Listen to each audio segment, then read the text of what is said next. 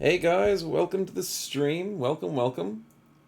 I see a few people have been waiting before the stream even started. You guys must be keen. Good to see you, Cracker, Singulars, Maddie. Hey, Mactavillis, welcome, welcome. Diggs, by the way. Hey, what's up? Welcome to the stream. Today we are playing with. It's probably not going to show up on the screen because I'm alt-tabbed. Um, but we are playing with Starsector today. Hey, Stefan and Raike, welcome, welcome. As you can see, it does say Instructor Bot has started on the stream. Now, hopefully, this is going to be work. It says that it's not in a moderator, my chat may not function correctly. Okay, now how do I change that? That's a good question. Oh, I'm sure there's a way I can change that. Just give me a second. The reason why I couldn't test this during the week is because I didn't want to randomly just start the stream and bother you guys. A stream doesn't have a lower resolution option, says Stefan. It depends if you're using your phone and stuff.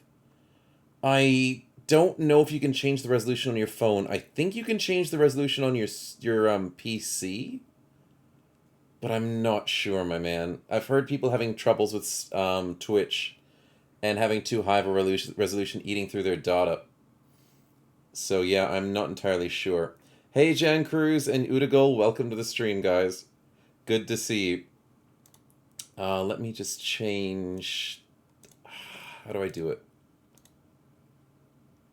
it? Settings, moderation. Okay, that might add it. And then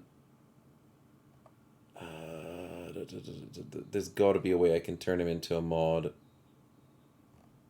Because I did it for the other bot that we use. You're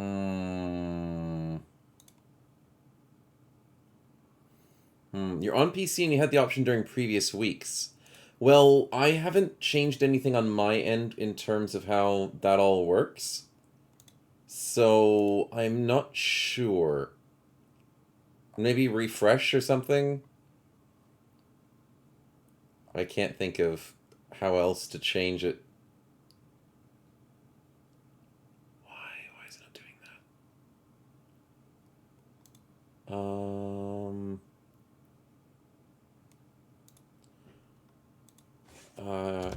Instruct bot make moderator. There's got to be a way to do it. Because I want to make sure this works. When uses choose column.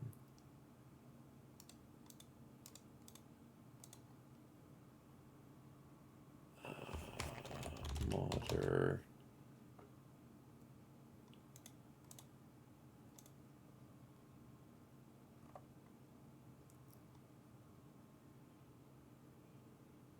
Oh, it says users? Oh, I can change it if it's a... Oh, okay, maybe that'll fix it.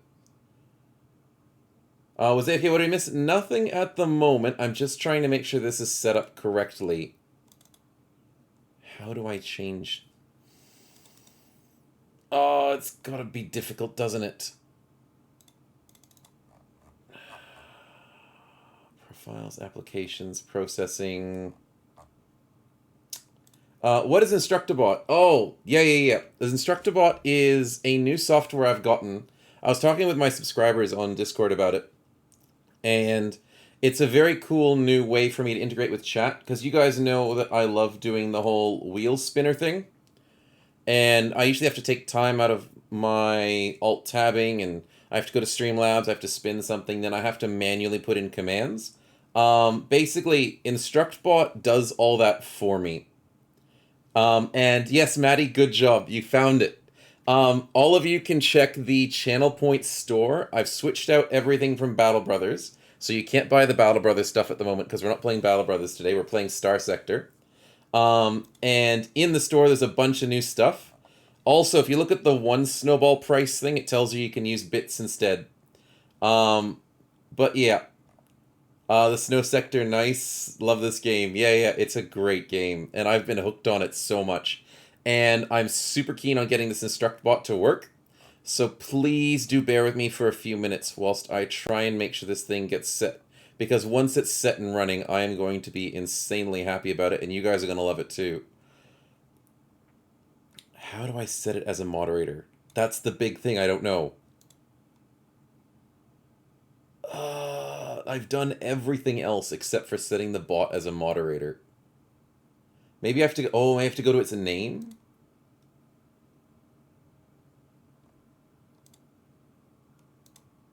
Nope. Nope. Oh, this is so much easier with Streamlabs when Streamlabs did it.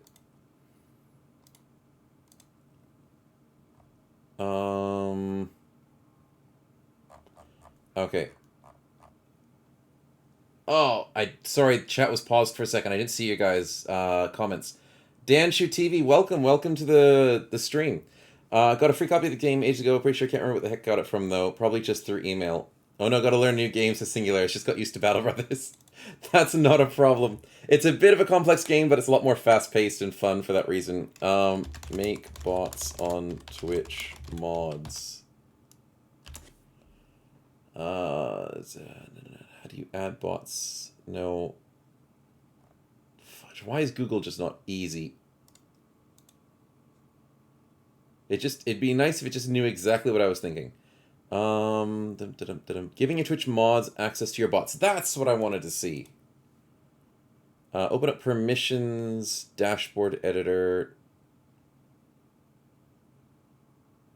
Permissions. That could be helpful. Kind of glad you put longer cooldowns on them. We love to see you suffer, but not dead, says Maddie. Yeah. I put some cooldowns on the bigger things. Because the stuff that I got that you guys can spawn in are pretty scary. Hey, Bad Wolf, welcome to the stream. Dan, she was watching a video on the other day, just a lot different than I remember it. Oh, with the Starsector? Yeah. They've really added a lot to the game as well. I'm so keen. Definitely really cool to see what they've done with it. Like, their most recent ships as well, like the Manticore and stuff. Oh, I love it. I have only just been playing the game recently, so I can't say it from the point of I've played this game from release. I have not. But I can say that the game is just wonderful from where I've been able to play it and see it.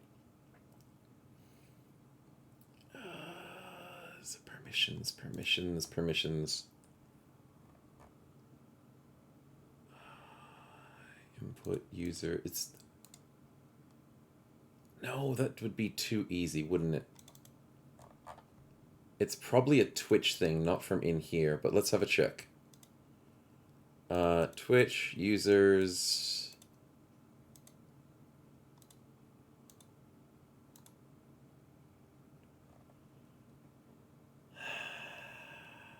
No, it doesn't like that.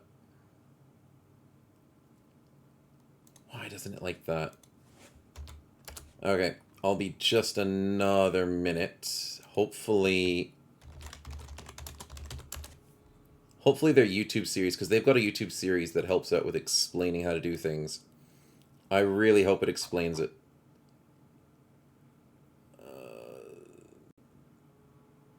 Nope. Nope.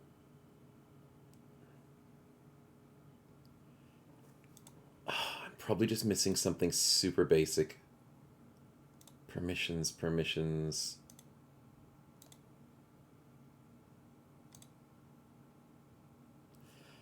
I figured it out. Oh, it was in Roles Manager? Such a weird name. Really? Add new... Oh, come on, it's got to be right. That's got to be the right one. Mod. Oh, no. Where's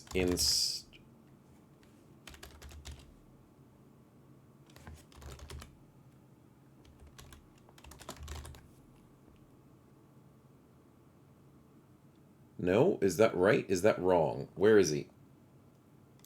Instructor Bot. Oh, I spelt it wrong.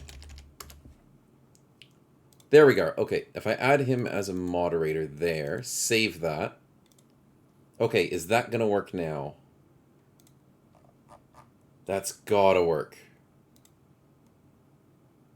Okay, if I disconnect and then reconnect, is that going to be happy? Still getting patches and developing with the game. Well, back in the day it was named Starfarer. That's right, it was called Starfarer back in the day. For a couple of years till a buddy suggested you try Starsector. Yeah, you guys, as chat, you guys have been selecting a lot of good stuff for me to play. Okay, it started. It should be happy. What else do I need to do? I think that should be it. So I'll get rid of this spinner out of the way, because we're not using that today at all. Let's clean up my Google Chrome with all the search. There we go. There we go. And now everything should be happy. Good. Okay, sorry. I couldn't really do too much of that off stream because it wouldn't like me. It's like, oh, you can't do these things whilst you're on stream without it being connected. And I'm like, okay, well then, unfortunately, I'm going to have to spend a bit of time on stream setting it up. So I do apologize for that. But it will be worth it. Okay, I was worried we couldn't hear the music. We can hear the music. That's good.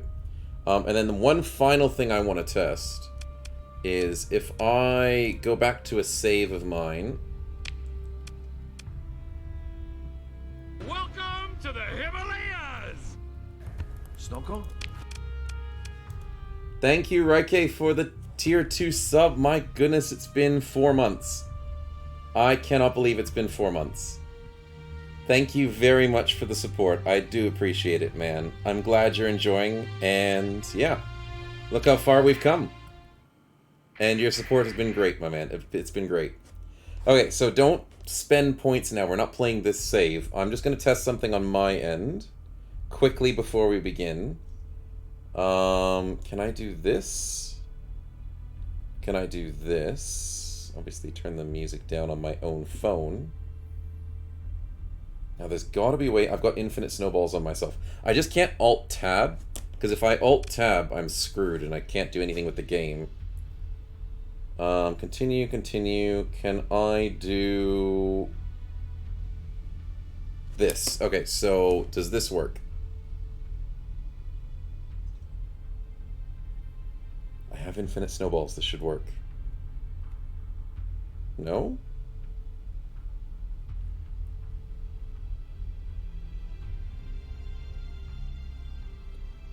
Ah, it says I have infinite snowballs, but I can't buy anything? Oh, that's so annoying. Okay, let me just see if I Alt-Tab and... Oh, Stefan, thank you as well for continuing the gifted sub they got from Blue Lion. Appreciate it, man. Appreciate it. Definitely the support. Dan Shu asks, do I have a Twitter? I was going to shout the channel, but I can't find your handle. I don't have a Twitter. I've never really liked Twitter, but I guess I might need to get one eventually for the whole getting my name out there thing. But yeah, sorry, man. I don't actually have a Twitter. Twitch chat overlay. If I can move that out of the way there, then we can see things properly. Can I move the current viewers there? That looks nice. And then we move the tip jar a little bit out of the way because we can now see that. Good. Alright, for the most part that looks good. And I'll quickly redeem one of these to see if this works. How can I do this properly?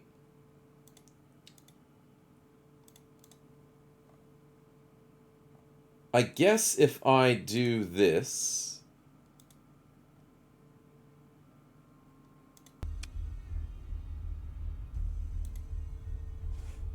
Is that going to work?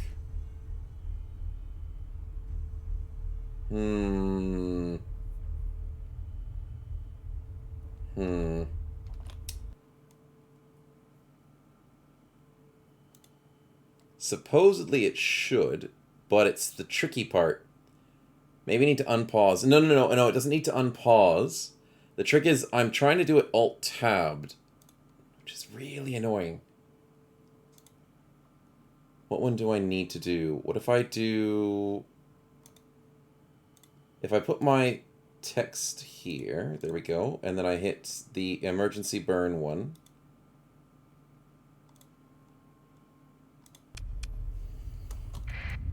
That's going to be annoying if it doesn't work properly.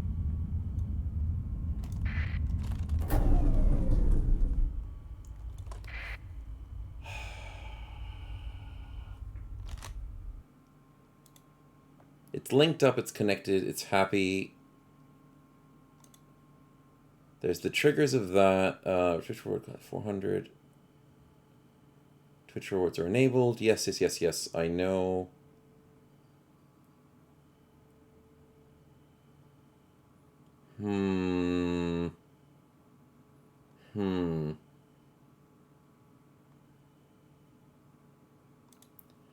What if I add a brand new command? Oh, here's a good way to test it. I should have done a test one. Keyboard press. What if I hit... Yeah, let's do 4 just to be safe. Triggers on points of 1. And this is... test.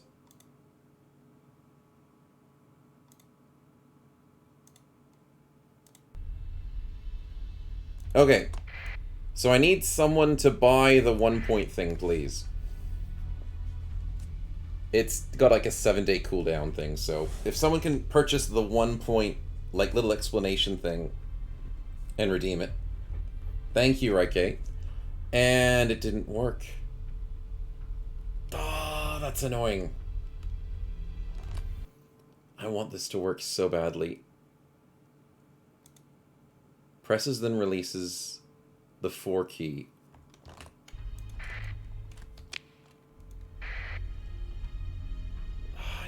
See, it was meant to do that, but it didn't.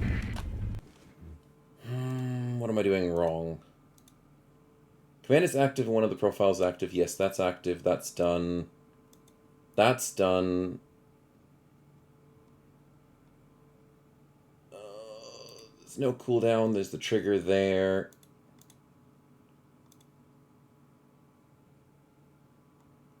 Or trigger when he reduces 1 report coin. No, that's annoying. Am I binding the commands to my Stream Deck macros? I'm making macros through this program, which will notice when you guys spend snowballs and then activate stuff that happens. But for some weird reason, it's not noticing the snowballs, even though everything's linked up properly. Oh, I think I figured it out.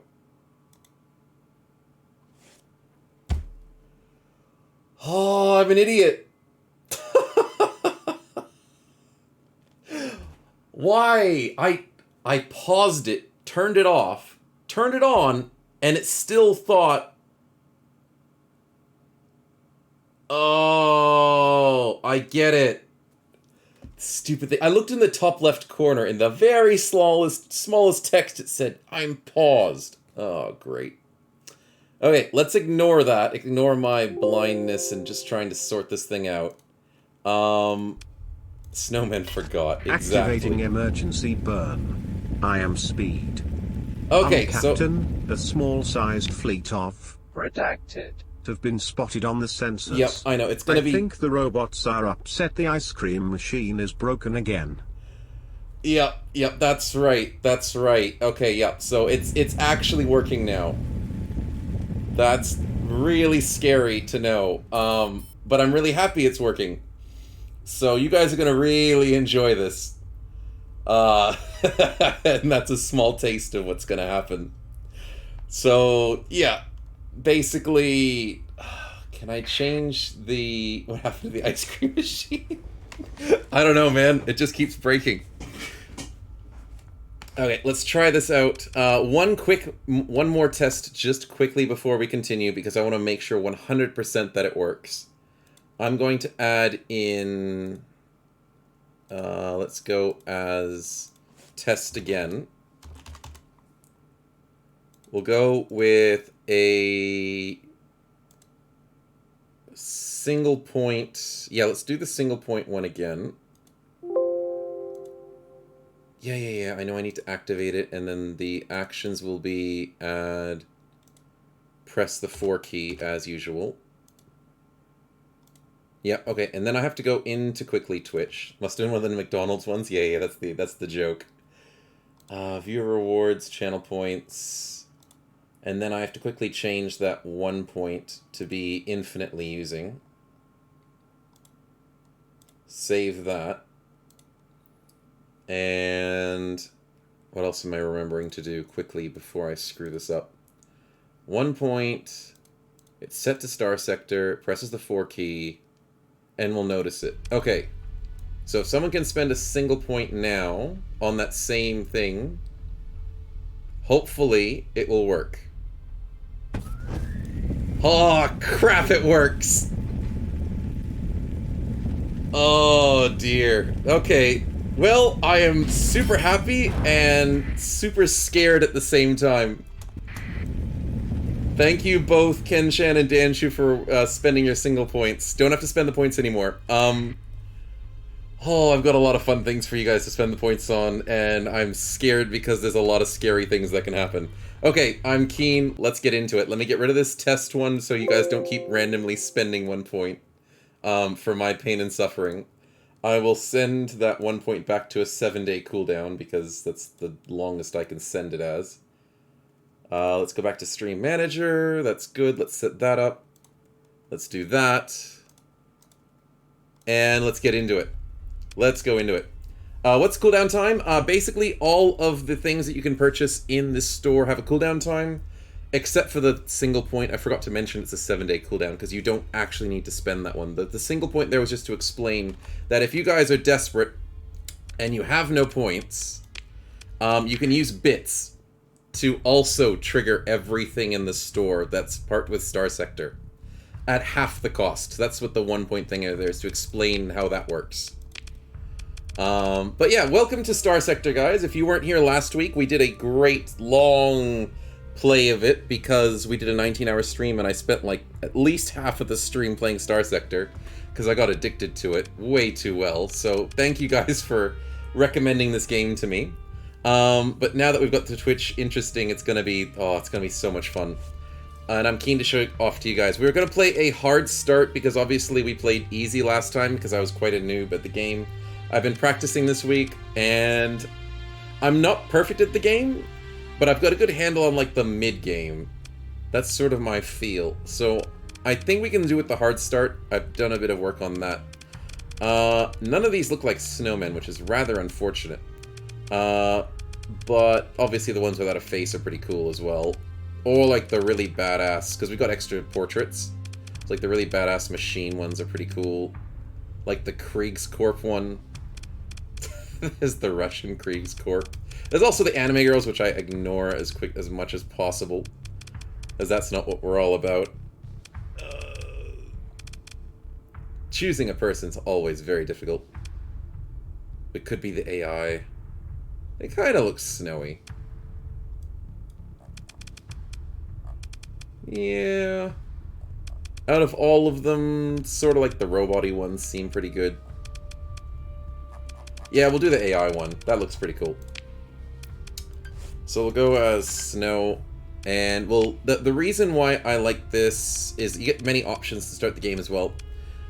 Different constellations have made different ages. Old is a bit harder to work with, but you have more habitable worlds. Average is a mixed balance. Young is more mineral, but less habitable worlds. I like mixed because it makes things just weird and random. And also, the larger the sector size, the better, in my opinion. Also, I hate help pop-ups. I keep forgetting to turn those off. Okay, so let's skip the old intro thing. It's just basically bringing you into the game. We are also playing with mods today. If you want the mod list, I added a new channel to Discord. We're not doing major mods except for Nexerelin. So we've got a lot of like really helper mods to just change little things in the game to make things a little bit easier to understand, a little bit less on the graphics side. I got rid of that stupid lens flare that kept blinding all of us, so you guys don't have to worry about the epilepsy warning today. There's nothing to worry about. What else do I need to explain? There's the, obviously, dev commands, so you guys can make some cool things happen with your spending. But yeah, Nexerelin's the major mod that's in this playthrough that we're going to be doing. Nexerelin just adds a lot of factions into it. So basically it plays like Civilization, where factions care about each other, they hate each other, they do diplomacy, they raid each other. Because in the normal game, they don't do very much of that at all. So in this game, it's a lot more like fast-paced, crazy things that happen. And Nexerelin just gives you so much more flexibility to the game, and many more big major events.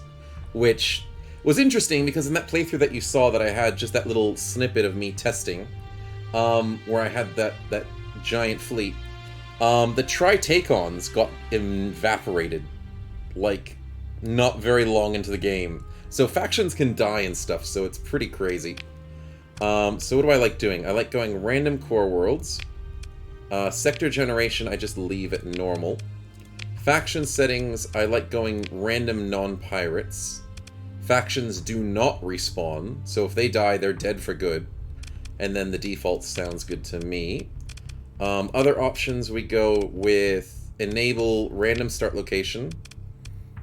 And we don't go easy mode. I do like the free port, but it's really expensive, so I mean there's the downside to that.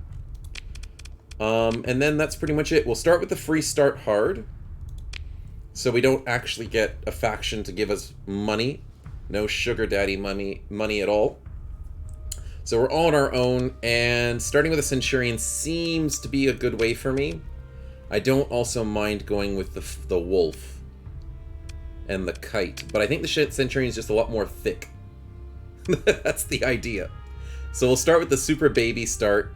Level 1, 20,000 credits, not much on our plate. And we'll enter the world. As usual, I love going with the industry. You guys opened my eyes completely. So I really love going industry the entire way. Raike says Diablo Avionics looks good. Ship battle characters, Wanzers for carriers. Believe they're a mod, maybe not. Separate mod, no mentioned last time, huh? Oh yeah, I do have that. Whenever we do another playthrough with this, with extra factions, I want to add Diablo Avionics. That's on my list of things to add. But the reason why I didn't add a bunch of factions on the first playthrough is because I'm still getting used to how all the ships fight each other and which ones are good against which. And I wanted to add like 5 faction mods, and I was like, wait a minute, that's a lot for me to understand. Way too much to get my head around. To the Himalayas! Epo, my man. No, don't Thank worry. you very It's much for the sub with Prime. Appreciate the 4-month streak, my man. Appreciate the support. Glad to see you here. And yes, great I'm playing this game. It is a great game. Okay, so make my life easier in the early game, I do go with bulk transport. Extra movement speed on civilian ships makes my life so much better, and I can actually build civilian ships into my fleet without having to worry about being slowed down. And extra space and capacity just means I don't have to worry so much in the early game. And yeah, eventually I go for the hull restoration. This thing is so good, and you guys, oh, I really appreciate it last week. Okay, let's jump into it.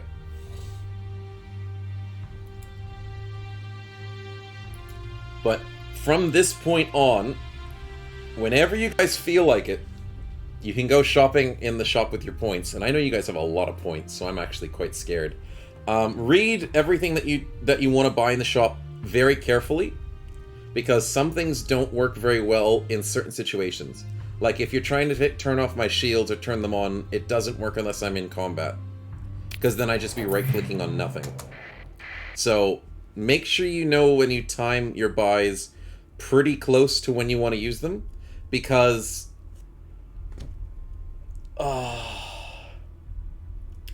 Epo, what are you doing? Really? At the beginning stage of the game, and I'm surprised it didn't work. Why didn't it work? Come on. Wait. A use of this fleet redactor has been added and can be triggered by typing exclamation mark in chat. Type exclamation mark in chat. I haven't done the random ones before. See if that works. Oh, maybe it has to be specifically Epo. It's on cooldown. Okay, so everything else works, but the random one doesn't. It says on cooldown. Oh, it's on... I know why it's on cooldown. Because I tested it out. Oh, dear. Oh, no. So basically... Oh, I can see you can purchase them ahead of time? Oh... It's on global... Yeah, well, it's on global and individual cooldown, because I wanted to make sure that no one can get multiple fleets at the same time, because that would ruin the gameplay. Okay, so I'm glad that Instructor Bot explained that. I didn't read it. I just skimmed it and totally missed the cooldown part. So basically, whenever the cooldown's up, what's going to happen is whenever Epo wants to spawn it, he just hits exclamation mark. I really should change it to something else, but yeah. Who would ever try that, Danshu? I don't know. A lot of chat would try that. I can probably say that 90+% of chat would easily go and spawn everything at once. Okay, so I panicked for a second there by seeing you spawning that in. And what size did you spawn in? Random redacted... Oh, it didn't actually roll for the size yet. Okay, that's a bit scary. Hey, Codex, welcome to the stream, man. Welcome to the stream. What? Twitch chat would never. I've doomed myself. But I gave a 30-minute cooldown, so at least I have a little bit of leeway. Okay, so we're starting off on a great foot. Okay, let's quickly check out the map before we get into it all. This is the star map. This is as big as the world gets, and every single time we start, it's going to be completely random. So this is what it's going to look like this series. There's a few black holes hanging around here. My hours are numbered, man of snow. Oh, they are numbered indeed. There's cool nebulas, and this is where the known space is. This is all the friendlies most of the friendlies that you can deal with in the game, and everything else is sort of like lawless space. So at the moment, we've got some pirates, independents, ludic path. So basically, pirates are pirates. That's kind of obvious. Ludic path are kind of like terrorists, so they're kind of evil. They're kind of like pirates, so there's not much distinction. Independents are basically people who don't want to be stuck with faction wars and stuff as much. But they don't pay you if you join them. Like, they don't get commissions. You've got the ludic church, which are kind of like religious zealots, but they have a military and stuff. The Persian League, I can't remember what the Persian League is all about. I know the hegemony is kind of like the Empire, a little bit. The Persian League is... Oh, they're the rebels that didn't like the Empire's domination. So it's like, this is the Empire, this is the rebels. The Sindrians are basically the drug lords, as far as I remember. Will Determination... No, these guys are just weird. Yeah, these guys are just weird. The Tritacons are basically the AI crazies. These guys are all the technological ones that really love, like, AIs and robots and stuff. Luddites are evil space Amish. Oh yeah, the Ludic Path. Yeah, they're really not technologically advanced. They're kind of like pirates, but they're pirates that don't really make a big effort. But yeah, that's sort of like the living space, and the Tricons are actually very valuable when playthroughs, and the Hegemony are usually pretty strong with their military. So that's sort of the idea of how the game is in terms of factions. You can always add more factions in the game.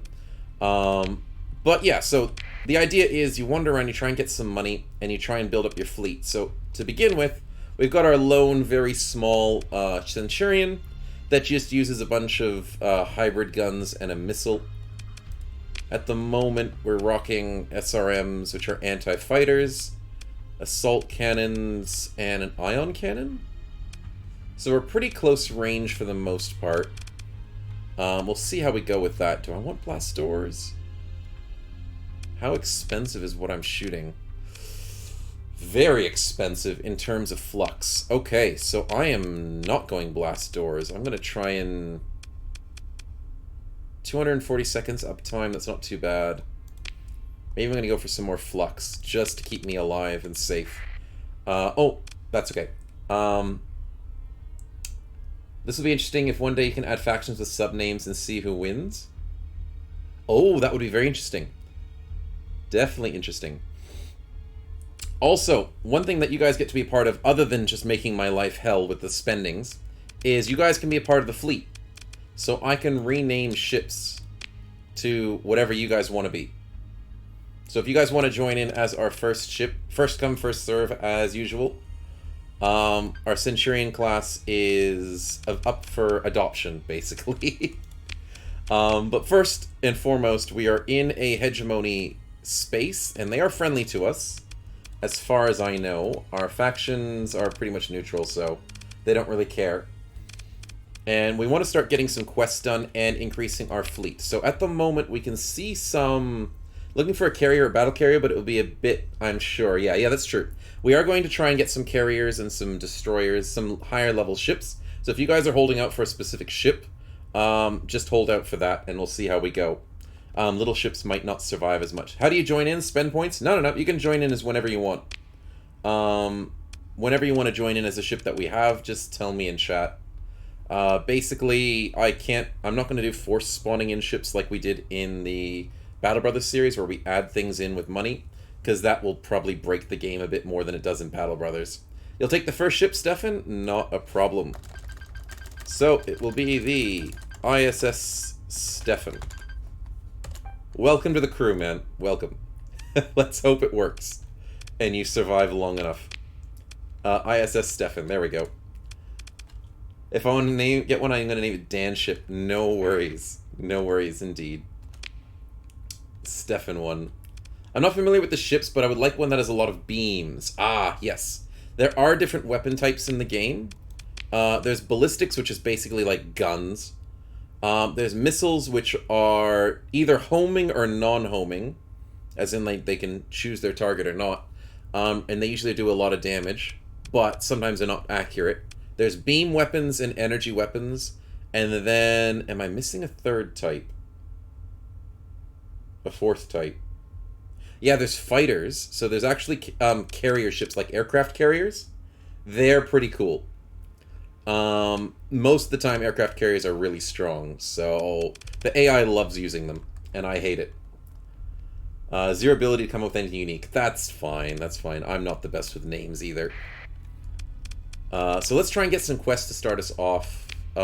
Analyzing and exploring around the galaxy can also get you some money.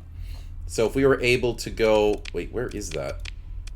That's actually not too far away. That is 13 days of fuel. And we could get... I know this is helping the terrorists, but I mean if we get paid, we get paid. There's a bounty to fight a mule. We probably can't fight that early game. Mules are a bit tricky to deal with, especially with just... What are these? Enforcers as well? Survey a barren world on the edge of the map. That is going to be way too hard to get to. I think to begin, we'll just get some money off of the derelict, the domain era probe from the terrorists. Because that is actually not too hard to do. Okay, so let's start off... We haven't even started moving yet. Let's get into here. Let's repair for 14 supplies. What's going on with the... Not familiar. Zero ability. Want light show ship. They have their own damage type to try to make the analyze. They're the best on start, but you need fuel. Oh, yeah. To analyze the stuff. Also, we get this Janus device early on to do something with the hyperdrive. I've never played around with it, and it's something about jumping between gates. I think it's very expensive to jump between gates, but I haven't done it yet. I know it's really useful for some people, but we'll survive without it for the moment. Exploring the gate. Yeah, that's right. Exploring the gate. Okay, so let's try and see if we can buy a ship to increase our fleet size. Ooh, that's a nice one. The Falcon is pretty decent. It's one of my favorites. But it's obviously 89,000, so it's too expensive for us. One of the other interesting things in this game is there's a 30% tax if you buy something from the open market. If you buy it from the black market, no tax, but you kind of get in trouble for it. So we'll try and buy most of our things off the black market because it saves us money. Not because I have a morale status on me, but it's because of the money. So let's check the black market. They have a Hegemony Wolf Frigate. I mean, that looks really good to me. It's 15 grand, though. Which is really expensive. Can I afford that plus everything else I want to do? Or do I just get the cheap dram? So we can get more fuel. I do like buying drams early on. Just to make my life easier. Increased maintenance, compromised storage. Actually, I'd rather get compromised storage than increased... No, but then it affects its fuel.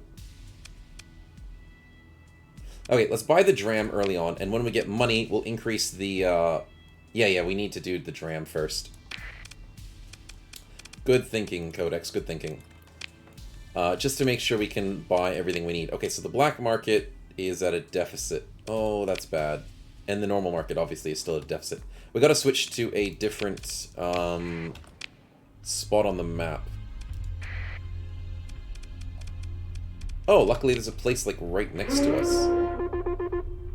Yeah, I know our fuel is low. That's why we're going shopping.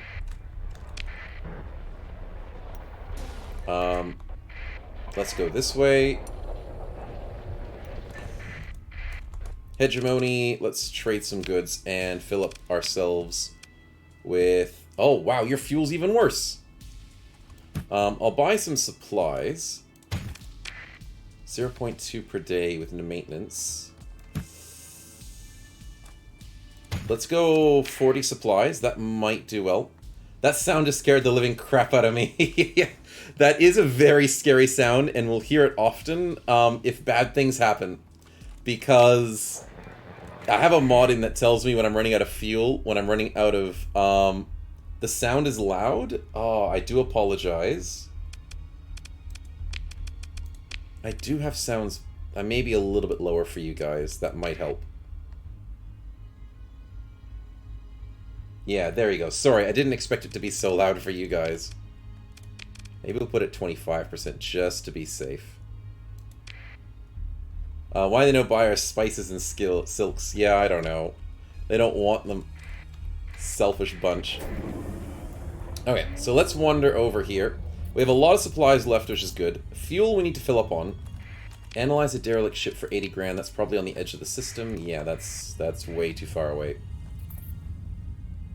Another cool mod that I've added in is... Too far away. That's actually not too far away. I might accept that just in case we go that way. Because quests that they send at you can be withdrawn very quickly after they send them. So either you want it or you don't. So I'll grab that just in case. Now, one thing that I've added with the mod, sorry, I was just getting to that, is I can hit W on this map, and it can show how far our fuel takes us. So this middle ring says I can go there and back pretty safely. And to the edge one, I can go there, but I probably can't come back. So yeah, we really need fuel, especially if our important ones... We want to go here, we really need to fill up on fuel. And here, we really need fuel. So that's the biggest thing at the moment, is we need fuel. So please don't have desperate supplies. Yes, 19 bucks for fuel, that is so cheap. To fill up our tanks, it costs 9 grand. I might not fill up our tanks completely. We can go 395. An essential mod for sure. I agree, Raike. It is just such a good mod. And now, I can go anywhere I want with 395 fuel. Because that's within there and back. So let's go exploring, shall we? So yeah, buying a dram early on saves you so much effort. Also, we need some more people. I did not realize that. That's actually very important. If we don't have enough people, we can't operate our ships.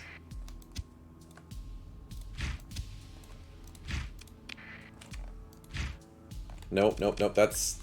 Thanks, Codex, for letting me know. Yeah, I didn't realize we were 36 out of 37 for the operating amount. And it's always good to have extra crew. It costs more money to keep them up, like 10 bucks a day for each crew member. Not 10 bucks a day, 10 bucks a month? I think it's 10 bucks a month. Which is not that bad, but months go pretty fast in this game. But the reason why you have extra crew is because when you start salvaging around the map, you might lose a few here and there, and we're not the best at salvage. So I'll just spend all of our money and see if it makes a big difference. We'll repair for our supplies and then head out. Let's go. Oh yeah, on command you can see the price. Yeah, yeah. So our income at the moment is 0 bucks for our last month. Very nice. Let's head out into dangerous space and analyze a probe. It's a pretty horrible paycheck, Danshu. Yeah, 10 bucks a month. Yeah, they really don't get paid for their lives that constantly get sacrificed in a lot of situations. It's not good for them, but it's good for me to try and keep on top of my paychecks. One thing I have to be very careful in hyperspace. Another mod I have is I turn off my transponder when I go into hyperspace. A very helpful mod, indeed. No, that's way too far away. But yeah, so you kind of want to be safe when you're out here, or whenever you know there's pirates nearby. Survey a world for 50 grand. How far away is that? It's only laggy on my side. Oh, it's a little laggy? Yeah, I do apologize. I think maybe it's a little bit on my side as well. Persian League going south. We're kind of wanting to go north. Yeah, I might not accept that one. Yeah, it's only a little jittery, so I do apologize for that. As it goes, the stream seems to be doing fine. I think it's just the game because I'm doing the mods and the streaming and the interaction thing at the same time. So hopefully when we get into combat and stuff, it won't be a big problem. Let's slowly go through this storm so we don't have any problems, because that would be pretty bad to run into this storm. Yep, good, good. Now we're safely through. If you travel slowly through anything in the game, it usually doesn't produce problems, but it makes you go slower through it, for the obvious reasons of that. Okay, let's jump into this system here and see if we can find this probe. Easiest way to do that, well, it doesn't seem to be a pirate system, so I'm going to go for a sonar burst. And I can't see anything on the scanners. Okay. Then we will try and find something maybe closer to... Wait. The other way to check it is... some distance away from the center of the star system. Really? That's your explanation? Okay, some distance it is. It's probably closer to this planet or the asteroid field. Yikes, that is a bad explanation. Oh, I found it. No, I found something wrong.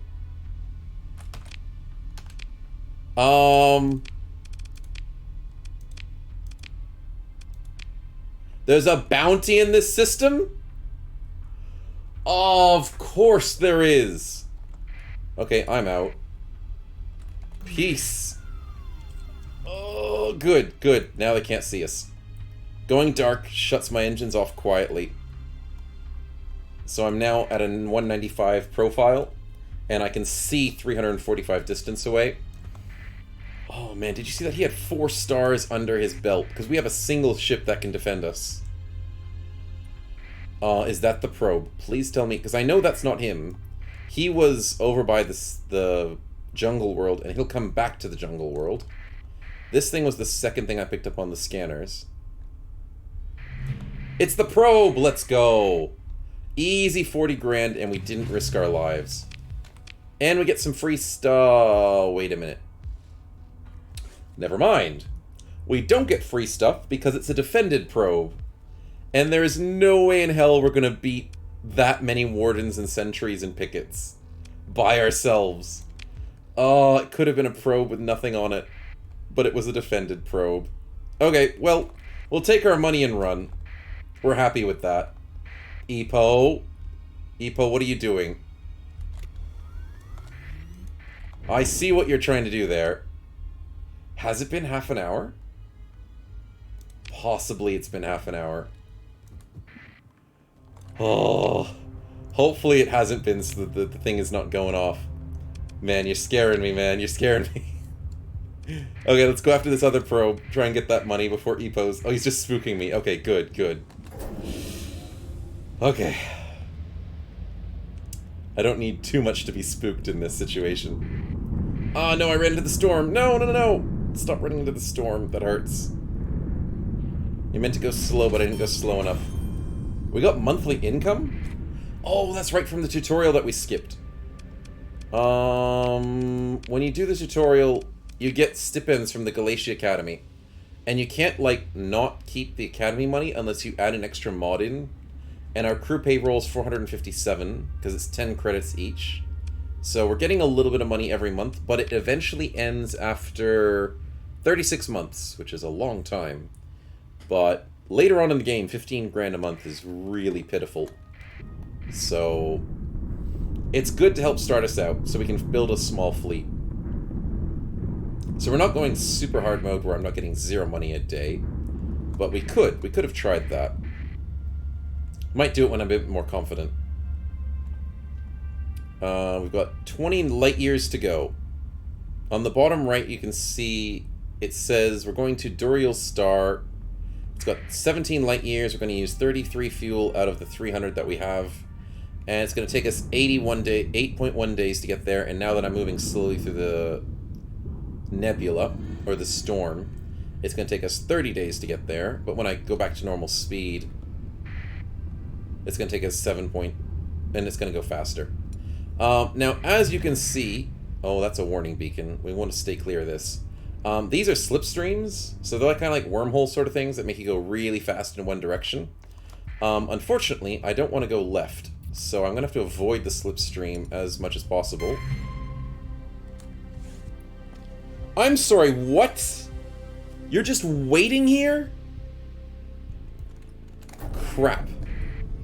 I am going to go into the slipstream and ditch these losers. Out we go, and I'm going to go dark so they can't see me. Oh, yeah, the early game, everything kills you, so you have to be afraid of practically everything. So, it's a good thing you're very fast when you're in small ships, because that would have been very rough if he got us. We would be insta-dead, because those things are just killers. They're not fast, but that's a big fleet. Okay, so, continuing on into safer space, hopefully. Let the clenching commence, yeah. Oh, is this a free ship? Enforcer class destroyer. Isn't that like a pirate ship? Oh, yeah, I don't want to get that, and it's going to waste a story point. Dang it. I only waste story points on the good stuff nowadays. I've learned not to waste my story points. You guys taught me well. So yeah, we didn't get a free ship, but we got some free salvage, though, instead. And 3 more light years to go. Oh, don't tell me. It's another one? No! Why are there so many pirates? And there's so many big pirates! Oh, sheesh. They're just randomly staying at the slipstreams? That's so evil. They're lying in wait. Like, literally, when you examine some of them, they say they're lying in wait to try and catch people. So, yeah, you've got to be very careful in certain situations. They're camping. Yeah, they're basically camping. Okay, so we'll safely go here. What the hell? Oh! Oh, that's the cool stuff. Those are the guys that make the slipstream. Watch this. This is amazing. You can see a slipstream being created. And there's one that crosses each other. I've never seen that before. How cool is that? So yeah, those guys are the cool ones that make slipstreams. Okay, so I'm going to go over here and... Oh, no. The thing we need to find here has a warning beacon. We are definitely in the bad side of town, Danshu. It's low level, so it's not that bad, but still low level's probably going to kill us. Please be nothing. Oh, good, they can't see us. They're pursuing a prospector? Okay, good. Good. They're not pursuing us. Hey, Korak Z, welcome to the stream, man. Good to see you. Where would this probe be? What did it tell me? Some distance away from the center. Thank you for the great explanation, Mr. Hegemony. Crap. How am I gonna find this? Remnants all good. No hostile AI. Yeah, I really wish it was that case. I'm gonna do Sensor Burst. This is very dangerous to do, but I need to find this. And get the freaking heck out of here. Did I find it? No, I found a gate and some salvage. High risk. Oh, wow. 1% chance. I'm not doing that. No, some salvage is just not worth it. Can I do a ping? Oh, that was a bad time to do a ping! I'm out. Peace. Absolute peace. Go away, go away, go away. Why are you here? Why are pirates here? Or scavengers turned pirates. Oh, everything is scary. Oh, and he did a ping as well. Oh, crap. Luckily, we're kind of invisible because we're small. So apparently nothing was up there. I'm going to go to these planets down here. I'm sure the probe's got to be down this way. Come on. Oh, they're still pinging for me. Why do they give a crap about just a single ship? And thing to check the gates. They have some ships to take some time. Oh yeah, around the gates and stuff. We came through that one, and there's only a gate down here, so we might check that. Especially the little remnants do like to, I mean the redacted, do enjoy covering their gates. So I'm going to have to be worried when I need to exit this place. Okay, is that it? Is that it? Please tell me that's it. It's being protected. Are you kidding me? It's being protected? Freaking jerks. Loot is loot, says Reike. Okay, I'm gonna emergency burn into... Epo, what are you doing?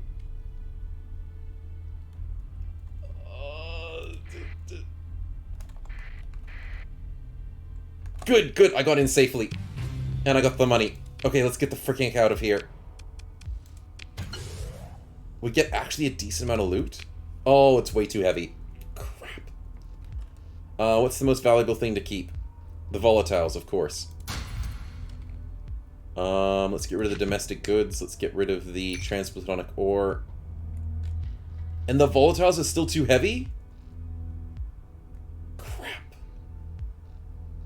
10 more minutes, dude, says the Mactabilis. Oh, dear. Don't tell him the exact time. Oh, that's gonna be scary. Okay, well, I've got 10 minutes of breathing room. That's all I've got.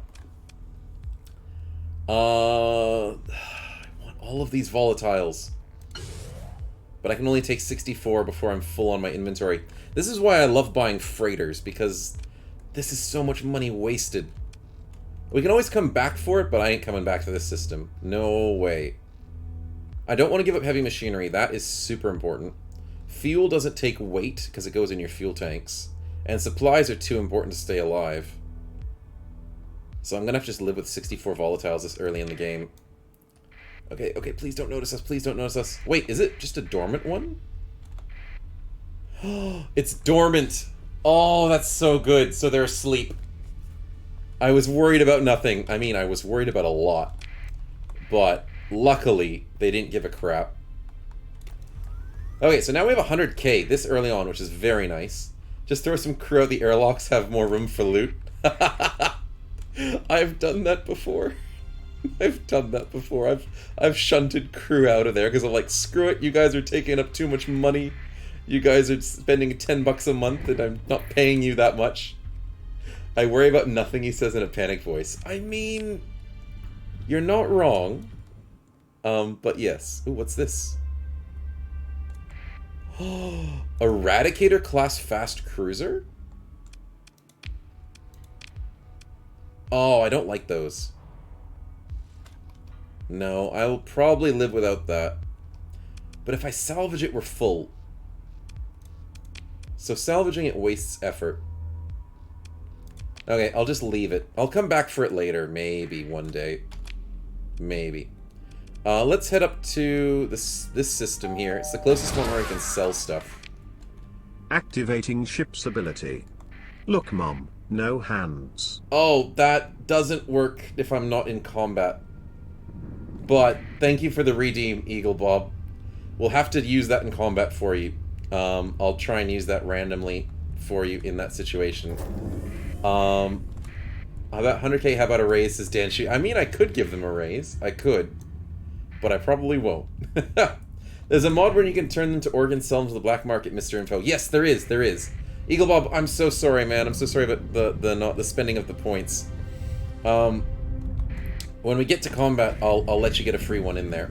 But yeah, sorry, I was explaining at the beginning of the stream, but I'm sure people joining in a little bit later didn't hear it.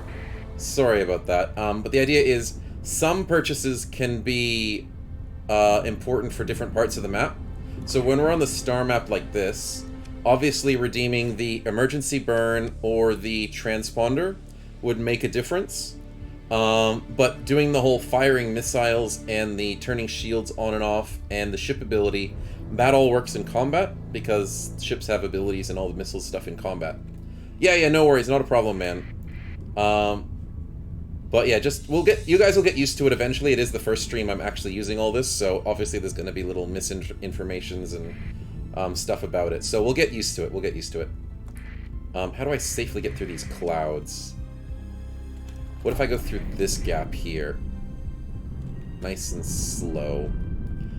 Just saying, other merc companies are offering you $12 a month, says Dan Shu. I mean, I'd like to see the people out there offering that much. Ooh, what's this? Wayfarer class combat freighter. No, I don't think those are good. But it's free? It's in perfect health? I mean, I'll take a free ship. No damage. That is rare. I'll take it. Who wants to join in as the Wayfarer? I normally don't use Wayfarers, but this will be interesting. What does it have? It's got assault guns, Vulcans. It's got Vulcans. Vulcans are so good. And it's got an ion cannon? Not bad. What do we add to it? I don't even know what the ship's good at. Flare launchers, so it's like a mini ship that helps out. But it does come with a decent complement of weapons. How's its... Oh, it's using a lot of flux. That's a little bit of a problem. But we'll max out the vents, max out caps. And is it fast? It's pretty fast. Oh, it's a cargo ship. It's a combat freighter. Oh, thank you very much, Raike, for explaining that. How many ships do you have at one time? Maximum of 30. So basically it says when you're in your fleet... No, it doesn't say in the fleet. It usually does when you're shopping whilst you're in your fleet thing, and it tells you have a maximum of 30. If no one wants it, I'll take it, says Udagal. Okay, no worries. Welcome, Udagal, to the team. Randomly found you in space, and we're happy to have you. I don't know what hull mod to add, because it's a freighter, but it does fight. Maybe more flux. I'm just a flux sucker for flux. 0.88, but that's because of its thingy at the moment. And then armor's pretty decent at 250 at this level. But obviously 500 on the Centurion's a lot better. Hardened Subsistence is a great mod. Yeah, in general, I do agree with that. But the thing is, he's spending so much flux for his weapons. So I might try and get hardened subsystems by reducing the caps by 2. And then if I can get the Centurion in the same way,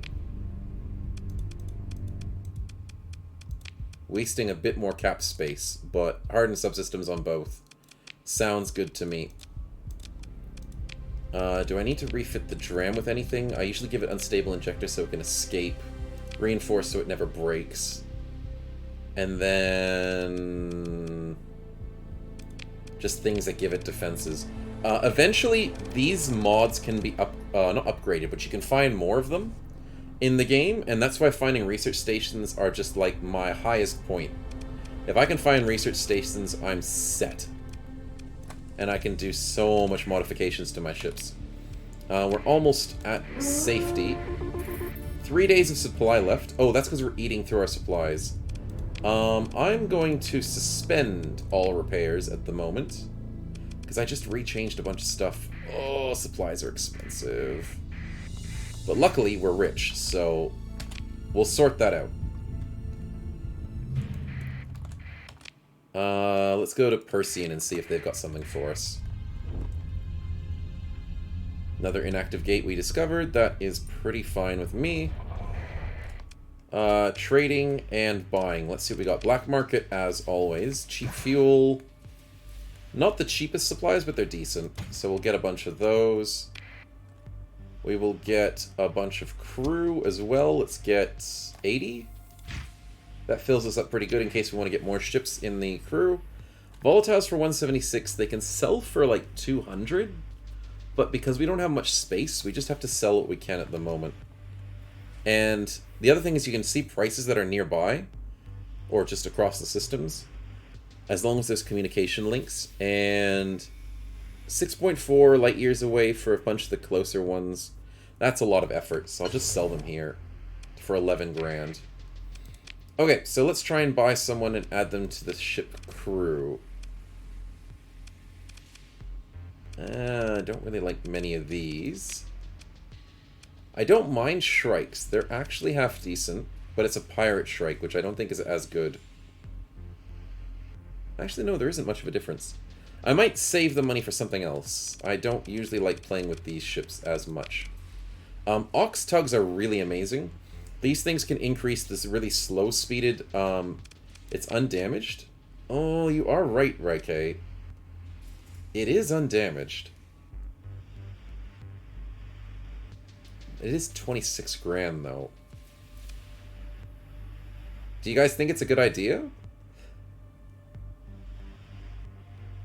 I mean, it does have some energy to it. This is an energy ship. So I do believe... where was the guy who said it? Somebody wanted to join as an energy ship. I do remember that. Was it Codex?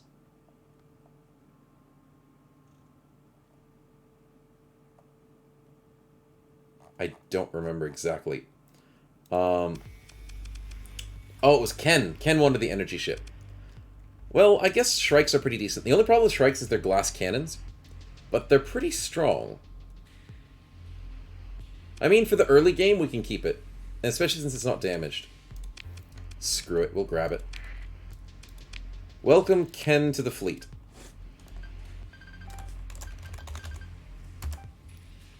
Did you come with any weapons? No, we have to get them ourselves. I'm a sucker for pylons because they're super slow, but they're just constant damage. But I'm also a sucker for reapers. Medium energy mining blasters are insane, but I put them on wolves. Hybrid turrets, Vulcan's pretty good. I could probably take some of the Vulcans off of this ship, Mr. Udagal, because he's getting a bit full. Let's change a Vulcan for the front. Autocannon versus Vulcan, which is better? Vulcan only has a range of 250, so it's... Oh, wow. Yeah, that's not good in terms of attacking. If I spawn some Redacted in core space, can you loot the remains for an easy weapon tech boost? I mean, it's possible, but it's also possible the Redacted could just destroy everything in its path, depending on what level of Redacted you spawn, in terms of how lucky you get. So, Epo, it could be a double-edged sword. We could lose some factions here. We never know what's going to happen. But, I mean, you can do what you want. We'll have to see how it goes. What do I want to do with this? It's a suppression weapon. 250 cost. That's a little bit easier to manage. If I then go with the hybrid of Vulcan for point defense, and then I go... I do love mining lasers, so I might as well just buy it now. Do you want me to put... Wait, you want to put the ion on the beam ship?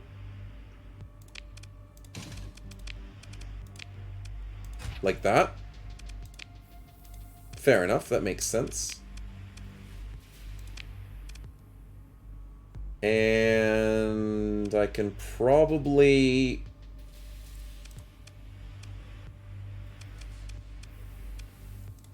add the Vulcans to the back of this, just to be safe. Yeah, that should be fine. Well, it's energy, I mean. Yeah, it is. These are a lot of energy slots.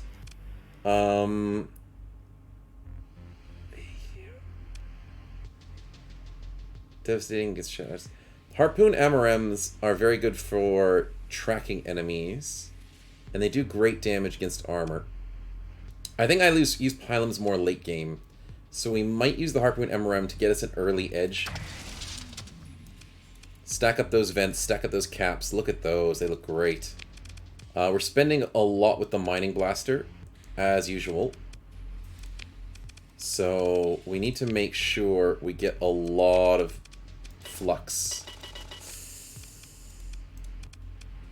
It's as good as we can get it. So we'll live with that setup for the moment. Pylons are fine, but not for close assault encounters. Yeah, Harpoon's a much better choice. Yeah, that's true. Early game, this will be a lot better. Pylons are great for mass fleet fights, and you just want to missile spam. That's what I like putting on my bigger ships when I ever get them. How big, powerful is the fleet with the spawn random pirate fleet? It can be random, up to small to gigantic. So there's 6 different sizes, I think. There's tiny, small, medium, large, pretty significant, and very significant when you spawn pirate fleets or when you spawn the redacted fleets.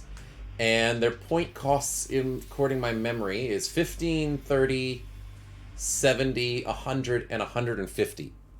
And those point costs are usually deployment costs. And they're not usually 100% accurate. It's quite random when it goes into it. So, but it's on the ballpark of it.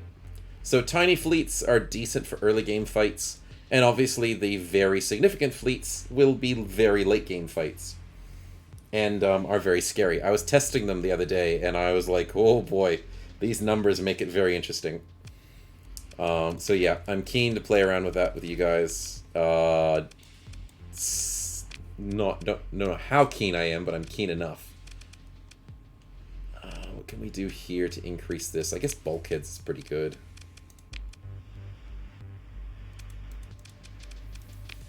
We just don't have enough weapons for this. Oh, you can get up.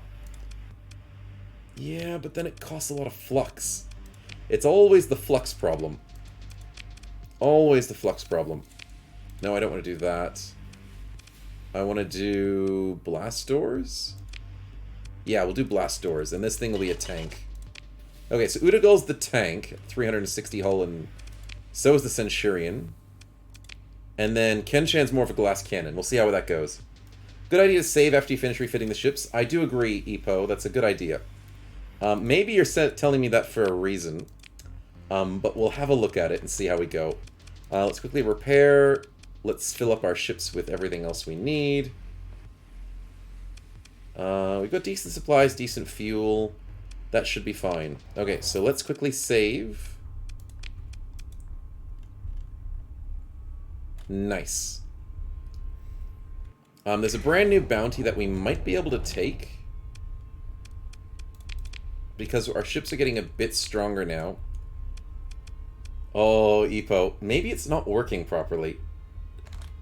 I have to quickly check. Because this random one doesn't seem to like us. Yeah, I know. It doesn't seem to be working right. What do I have on it? I've got a global cooldown of 1800. If my math is correct, which I will do it right now, that is 30 minutes. Force spawn it in with the trigger of the points.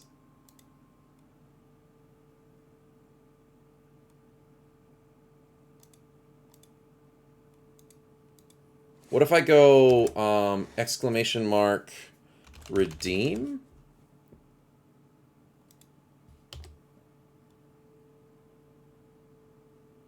What if I apply that and then see if that makes a difference? Because you've already purchased it. Okay, we'll get out of this. The game can be paused when it does it. Try exclamation mark redeem. See if that works now, because it was exclamation mark with nothing. Free-for-all might help this side. Yeah, that's true. That's true. It could be a free-for-all. Captain. A tiny-sized fleet of Redacted. have been spotted on the sensors. If I had to guess, I'd say it's probably someone's Roomba gone wild. Oh, it does work, but the command system doesn't work. Crap. Oh, so my command macro didn't work. I might need to put a bit more effort into doing my macros. Which is kind of annoying, because it just opened up my intel instead of doing what I wanted it to do.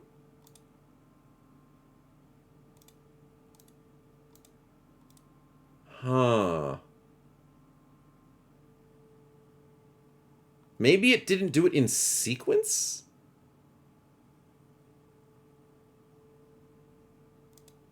Interesting. Yeah, big of an oopsie there, Raike. A giant space room would sound something we need in the future. That is probably true. I'll have to try and figure out why this didn't do what I wanted it to do.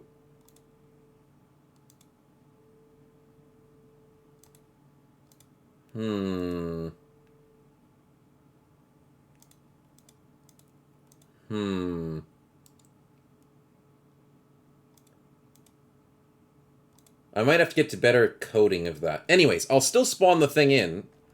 I was just intrigued as to why it didn't do it the way I wanted to do it. Okay, so let's spawn it in. It was meant to do this. It was meant to bring up this screen, type it all in without my control. That. There we go. It was meant to spawn in a tiny fleet. So that makes life interesting. Oh, and then it was meant to turn my transponder on as well, because whenever you spawn in something with the commands, it doesn't notice you, because it thinks you're invisible, so you have to put your transponder on, or else it won't do anything about it. It's currently avoiding us, and we might be able to take this out. Obviously, he's pursuing the pursuer. What? What's that? I have no idea. This is the hostile remnants. Yeah, it is, it is. I think we can take it, right? Come on, we've got to be able to take a tiny fleet. Come back here. How is he so fast? There we go. It's a single lumen, 4 deployment costs, and we have bigger ships than that. Also, why is our combat readiness low? Because I've been playing around with it. Oh, I need to quickly heal up first. Oh, it doesn't require... Oh, combat readiness. That's right. Okay, come on, guys. Come on. Let's get this. I suspended repairs earlier.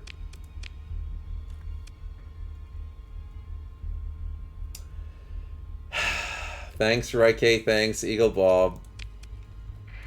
Yeah, I forgot if you suspend your repairs, it won't automatically fix it for you. It's being a little laggy at the moment. I do apologize. Oh, there we go. Combat readiness is fixed. Ah, silly me. Okay, let's go after these Roombas, shall we? And it's us against them. We've got this. And we'll bring in all 3 of you guys. I mean, we probably don't need to, but I'm a bit worried about it. You don't have to deploy everything in combat, especially the guy that we want to keep alive is the Dram. But just for the first time fight, we might as well bring everyone in.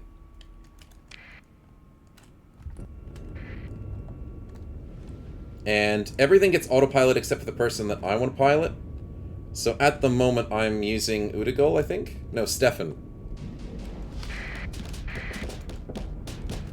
And then I'll accidentally randomly hit my ability because you guys spent that earlier. Okay, so that was the ability spent. The ability for the Centurion is kind of like a tanking ability, but it doesn't always work perfectly, so we'll have to see how we go. For the moment, this is not doing too bad. I've got Swarmers enabled, so I could swarm this guy. Oh, he's so freaking fast. How is the rest of our ships not able to keep up with him? Come on, guys, come on. Uh-oh, dodge the missiles, dodge the missiles! Okay, let's go. I will dream other points from Eaglebob. Yeah, I did redeem his one, so I accidentally hit the ship command. And I did it just then as well, just to help redeem what he did for me there. Okay, so... this is a bit tricky to deal with. We are a lot slower than him.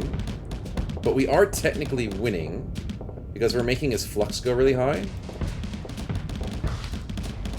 Oh, come on, come on, come on, come on, stop teleporting!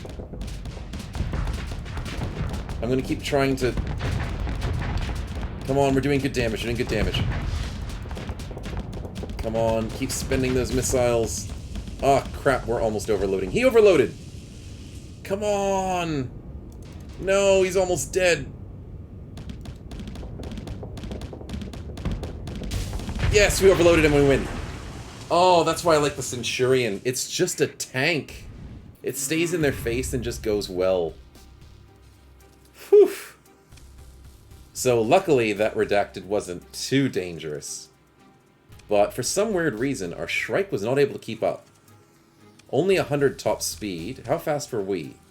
120. Ah, that makes sense. And Udagal was 120 as well. Interesting. Blood for the Space God. Exactly. And we got a Swarmer from him. Very nice. A free heavy machinery and a bunch of supplies. So that helps pay for the cost that we spent. And we get a bunch of XP and some story points. Very nice. I can't use story points on anything just yet. But story points will be very helpful for... Oh, crap. Why are there pirates in here? I swear I didn't spawn them in. What are all those? I have no idea. But we need to deal with these pirates where possible. Because I think we can get a free wolf from them. Oh, I don't like pirate wolves, though. There's a fight over here? Are there more pirates? There's more pirates! Ah, crap. Milkshakes bring all the boys to the yards, exactly. Crap. Can we win this fight? It thinks the difficulty is 165%.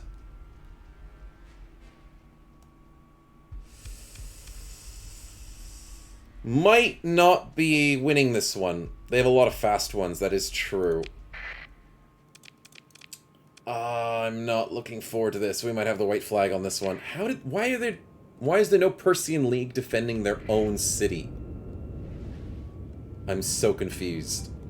I mean, the Centurion's gonna work his way through this. We can possibly win, but they do have a lot of fast boys. Especially this. I love wolves when they're on my side, not necessarily when they're on the enemy's side. Okay, let's work together, boys. Let's work together.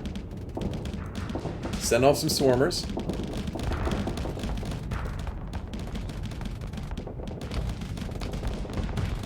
Oh, he missed his Reaper. That sucks to be you. And then salamanders are trying to go for our engines. Oh, we're working him down. We're working him down. Let's go. I overloaded. That's kind of bad. Shrike, don't die. Don't die. Keep defending. Keep defending. Let's vent that. Let's vent that. Okay. The Shrike is tanking like a boss. Our guns are actually doing good damage. Ooh, can we get this? Can we get this? Please. Please. He's almost dead. Yes, we got him. Oh no, they have fighters. I'm going to use my fancy ability so I don't get wrecked. I'm going to use my fancy ability again because my engines are out. I'm going to use my fancy ability again. Please defend me against these shots. Oh, crap. I don't know how we're surviving this. Okay, the swarmers are working against the fighters. That's what I need to do. Swarmers die. Not swarmers. Fighters die, please. Oh, we're surviving. I don't want to call it too early, but we need to work this. Come on. These early fights are always just give and take. You just never know when you're going to win it or lose it. Oh, I overloaded. Crap. I should have used my ability, but I think you can't use your abilities when you're overloaded. I need to go back to sleep. Good luck, have fun, Dennis. No, not a problem, man. Please do have a good rest whilst we try and survive this pain and suffering. There are hounds and... Oh, dear. Come on, can we get this? The wolves are so hard to kill because they teleport. I want to get this hound first. Yes, we can outbeat him. We can outbeat him. Come on. Yes!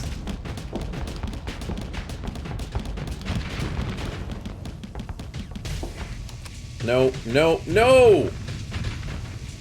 Crap. Crap, we're dead. Oh, I hate wolves! I hate wolves so much! We were beating the hound.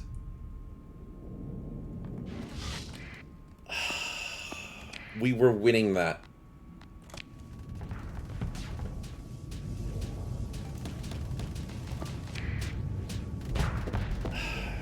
Okay, do I transfer command?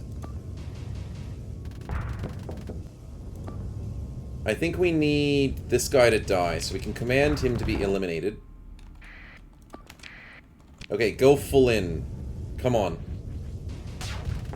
Oh, you missed. Yes, you hit. Let's go. Mining laser. Mining laser for the win. Yes, one more shot. Yes, mining laser. He's overloaded. We win. That's an easy kill. Beautifully done, Shrike. The Shrike's out of missiles. That is kind of unfortunate. Also, I am worried about this situation here. I think I'm going to start taking control of the Shrike. Because you have the ability to switch between ships in combat.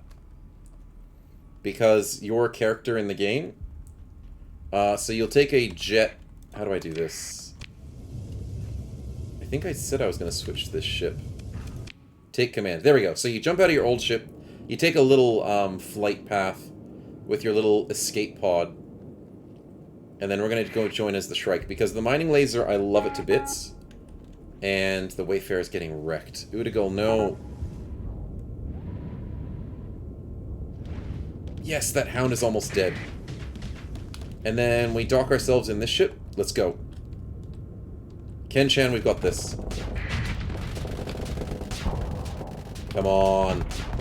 Yes! Ken for the win. Okay, we need to save ourselves from this guy. Come on, the wolf is going to be the worst thing.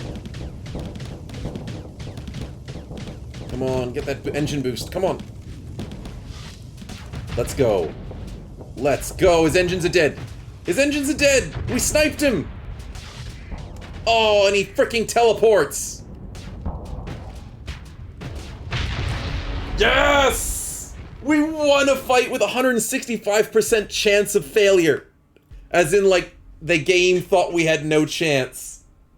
No way. Obviously, one of their kites retreated, but I don't care.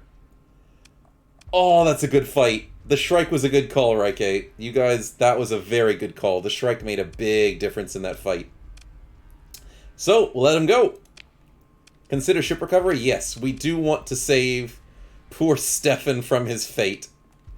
I'm not too keen on getting an extra Wayfarer or a Hound. I want to be picky with my ships a bit. So, let's just keep what we have at the moment. And I want to start getting more money for bigger ships. Also, when you do salvage these ships, most of the time you get their weapons.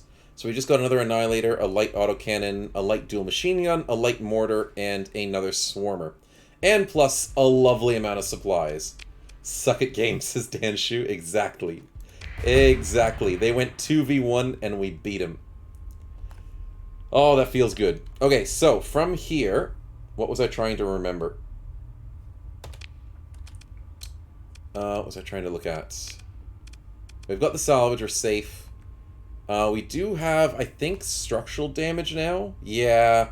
We used to have 500 armor, now we have this D-mod. So if you start getting wrecked every now and again and keep getting your ships half destroyed, you start getting D-mods, which is damaged moderations to your ship. Udigal, have a good night, man. That's alright if you gotta go to sleep. We'll catch you in the next one. Hopefully you survive this one as well, man. As you have survived just barely in that last fight. So yeah, have a good one, man.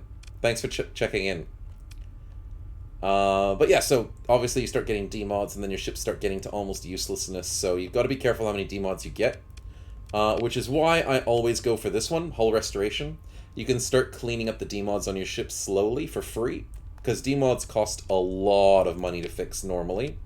So I can hit Restore when I'm in a market. And it'll cost me way too much money to fix these things.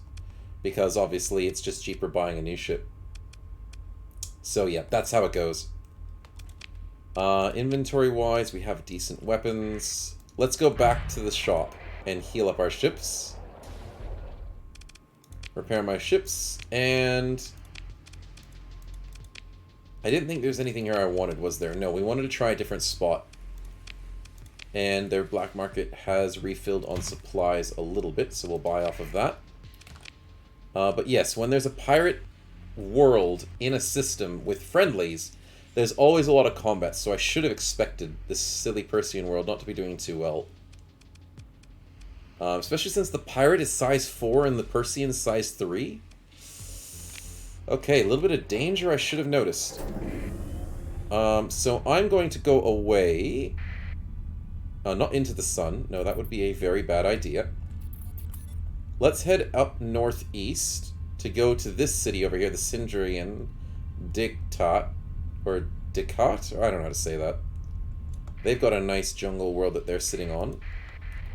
And let's hope they have something we want to buy. Now that is an amazing tanker. Though it's very big and slow.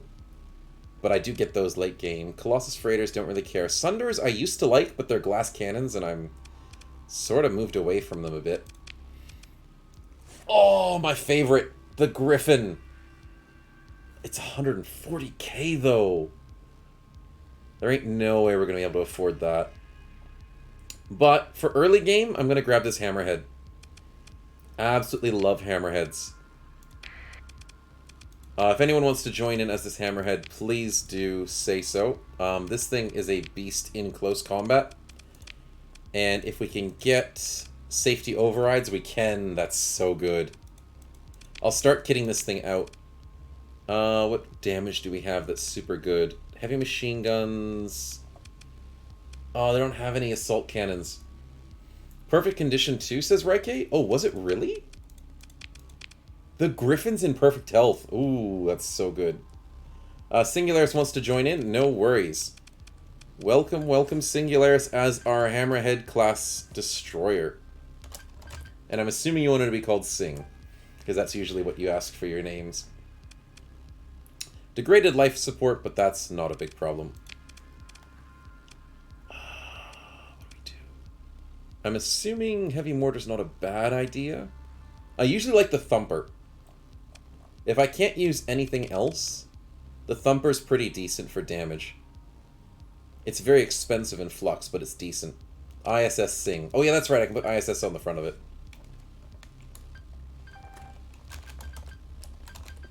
There we go. And ISS is on everyone else except for Kenshan. I'll switch that out as well. It just fits. Okay, so with our spare cash, let's flex this thing out with some Thumpers. Nice. Can we get some Sabos? That's usually how you want to build this. Yes, we can. Sadly, it's not the best Sabos in the game, but it's a good version of the Sabos. Let's fill up those vents, fill up those caps. And can we get anything else? Armored mounts? No, I don't want you. Hardened subsystems is what I want. There we go. Need some PD. Oh, Raike, the way I've been taught last week, we had some really helpful people in stream. I think it was White and it was NC Admiral. Those two guys really helped me out and showed me this really cool build that you can go in as like a basic... You go as like a suicide bomber, and you go in and just go full-on front defense, from front damage, and don't give a crap about PD. Which is a crazy way to build it, but it'll be worth it. So I'll pilot this myself, because it's better if you pilot them yourself, or have a aggressive combat person, and you just go ham onto enemies and kill them before they can kill you. So that's how you play with the Hammerhead, as I've been taught. And in all honesty, I like the build. It's so cool. Yeah, killing them before they kill you is just, it's a fast way to deal with things. Let's go to the black market, get some cheap fuel. Expensive supplies, so I might not say yes to that. Metals are in deficit, we'll make a bit of cash off of that. Do we need more heavy machinery? We'll buy one to make life easier. Shield stun, converted hangar, Converted hangar. Not very helpful. Okay. The supplies, I think we just have to get them here. Because I don't want to go to the pirate planet. It's too dangerous at the moment. So, we're spending 1 a day for maintenance.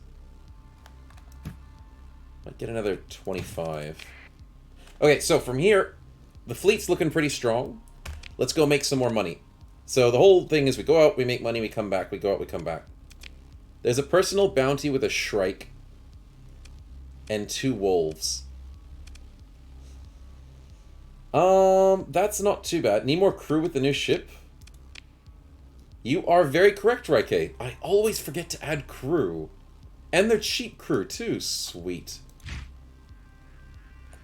Because we're rich in this early game, I'm going to fill this up to maximum crew. So we can start collecting ships off of the map. Whenever we go fight things. Dang it, I always forget about the crew. And then in that case, I'll also get some more supplies so we can get more ships. Those derelict ones out in the middle of nowhere. Because you never know what you might find in the middle of nowhere. You might get something good. Okay, so back to trying to get some money. Bounties, there are a couple close by. In the same system, I think. That's actually pretty good. There are some bounties within friendly systems to fight pirates. Especially including the Ludic Path. So you can earn a lot of money if you just keep farming pirates in friendly systems. But going out and doing bounties is usually the easier way to go. That guy is impossible to fight. That is way too hard. So the bounty price always determines how heavy they are. And I'm thinking I'm going for these two. I think we can manage. Wait, no, not these two. These two, because they're in the same system. These two, because they're in the same system. This one's actually not that far away. We can do this one as well. Buffaloes are easy targets. I love these things. They're annoying because they spam missiles at you, but they have no shields, so you just destroy them easy. So I'm going for this one first. Easy stuff. Let's go and hunt down the 4.2 days away and make some quick cash. There's some surveys coming in. Probably it's going to be way too far away if it's an 80 grand one. Anything 40 grand is usually pretty close. Anything higher than that is increasing the distance. Okay, off we go.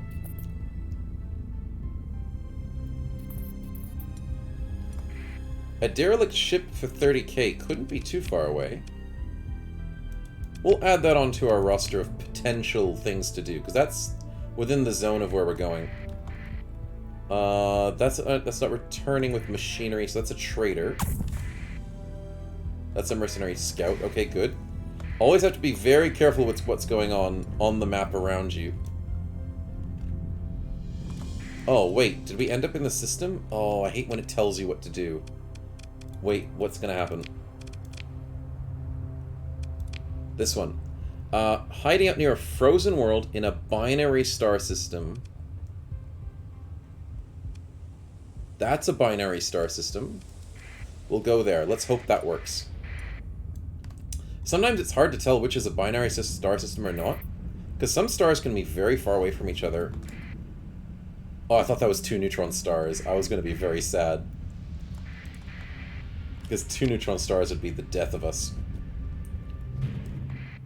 Frozen world. Please tell me there's frozen worlds here. There is a 2 frozen worlds here. Barren, frozen... Well, it's not this one, apparently. Where's the other frozen world? That one. Let's go there. Now, sometimes when you're finding bounties in the big map, sometimes they're in like a solar system that's completely empty of enemies. And sometimes they're in a solar system with a lot of enemies. So you either get the luck of the draw or you don't. And that's a neutral comm relay, so maybe this isn't too dangerous of a system. But I don't want to speak too soon. Because sometimes I've seen systems being super easy to deal with. Ah, hello, hello. We got it right. Let's do this. It thinks this is going to be a hard battle for us? I'm sorry, we have a hammerhead. You can take over the comm relay? Yes, yes, I can. I normally like destroying them because it gives you free stuff. But yeah, we should go back to that and destroy it for the free stuff. I'm worried about the wolf. I'm not really worried about the buffalo, and I'll show you why. The game thinks it's going to be scary, but I'm sure we can win this. I'll bring everyone in just for the fun of it. And let's go show off how cool these guys can be. The hammerheads. I need to find the buffalo first. He's probably in the back. Yeah, that would make sense. There's the buffalo. Okay, that's my aim assist. And I took out my engines. No, I can't turn. Darn engines. Come on, engines, come back online. And there goes the buffalo. Bye, buffalo. Yeah, buffaloes are easy game. And hammerheads are just too good. Hammerheads are just way too good. Yeah, he's so fast. Come back here. I need to kill you.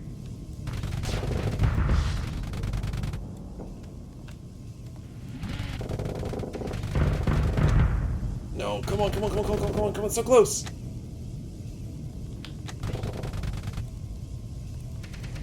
Oh, I hate that these thumpers reload so slowly. Almost. Come on. Yes, he overloaded. That's what I wanted to see. Finally. Oh, he overloaded for such a little time. You know what? I think I have to wait for a second reload on these thumpers. I'm gonna have to go for a full burst because I'm not doing it fast enough for the damage. Okay, we're at 60 ammunition. I don't know if it goes higher up to 80. If it does, then I'm gonna wait.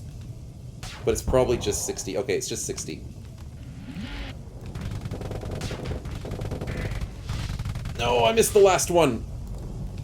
Crap. Oh, I forgot I have missiles. Oh, they're so slow. Yes, the missiles worked.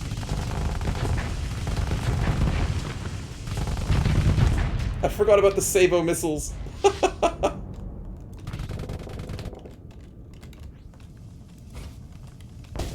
Yes, he's overloaded again, and we win. I should have used them earlier, but I do have a tendency of forgetting that I have missiles on my cruisers, or my ships. But that was a very nice fight. We could get the buffalo for free, but as you can see, they're kind of just useless. The wolf, I would love to get, but I don't like pirate wolves, because they're a lot weaker than the normal wolves, so I won't grab that. And we get ourselves some Vulcans, that's very nice, and a mining laser, which is kind of useless. And more importantly, we get paid 44 grand for a nice, easy fight that the game thought was too hard for us to do. So yeah, with the perfect playing there, and definitely having a hammerhead up front, definitely helps the situation. We also leveled up, which is very nice. So we'll grab Ordnance Expert. This is one of my favorites. It means every single ship that I pilot will get extra flux dissipation, and when I elite it, which I usually do, is using a story point to get the extra bonus on it, is to get extra flux capacity for whatever I spend on weapons as well. A very, very nice ability, because flux just helps me in almost everything I do. So yes, as, I think it was... Mr. Info, that's right, sorry. We can actually claim the relay, bring it online, and give us our stability for factions in the system in terms of colonies. We don't have a colony at the moment. They are very expensive and are more of a late game thing.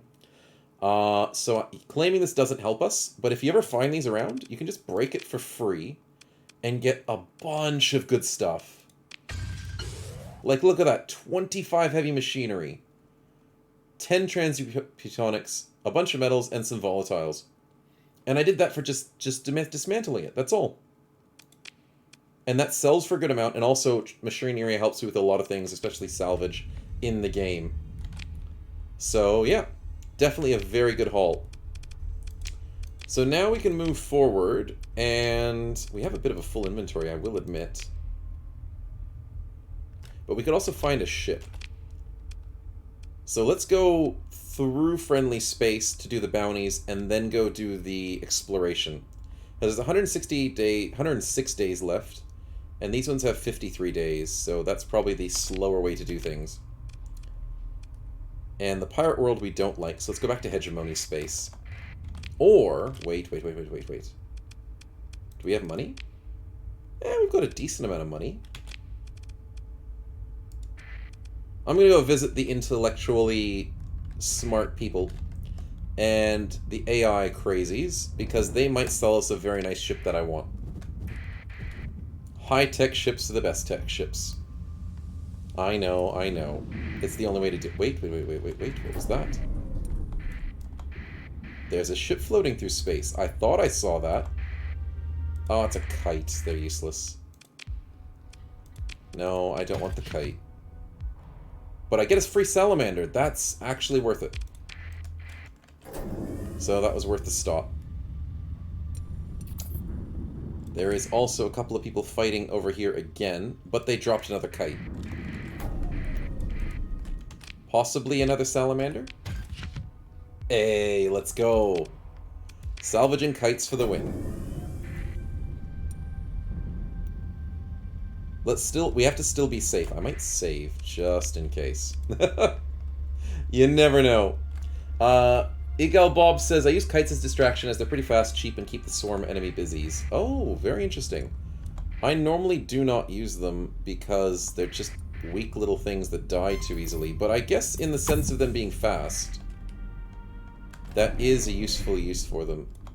And they always like having, salamanders on them. So, yeah, for that reason, to constantly pester enemies, I could see a use, yeah. But everybody does like their own types of ships, and I'm learning about your guys' love of ships. And with my gameplay and practicing during the week, I found a few ships that I really like as well.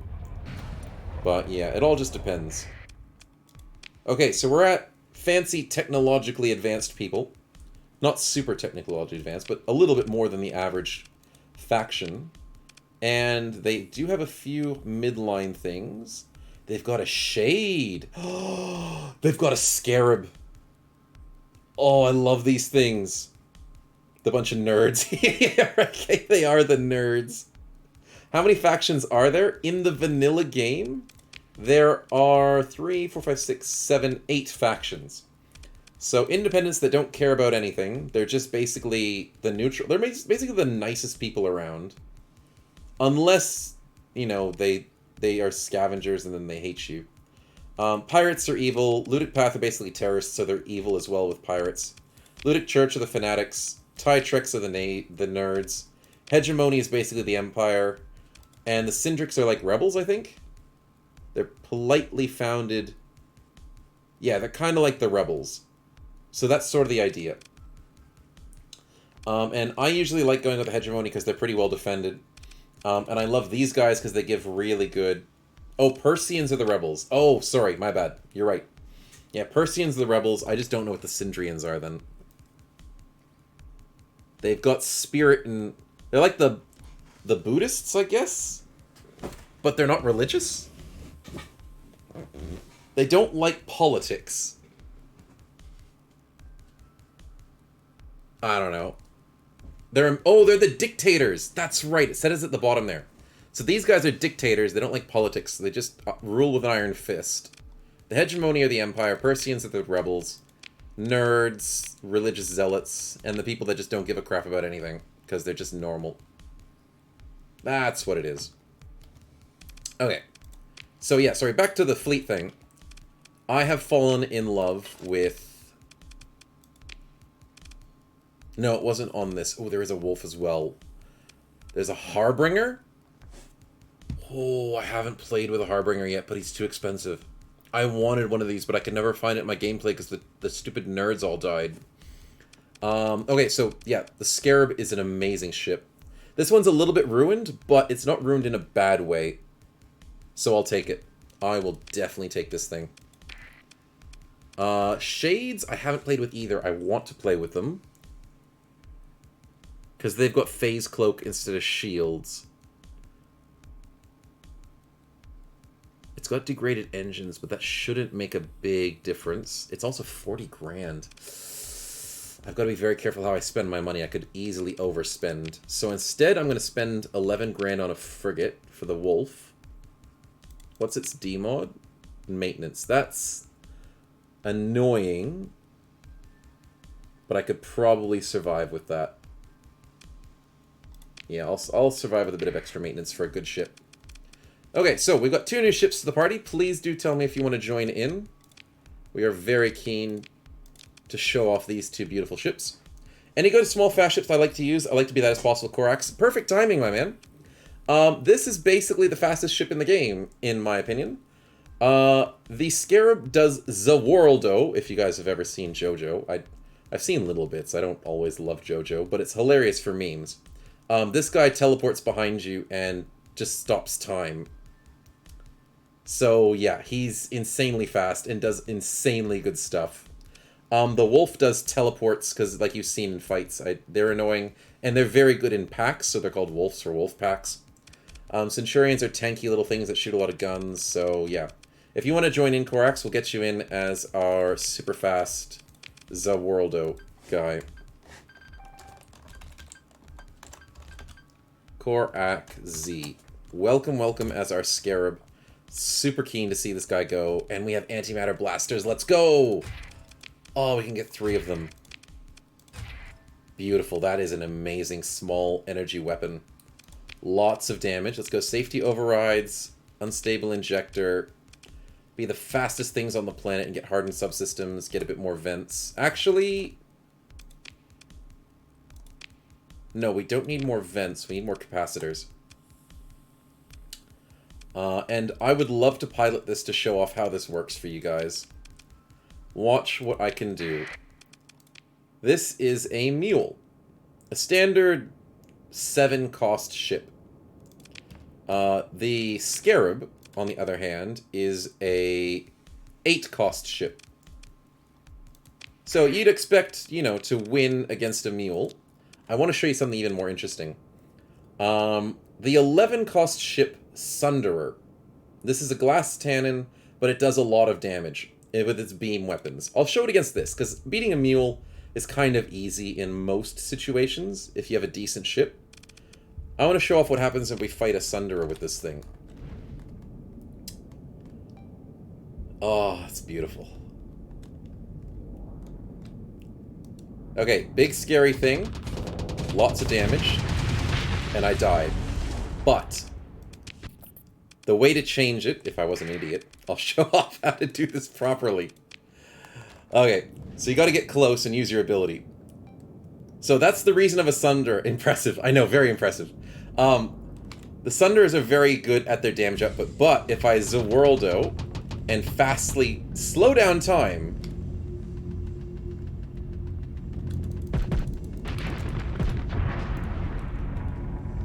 yep, I am faster than speed.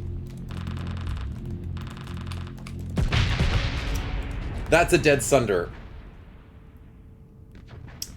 So, impressive damage from a Sunderer, glass cannon, and, yeah. I can slow down time and dodge around the side of him and kill him before he can even do anything in the fight. Welcome to Scarabs, everybody. They are disgusting.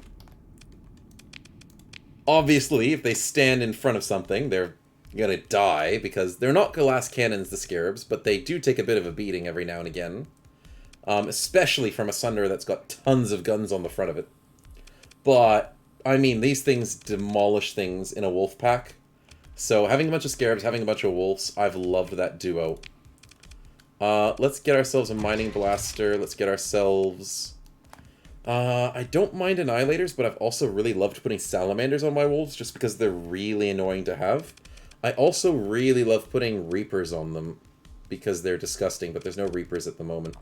So I might just put these Salamanders on for the time being. Safety Overrides is just disgusting.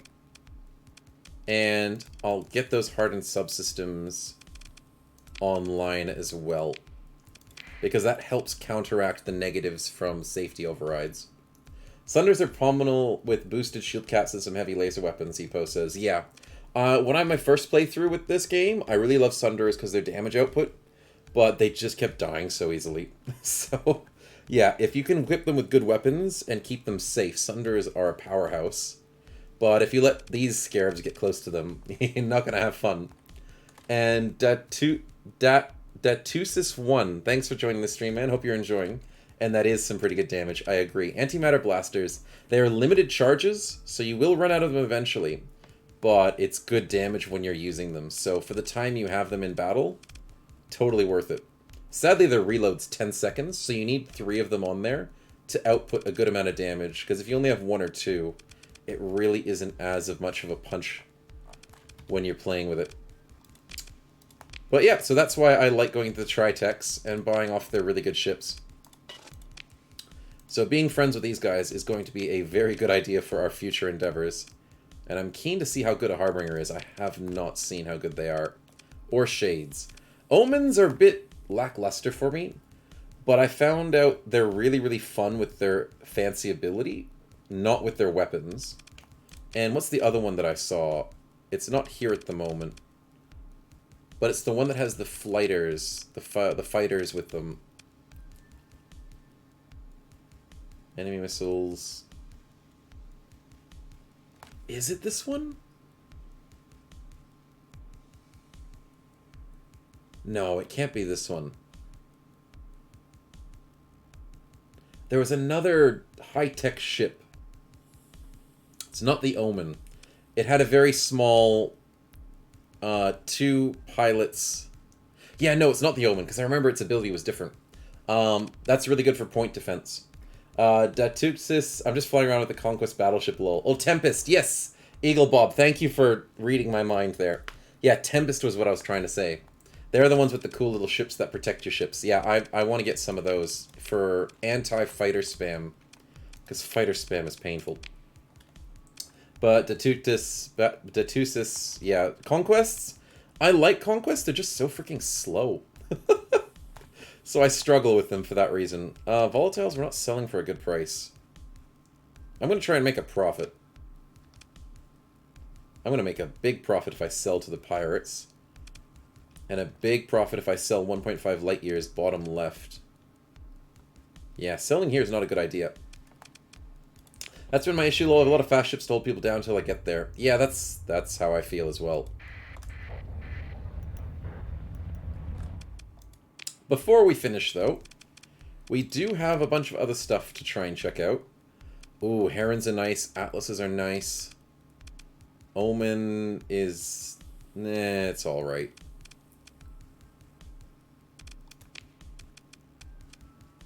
I haven't tried Brawlers either. I don't know if they're good. But sadly, nothing fancy else in these shops. I will check their prices, selling for a... ooh, a local deficit. Interesting. 105, 125. Yeah, not much difference. Oh, wait. Just quickly, what we will do, seeing some nice carriers. Yeah, some nice ones out there. Is we will go quickly to 1.5 light years away. Sell all of the stuff in our inventory. And then go up for these bounties that we're looking for. And we will destroy these bounties so easily. Oh no. Hostile forces just outside of the jump. Not looking for that. Not looking forward to that in the slightest. Is there another jump? Yeah, I'll take the other jump. It's too risky to jump out of this one then.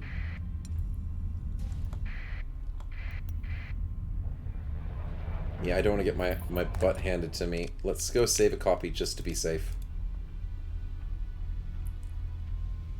But yeah, the Heron seems to be my favorite carrier in the game as well, so they had a nice one for sale. And mainly because the Heron's faster. It's very hard to deal with ships that are too slow for doing things. Okay, it's safe to come out of this one, supposedly. There's a lot of action out here. Yep, away we go.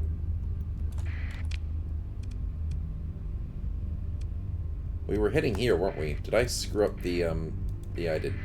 That's fine.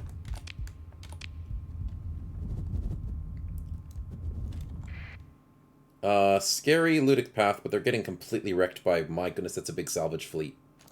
Okay, salvage fleet, please stay friendly. I don't want to deal with you guys being upset. Can we make some money here? Yes! 683 for volatiles.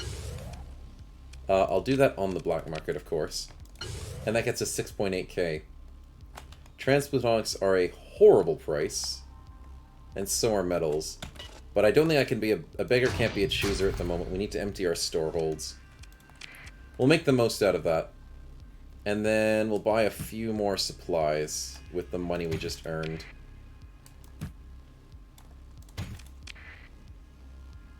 That's pretty decent. Anything to buy from here? Oh, there's a conquest. That thing's a giant battle cruiser. Very scary, but its top speed's 45, so good luck with that. That's a crippling problem for that ship. But it's got a lot of guns. It's broadsided, so it shoots left and then right as much as possible. Ooh, pirate falcons? Those are scary. More hammerheads. Another Shrike pirate. Some more wolves? You know what? I want another wolf. And because we earn money per month, I'll even get the other wolf. Why not? Just more wolves. I love wolves.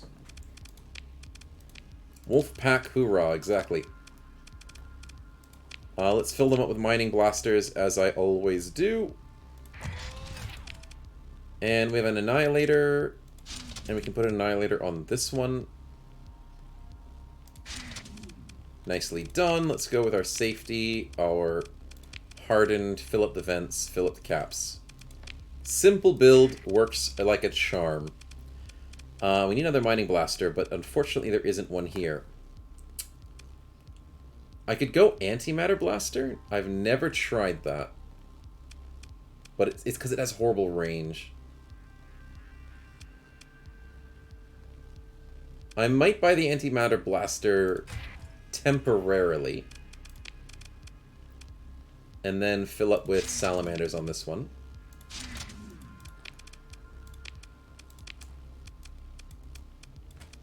Because if you have extra antimatter blasters in your storage, you can eventually flip them out and add them to whenever you get scarabs on your team.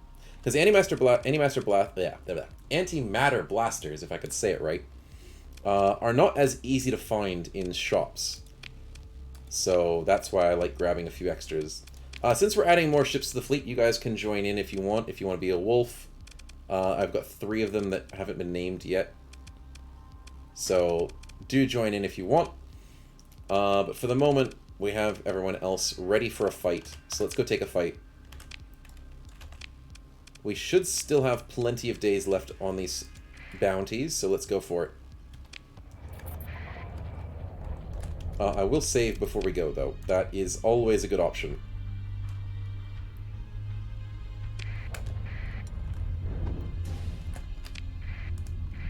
Nice. There's a lot of ludic path people around. They're all trying to raid the star system. That's fine by me, as long as they don't gang up on me. Because when you're seeing a lot of small fleets, they're usually not scary, but the way combat works is you can engage with multiple people at the same time. So a lot of small fleets around you could gang up into a pretty big fight. So I have been fooled into fighting little things before, and then there's just a bunch of little things, and I'm like, that kind of hurt, and I wasn't expecting it. Oh, okay, we're in the middle of the system. What are we looking for? Also, we're running out of fuel. Not too much fuel, but we're running a little bit low. Okay, so, frozen world in a black hole system. Well, there's only one black hole system. So, that's an easy one to find. We'll go with that one first. Obviously, we won't try and go into the black hole. That would be a mistake. Hostile forces right next to the exit. That's probably the people we want to go for. But just to be safe, I'm going to teleport inside this part of the section. Ooh, frozen world? No. Oh, hello. There's these guys in the system. Interesting. Okay, so this frozen world is where we need to go. We need to stay away from the black hole. And luckily, the little patrols are no threat to us anymore. They used to be, but now we're pretty much fine with it. Okay, we're away from the black hole. It's not pulling us in. And we have our little friend to catch up with. He's got 2 buffaloes. And as we've seen before... Stop. Thank you. Pro tip, don't fly directly into a black hole. I mean, I haven't done it personally, but I think that's maybe out of scaredness for what it could happen to our ships. So yeah, I don't think it's a good idea. But 2 buffaloes are going to be annoying, but we will be able to easily dispatch them. We will bring in our scarab, and I will play the scarab this time. Mr. Korax will have a lot of fun with this fight. And I'll probably bring in Stefan, and I'm considering... Because here's the thing, you don't always want to bring in every single person to every single fight, because that will drain your supplies constantly. You've got to be very efficient with how you bring in your troops, in your ships. I'm thinking we bring in Singh, Korax, and Stefan to this fight. Probably the only 3 people we need. I probably am bringing too many people. We probably don't even need to bring Stefan. We could just bring Singh and Korax. But for extra 4 points, with 3 recovery supplies, it's probably worth it to have an extra body on the field. And let's go. Hope they didn't jinx it. Yeah, I hope that didn't jinx it. Exactly. Okay, so that's a lot of salamanders to deal with. And then we'll Zaworld this. And overspeed it. Oh, that missed? I'm sorry, that missed? No way did that miss. Oh, there goes my freaking engines.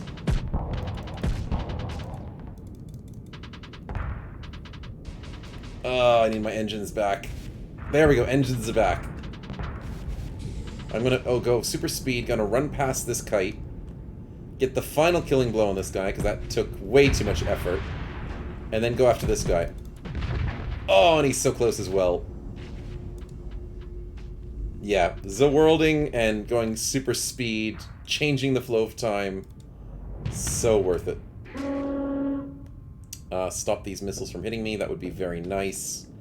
My missile defense isn't always perfect. There we go, that was better than it was before. But the only problem with this build, as you can see, is the combat readiness does decrease pretty quickly, because you do safety overrides to get this build to work.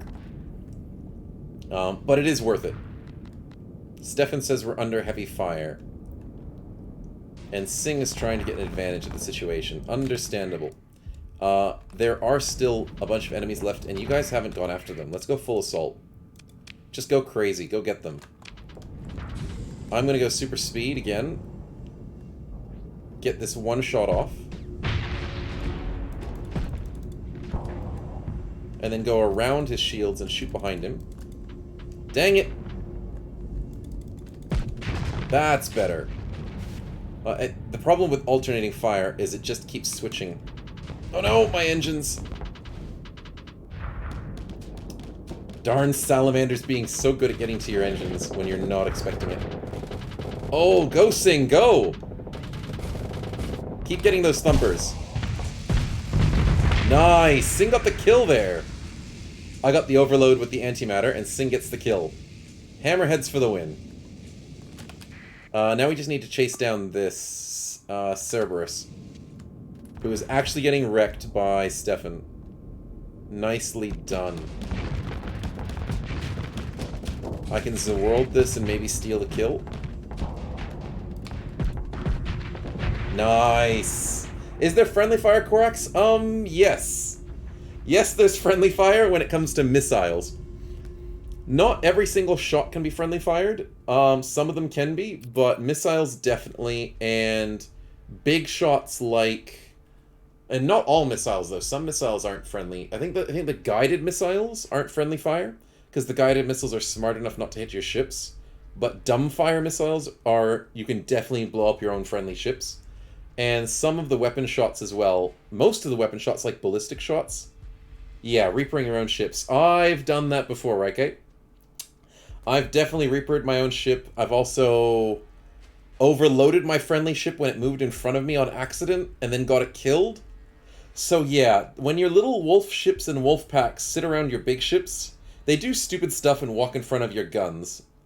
And it can be really, really annoying. I am not salvaging these. These aren't worth it. I'm just going to get all the stuff from them.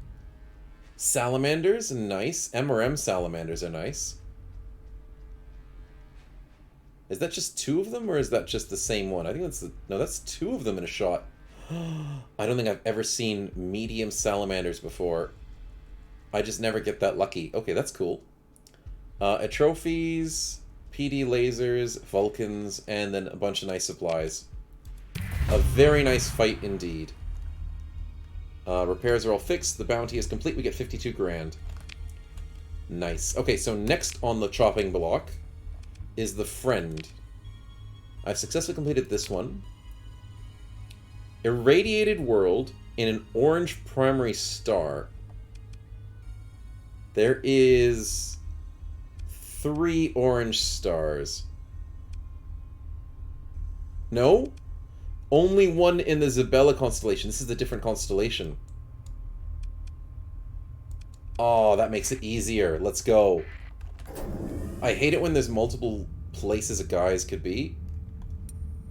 But luckily, these guys are asleep at the exit. And luckily, there's only one orange in this star system. Oh, and there's a ghost. Go away, ghost. Darn ghosts being difficult. Warning beacon? Let's hope there's nothing big in here. Apparently not. That's good. There's an irradiated world. We're looking for that. A free comm relay. We shall dismantle that for free. Get a bunch of free stuff. And make a good profit. Ooh, what's that? Is this a good ship? It is a equipment cache next to 2 dormant enemies. A very safe grab, and there's a free shepherd. It has a fighter bay, and it comes with drones. I'm not a big fighter person myself, especially with the low-level fighter. I'm usually better with the higher tier ships. Do you think this guy's... Is this worth it? The sensor profile thing's not that big, so the demod on it's not a big problem. But it only is 3 deployment costs, 2 recovery because of the demod. These ships are usually easy to destroy. But drones for harassment, I guess, is right, Kate. I mean, if we ever come into a difficult fight, we could always try it. And in all honesty, the maintenance of 3 is not too bad. Korax asks, what was that ghost? Oh, so in the game, when you're in hyperspace, random ghosts can harass you and annoy you. Like I showed with that one that was making the slipstreams. So they do all sorts of weird stuff. And there are spoilers, so I don't want to spoil what they are. But there's some really interesting things in the lore in the game. But technically they're just ghosts that just bother you and you can't fight them. But it's very interesting. I will take this Shepherd class for the early games, but we might sell it later on. If any of you guys want to come in as a ship fighter, please do join in. We get ITU! Integrating Target Unit is such a good mod. Oh, Early in the game, that's a good pickup. Also, some blueprints is very nice. A Medusa? Oh, that's a good blueprint. I want to use a Medusa. I've never been able to find one. High scatter amplifier is also not too amazing, but these are good pickups. Very nice pickups indeed. We'll instantly learn all of those so we can use them later on. Oh, the ITU is crucial for some of the builds that I make. What's that? Oh, more free stuff. Let's take it. Nothing fancy, but I mean, more fuel and more supplies. Let's also do a bit of salvage. 51%. Ooh, we took 7 machinery losses, but we did get a bunch of other stuff. Do the planets let you make your own ships? Yes, on your colonies, as Reike says. Yep. It just takes a lot of effort to get your colonies up and running to get to that point. But it is worth it. Oh, I didn't even see what ship that was. That could have possibly been a good ship. And I didn't even know it. What is this combat? That's 2 wolves versus those 2? Good luck. Have fun. This is the irradiated world. Wait, did our bounty just get killed?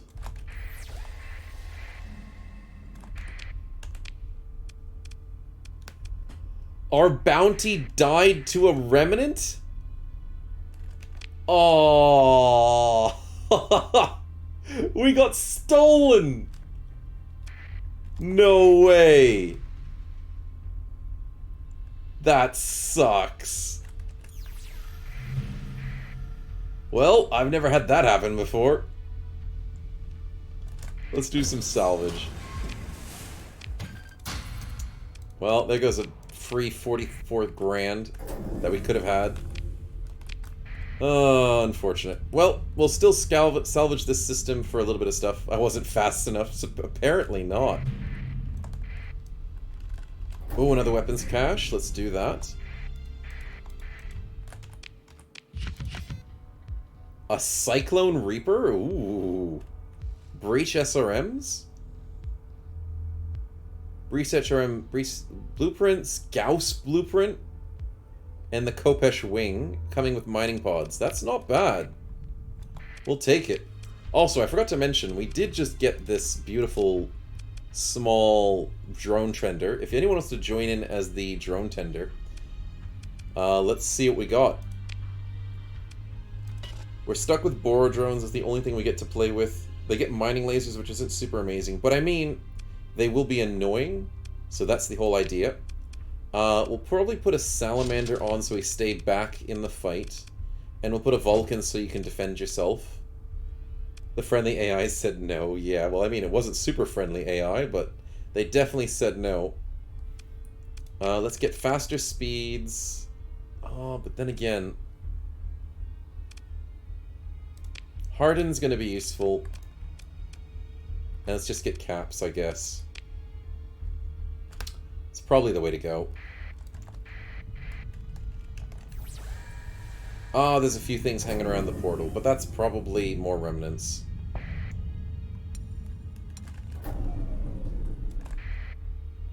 Yeah. Nothing else on the scanners, then we gotta head out. Sad. Okay, let's go try and make some money elsewhere. Oh, it's another ghost. Can you stop sending ghosts after us? Thank you. But you can always tell they're ghosts because they move impossibly. Like, the way that they can go in a circle around you like that, no ship can go that fast. Thank you, Singularis, for the emergency. Activating the emergency burn. I am speed. Well, that uses up a bit of fuel. Okay, we're stuck with emergency burn for a bit. Thanks for that. But yeah, so the idea is the ghosts will do a lot of stuff like that. And be really annoying. But there's the emergency burn. Now, when an emergency burn happens, it's like a quick little get-out-of-jail-free card. But it consumes a bunch of fuel and supplies to recover. So it's actually pretty expensive for me to constantly emergency burn. But it does help us get out of situations if we're struggling. And that's the idea why you would use it. We need to get to... Ooh. We're running out of fuel because of that emergency burn. We gotta go home. We gotta go to safety. Let's quickly go back to the Sindra drive. And make the most of it. I know, thanks for the warning. We only have 10 light years left. But you wanted me to catch an enemy. I know, I know. We can't actually catch those ghosts. As far as I know, I don't think you can catch them.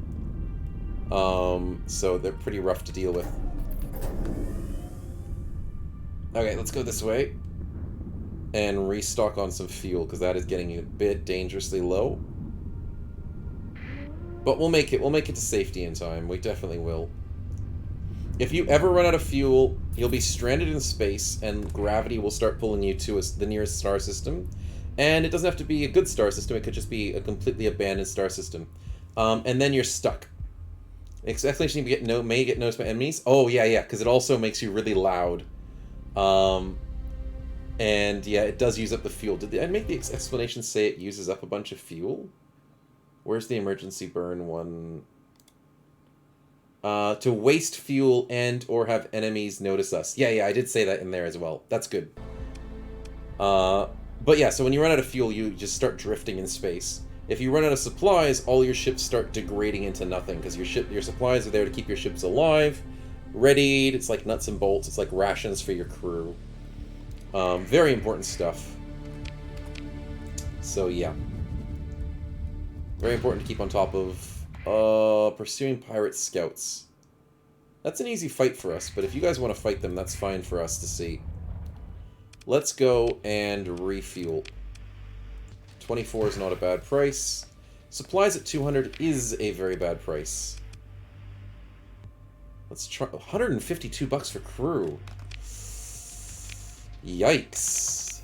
That is rough. I'm going to go to the pirate world. So what you can do is you can actually trade with people who hate you. The way you do that is you turn your transponder off so nobody knows who you are. Because your transponder is like a name tag. If you turn your name tag off, you can trade with pirates. And buy their fuel for cheap. And buy their supplies for cheap. Nice and easy. What are some of the ship abilities that rewards can unlock? Are there negative ones that can happen? Oh! Ship abilities with the rewards. Some of them are just like a waste. So, I wouldn't say there's many negative ship abilities. But I can explain a few of them that we have on the team at the moment.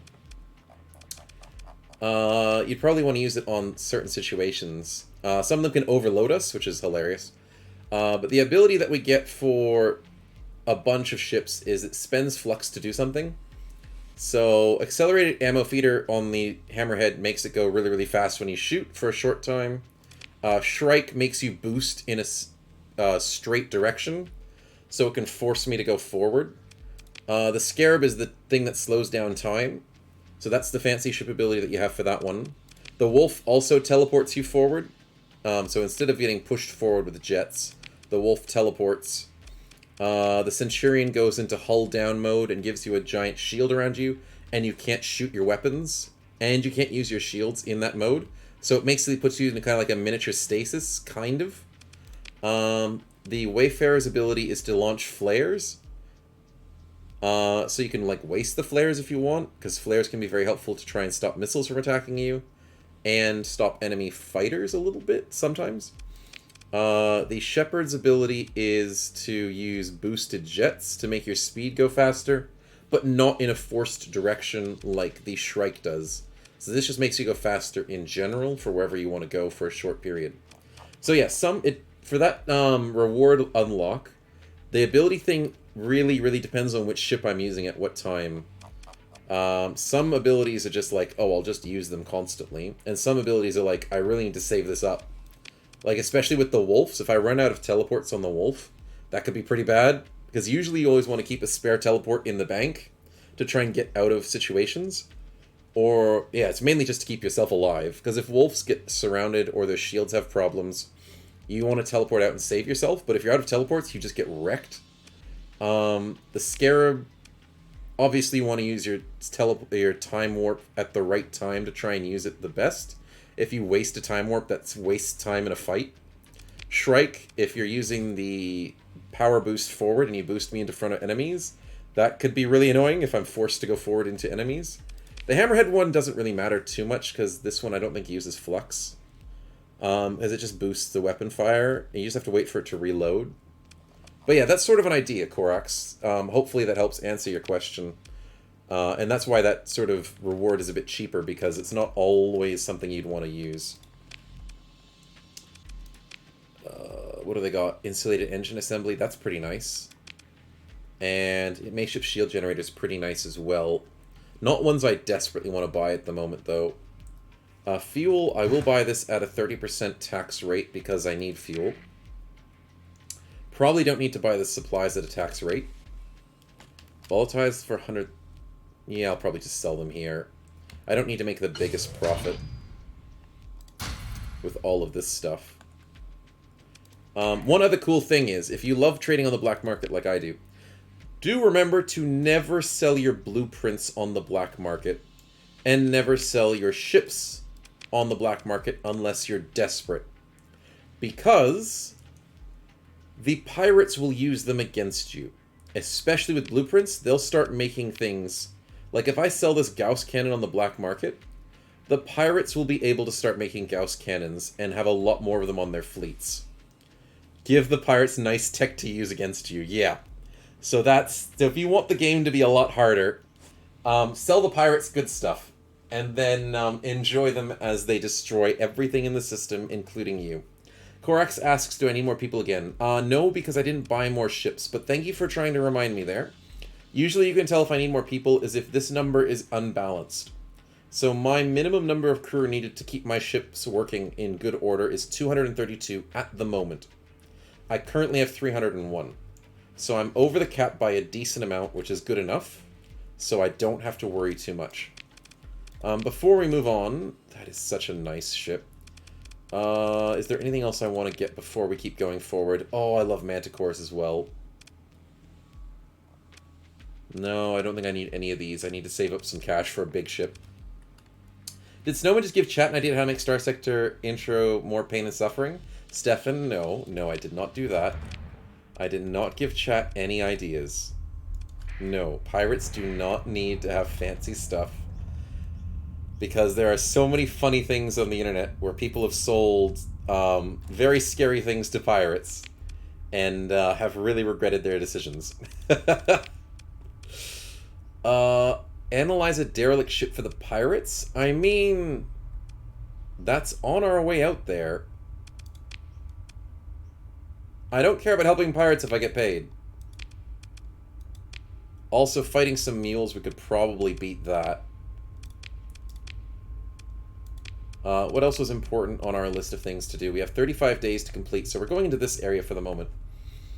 Korax asked, does that only affect pirates in the system you sell, or all pirates in the game? Technically, as far as I know, it's all pirates in the game, because you're selling it to the faction. And, yeah, it affects the whole faction. Well, on the bright side, the pirates will also send good text against other factions as well. That is true. If you want the other factions to die and you hide in the corner of the galaxy, just give the pirates everything and you can live your quiet life. But that won't be quiet forever.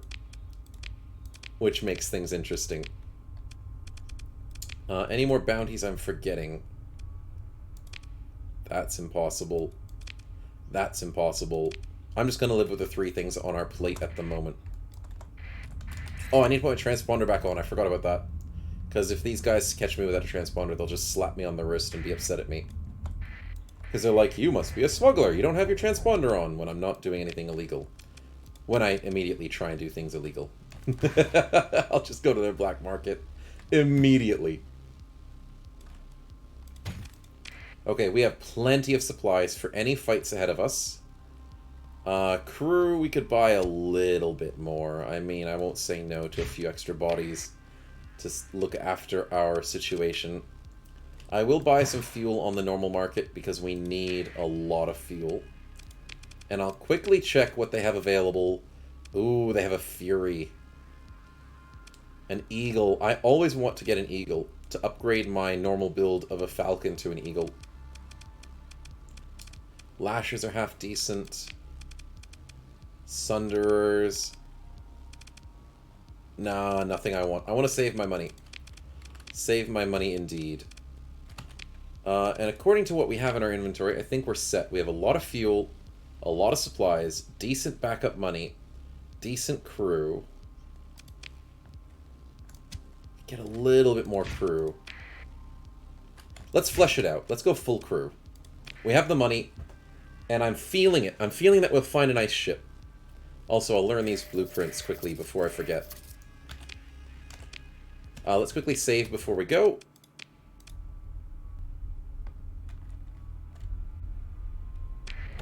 And let's go have a look. On our important list, we have 2 derelicts and a personal bounty. Which one's ending first? The derelict's ending first, so we need to get to that one quick. Before we run out of the cash opportunity. It's only 30 grand, but it's worth it. Nearest jump point. Now, the best part is autopathing in this game is very nice. Ideally, what ships am I looking for? Well, my absolute favorite is a Griffin. Lovely missile cruiser, definitely supports whatever I like building in my fleets. I really want a Griffin. Other than that, I'm looking for a bunch more Wolves, definitely more Scarabs. Like, Scarabs are just top of the line. And eventually some medium-sized ships, like cruisers, are pretty good as well. I like building a fleet that is decent in its movement speed. And, like, medium-style firepower. Because if you start going crazy high firepower, you lose all your movement speed. And then you can't manage things. I love having Manticores as support vehicles. To be able to defend against fighters, to defend against all sorts of stuff. As, like, escort vehicles. Sorry, not support vehicles. Escorts. And then a few other things along the way. But we'll see how we go. That could be a ghost, but it does have a sensor range. So it's probably not a ghost. Orange star in the system. Let's just get in here before they chase us down. Oh, it's salvagers. That still could be dangerous. They could hate us. Ooh, a free lasher? With only 1 D-mod? I mean, I'll take it. That's a free ship. Glad I have extra crew for that situation. Lashers are like good early game shooters. It's like the baby version of a hammerhead. So they are nice. They have the same ability. 5 small ballistics, 2 small missiles. So they do a pretty decent job for an early game ship. What do I need to give it in terms of damage? Dual autocannons are pretty decent. DPS, but their flux is a bit more than the autocannon. Excuse me. We will have to worry about flux for sure. We get Sabo SRMs on this. This is nice.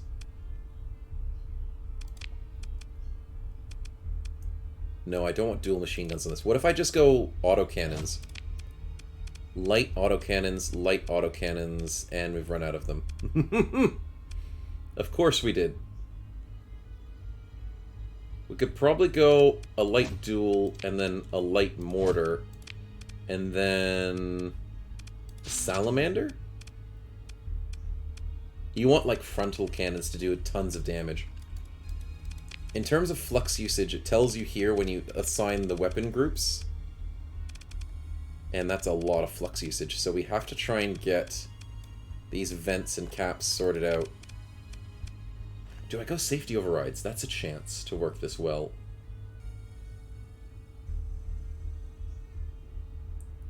Or do I just play it safe? How's the peak performance? And the speed? It's pretty decent.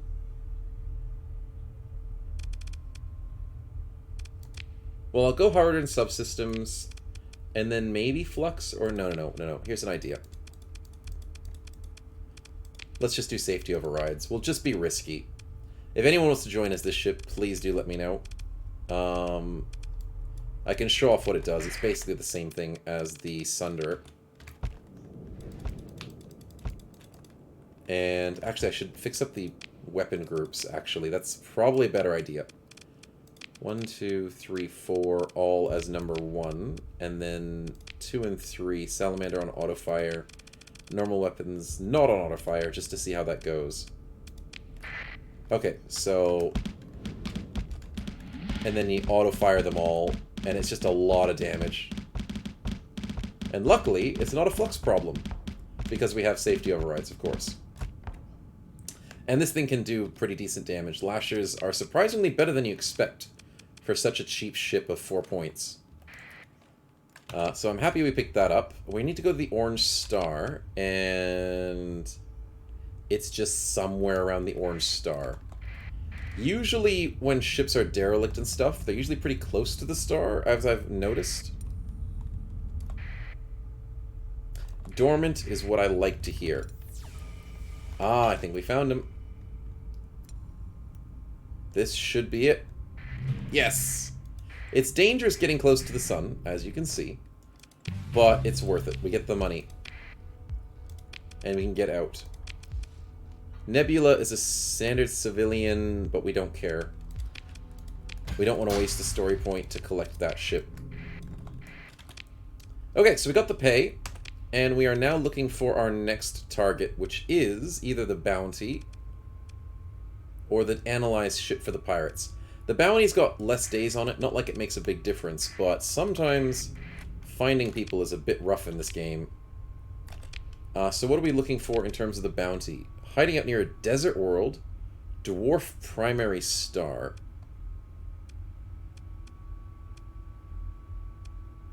Okay, there's only 2 dwarfs in the system.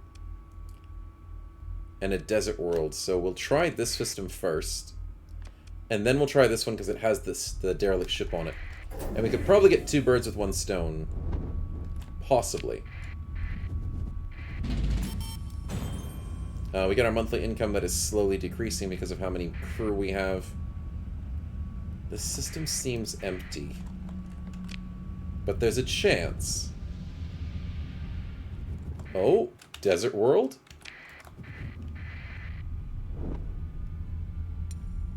I mean, that works. I'm not complaining. Okay, this might be a slightly tricky fight, because it has mules, but I know our ships are very well equipped. So, I'm actually keen on succeeding in this fight. Oh, they're very good at turning. Come back here. There we go. The game thinks we don't have a chance by 71%. But I say we have a chance with our Scarab, our Hammerhead. Should we bring Ken in for this one? The Lasher's not ready. It hasn't been fully repaired. I think we bring in the Wolves to show off how good Wolves are. These things are just disgusting when you send multiple of them at enemies. So we'll do that. We'll go Wolfpack tactics with the Sunderer as backup. Hold my beer, I've got this. Yeah, exactly. So I'm going to go hunt down a mule to start off with. Let's go super speed. Come on, come on. Outspeed his shields. He's turning them really fast. No, I can't outspeed his shields. Okay, well at least I killed that one instead. There's too many friends around him. I couldn't deal with it. Also, I took a bit of hull damage, which is a little bit worrisome, but we'll be fine. Cerberus has just got destroyed, which is nice. Let's go for the fancy ability. Outspeed him, outspeed him, outspeed him. Come on, come on, come on, come on, come on, come on, come on. Come on. Everything moves in such slow motion, which is really cool. Come on, outspeed that darn shield. Yes! No, I missed the final shot. Oh. Unless there's a pair of hexes, then we're boned. Yeah, pretty much. Pretty much. No hexes to convert us. Nothing to worry about. Okay, let's try that again. I shouldn't have missed that second shot. The third shot, I mean. Come on, outspeed, outspeed. And we're around the shields. Good. Nice. He's almost down. One more of that and we've got this. Oh, excuse me. Okay, protect my butt. Oh no, I got hit. Oh no. Okay, I'm gonna have to go fast. Gonna have to be speed. Protect against the missile. Come on, come on, come on. Oh, he's so close. He defended my first shot. Can we deal with this kite? No, he's got good shields. Dang it. Okay, we're gonna have to wait. We're gonna have to wait. Come on, Korax, let's go. Our ability's not fixed yet. No, I don't want to be dead in the water. Come on. Go away, missiles. Go away. Stop, salamanders. Stop it. This is why I hate salamanders so much. They just know how to be a pain. They're such good guided missiles. And they always go for your back. Okay, I'm gonna get rid of this kite. He's being really annoying. Oh, the stupid salamander. Can we outspeed this kite? No, we can't. Screw it. Maybe I just go for this mule. Oh, I'm gonna run out of speed boost. Yep, I ran out of speed boost. The kite duo is annoying. Alright, let's go in once more. We got this. Speed boost, let's go. Bend the fabric of time and space to just kill a ship. Nice! And then do we continue it on? No, I totally missed that. And I missed that too. Accuracy is a bit out of the league when it comes to a small ship. Oh no, my engines! Oh. No, I blocked it. I actually blocked that. Well, the wolves, as you can see, just destroyed everything else. A lot faster than I did. That's because I missed a lot. But let's outspeed this kite. And let's just shoot him in the face. Because we can overload him. And then the beautiful, beautiful wolf hits him with a antimatter blaster and gets the kill instead. So nicely done. And that's the fight. We don't want to recover those because they're not that great of ships. But we do get 2 more salamanders added to our list, a light machine gun and a Vulcan, with a bunch of great supplies. So a very nice fight with a level up as well. Let's go. Oh, I love getting level 3. Because look at this. We get to reduce our monthly consumption of ship maintenance in terms of supplies by 50%. This saves you so much money in the long run and allows you to take longer trips. Now, obviously, we will get the fuel one next. 50% reduction in fuel costs. But the supply one makes a big difference early on. It doesn't do the when you're trying to repair your ships, but it does it per day. So the per day cost of your fleet is a lot cheaper now. Moving on, we have to do the bounty next. No, we did the bounty. We have to do the pirate ship next. Some distance away from the Kilmeg... Oh, it's this one. Kilgameng, or whatever. System.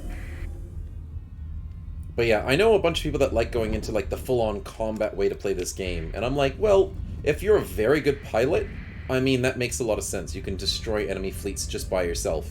I'm not the best pilot in the game. So I like making my fleet good, because the AI does a good job in this game. And I like making my costs reduced as well. So reducing the costs of everything and the upkeep, and then also fixing all the demods so I can save money when buying ships or repairing ships or salvaging ships that are randomly floating through space. I feel like that's the way that improves my gameplay more. And then eventually getting things like crew training maximum, Wolfpack tactics, which is this one. Yeah, I feel like swarming the enemy is a lot better than me going in and destroying everything. Because I don't think I can do it. Because I'm not as amazing piloting things. Also, this is a Dominator class. I don't think that's worth our time. I mean, it's a heavy support carrier. But I normally don't play with it because it's got 30 speed. So I'm just going to salvage it for the good weapons it has. Or no weapons at all. Unfortunate. Unfortunate indeed. Let's ping to try and find what we're looking for. We can't see it. Ping again? Oh, there's a lot of things pinged that way. Let's see if we get some good stuff over here. And what are you, my friend? You are a minor equipment cache. That's a lot of volatiles. That's a good amount of cash. I will take that. There's a jungle world here? This is not far from the main system. Unidentified fleet that's dormant, a habitat, and a Phantom-class phase transport. Is that for crew? Yeah, it's not a combat thing. This helps you hold crew in your party. Now, high-tech ships are usually worth a lot in this game because we're in slightly a technological dark age when it comes to this game's atmosphere, the way it's set. So finding high-tech versions of ships are worth it.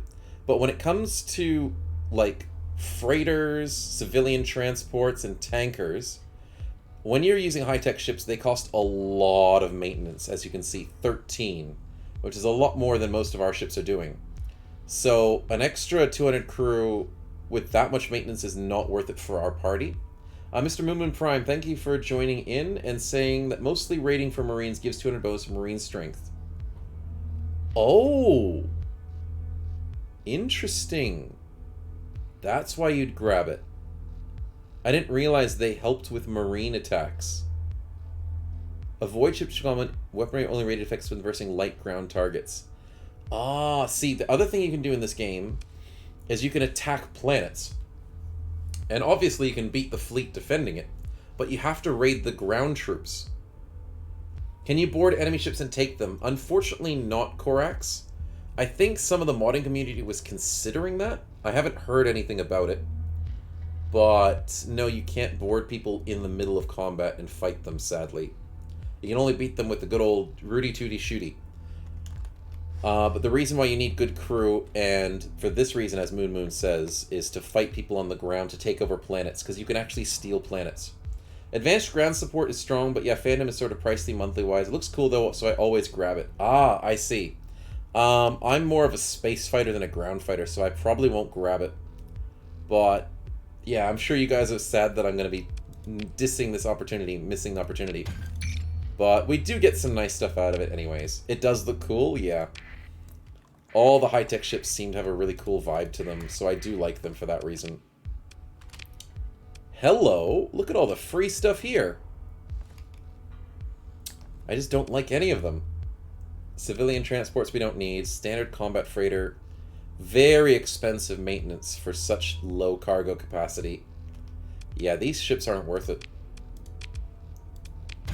Because you have to juggle so much when you're trying to get your fleet to work. You have to do the maintenance, you have to do the fuel cost, you have to worry about how fast they are in the flight, so if they slow down your ships. So your ships are only as fast as your slowest compatriots, so Sing is the slowest person on our team, so we can only ever go as fast as 9 or 18 when we go when we boost our engines. So yeah, you always have to consider a lot of different factors when adding things to your party. You just can't stack yourself with everything you want. Preconceptor, oh, thank you very much. Welcome to the stream. And high-tech isn't that much more maintenance, as most might be 102 extra credits a month at sort of size. Boarding existed was removed because the dev couldn't figure out how to make it interesting. Ah, I see. Understandable. That's where I heard it from. But yeah, obviously we're a bit full because these domestic goods are very, very much in terms of heaviness.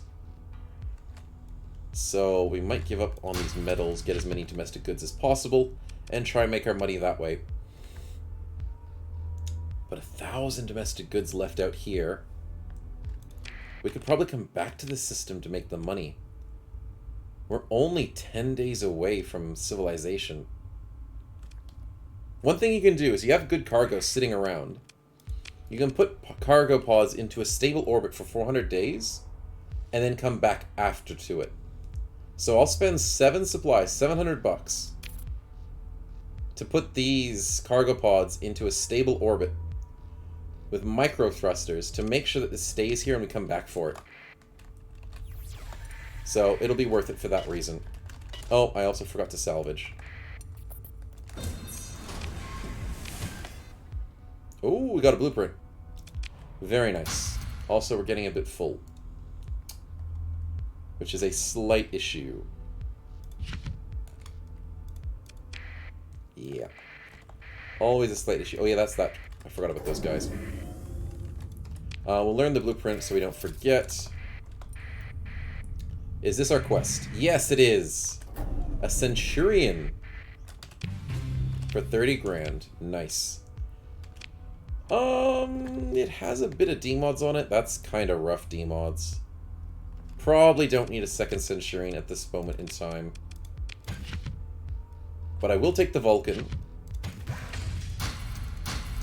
And I'll slowly get all the better stuff.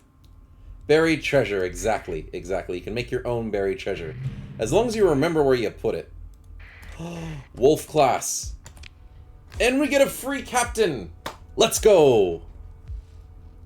Some high-tech chips can actually be cheaper than low-tech counterparts due to lower crew salaries and fuel use. Oh, very nice preconceptor.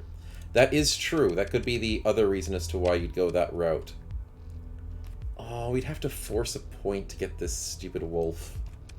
I'm not wasting a point on a wolf. And I didn't even get the weapons. Dang it. That's unfortunate. Okay, I think that's everything this system has to offer. Yeah, it is. Okay, we'll have to come back later. And we'll head home. Sell all of the crap. Maybe buy a freighter. Was the high-tech wolf too? Oh yeah, all wolves are high-tech. Which is really cool. So wolf ships are high-tech, just like the Scarab and everything else we've been using. Also, wait, what's this? Oh, before I leave, let's quickly have a look at what this says. Burst PD laser, that's nice. Tac laser, that's nice.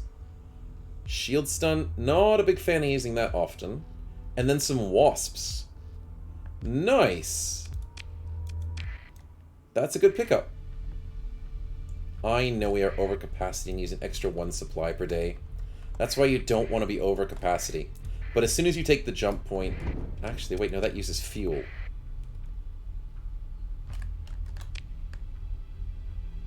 No, we're fine now. We used up enough supplies. Alright, I'll take the jump point. And we'll head home. But yeah, that's one of the reasons why I like wolves as well, is because they are high-tech. And they're actually a common high-tech that you can find. Other high-techs are a lot harder to find in the game. So you're usually going, wow, if I can get that on my team, and if I can get lucky to find it, then go for it. But wolves are a bit easier to go with, so you don't usually want to spend story points on them. Because eventually one will show up in a black market or in the shops. I think I have to go this way, through the storm. I don't have to go slow because there's no explodey bits.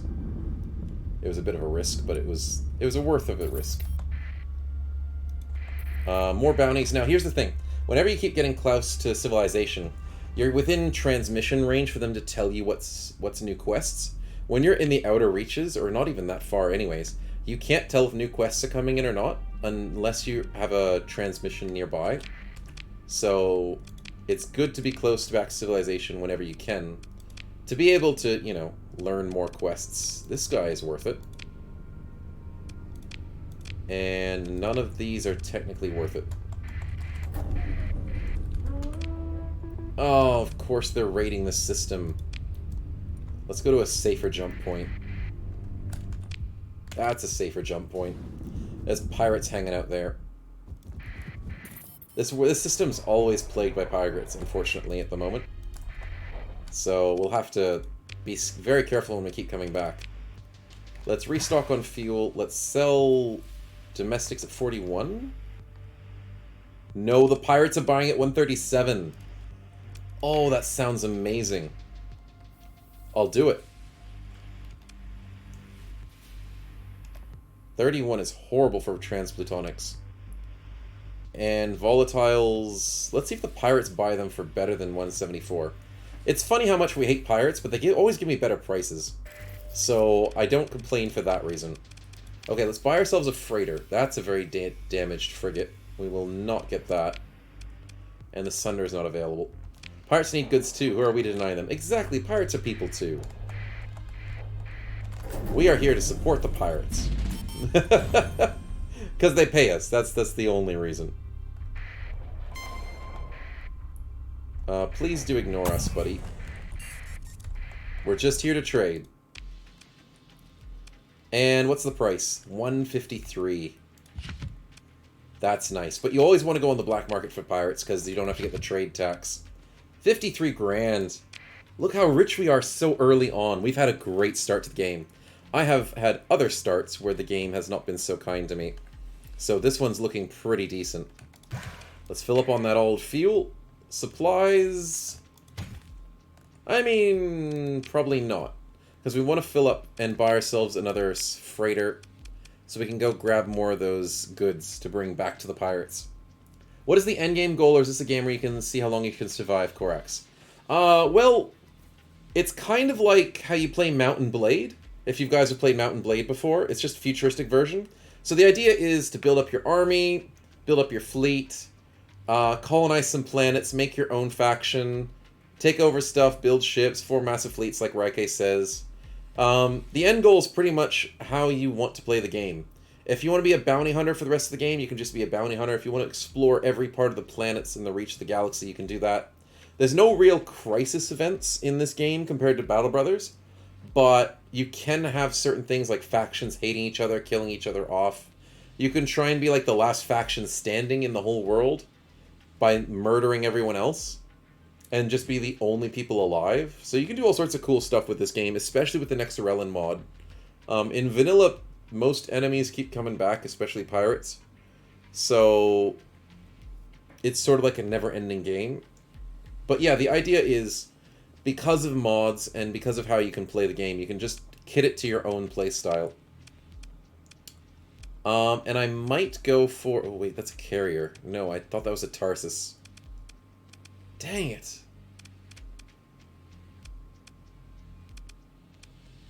No, I don't want any of these. Is this more like a sandbox game or a story-driven event-based game? It's more of a sandbox, but there is a campaign. I've just never completed the campaign.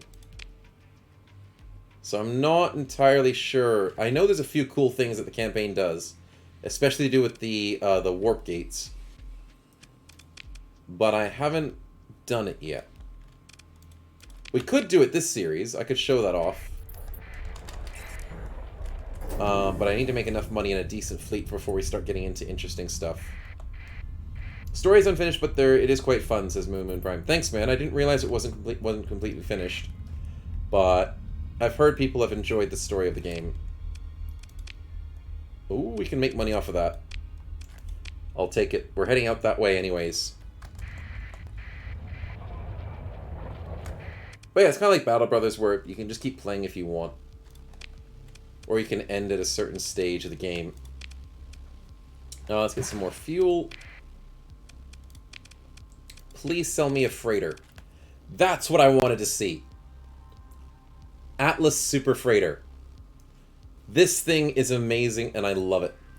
Best source of cargo capacity in the game. A lot of people don't like it because it's super slow, but the reason why I love it is because I have this. +2 burn level on the Atlas. Survives the fact that its normal speed is a 6. And pushing it up to an 8 allows it to not really far behind in our fleet. Also grabbing afterburners, which I don't know if these guys are selling us. Resistant flux, insulated engines, which I do love buying.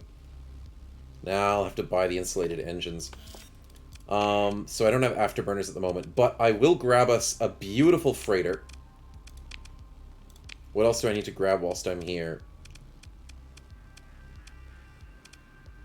Oh, I'd love to get an eagle, but we don't have the money to get both.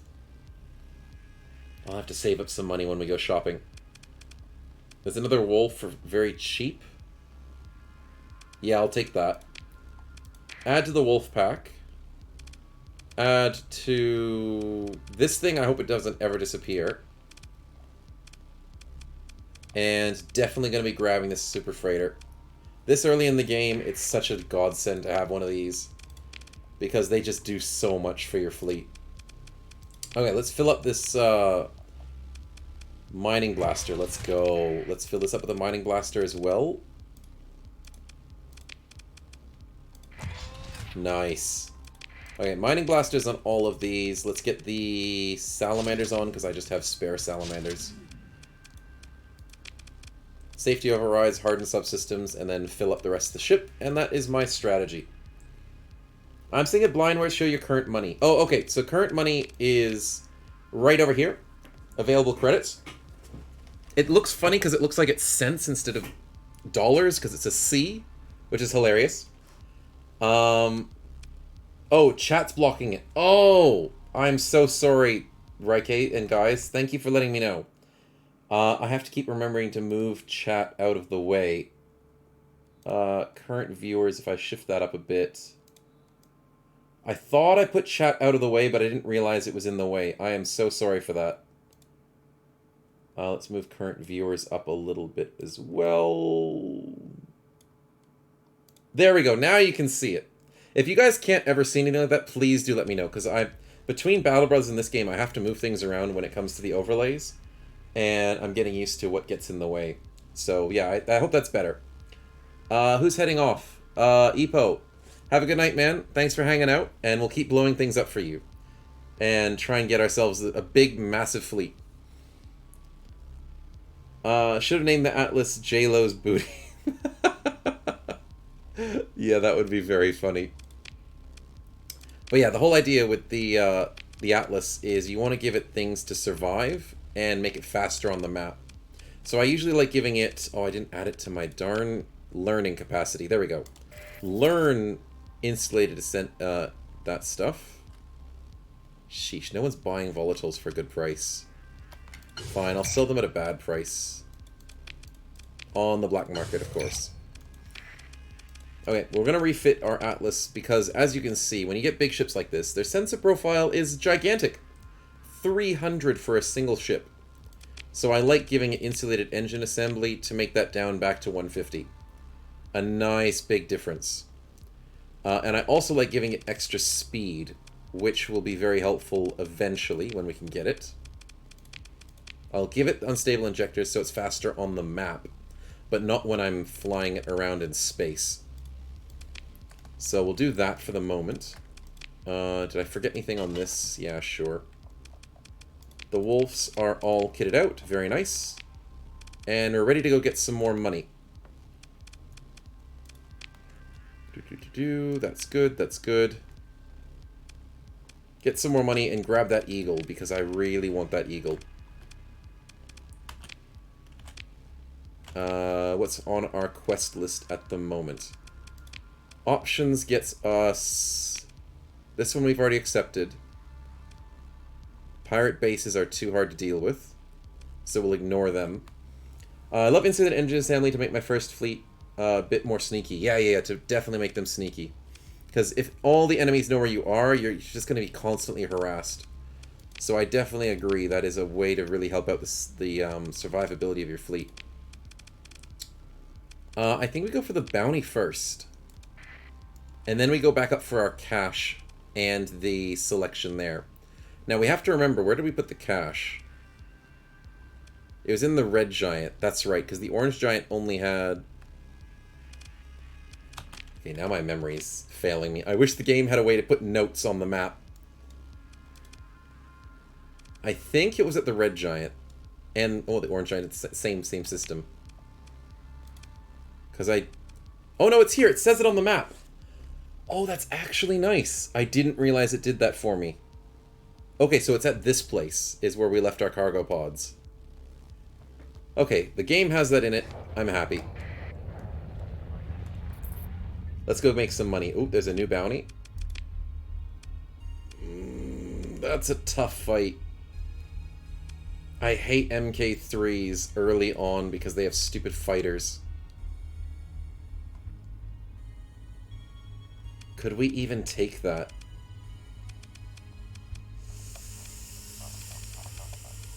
That would be a risky fight. I will mark it as interesting on my map. But I don't have the highest hopes of taking that. Under crew strength with the new ships. Am I? Oh, no, no, I'm good. I'm good. Thanks for checking, Raike. You are correct to check for that because we did just buy a giant freighter. Luckily, though, the freighter doesn't need that many crew. It's only a 50 skeleton crew. And it's a no demodded freighter, which is very nice. So, yeah. Oh, thanks very much, Raike, for the help on that. Because if we were undercrewed, that would have been really bad. We have a lot of light years we can travel and a lot of days of supply. These guys are guarding the gate. You're not a threat to us anymore, mules. You are not a threat. Oh, something drifting off in space. Shepherd class, no, we don't need one of those. We'll just get the free stuff out of it. Okay, onward and upward, let's keep going. Ooh, some new quests as we fly past the hegemony. Let's go to new. Nope, those aren't useful, and that's not useful. There is a new bounty, but I accidentally clicked on it, I think. No, not useful ones. Okay, we'll just fly by. Only take the quests you can take. Don't overextend and hurt yourself. And, yeah, try and do a few quests in the same area to minimize your traveling. Because eventually fuel definitely becomes a problem, especially if you don't have much money. And especially if your fleet costs a lot of fuel to move around the map. It's going to be very hard to keep up with your fuel consumptions. Oh, please don't hit the storm. Please don't hit the storm. Good, good, good, good. That was safe. What quest are we doing at the moment? We are doing the bounty. A dwarf primary star. Yellow, dwarf, and a black hole. So I'm going to try and test this system first. A barren, bombarded world. Oh, is there a ghost? No, no, no, that's not a ghost. That's a salvage crew.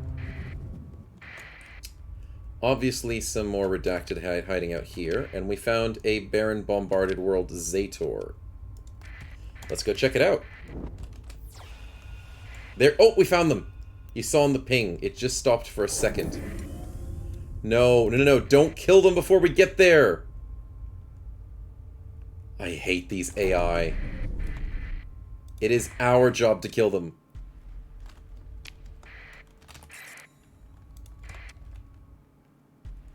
Neither side trusts me enough to share the codes? I can't join the battle. Why can't I just attack both of them? That's so dumb. We just have to wait until one of them wins. And I know our bounty's gonna die. Wait, we got the money? Wait a minute.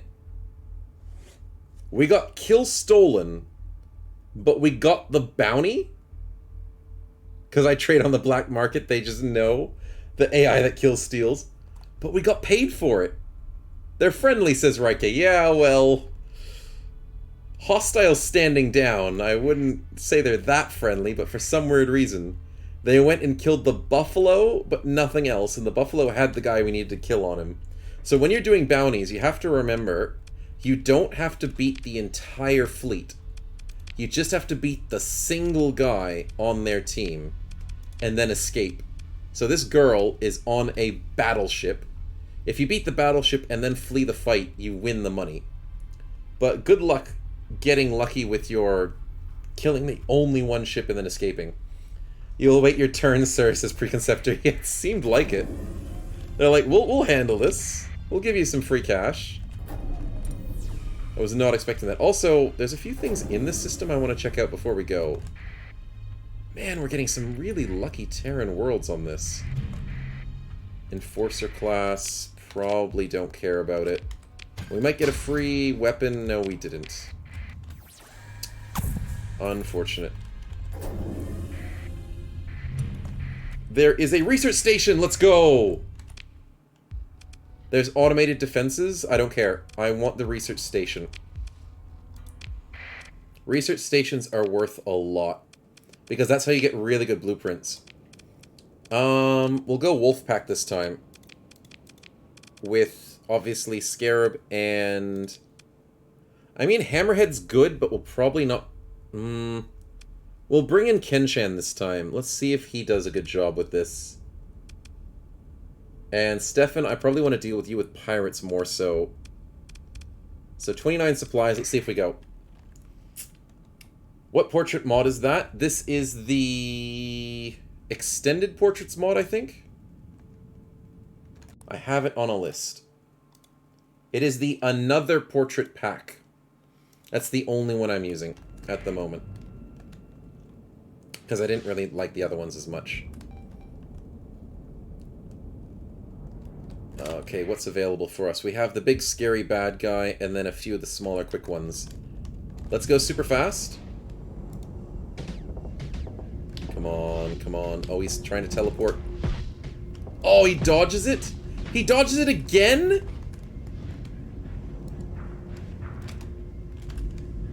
How? How is he so good at dodging? Jerk with the teleports. Come on, we got this. Yes! We got him! We got the snipe. Beautifully done. Okay, who's next? The Lumen died. The other Lumen died. We've got to deal with these guys. One wolf down? Oh, no, we lost a wolf? You're right. Holy crap, these guys are painful. Okay, we've got to deal with this one. He's the slowest one out there. Super speed.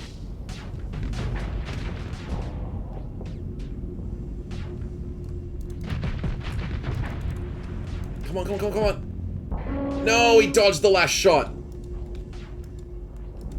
Oh, the wolf missed. You literally didn't have to miss that wolf. You had an easy shot. Yes, the wolf's got this. Come on. And the Shrike. Come on. Yes. Yes! We got it. Sadly, one wolf down, so we're gonna have to really worry about that. Did we lose it completely, or did we recover it? We recovered it, but it learned some more demods. Ooh, that's kind of rough.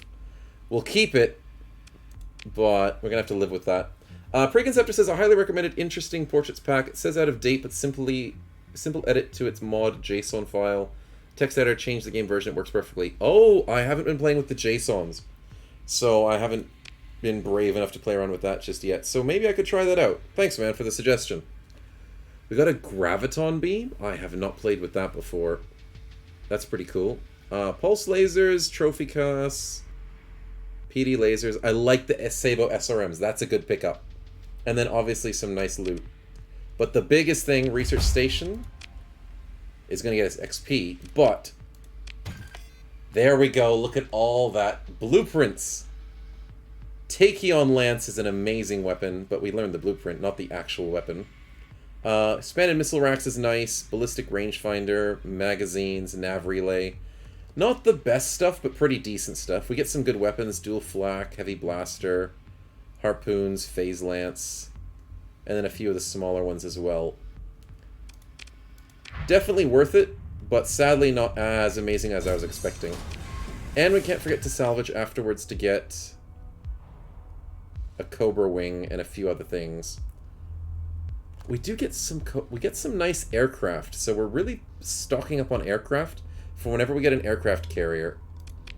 So that is nice. Nice to have. Unidentified fleet. We're doing the last ping, and there's nothing else for us here. Fair enough. Okay, let's wander around and go after the next quest on our lists. Ooh, we are slightly running out of fuel. We should be fine, though. Let's go after the survey first. That's an easy one to find. I had to go away for a bit and forgotten what happened with the captain you got. Did you get a pick? Oh!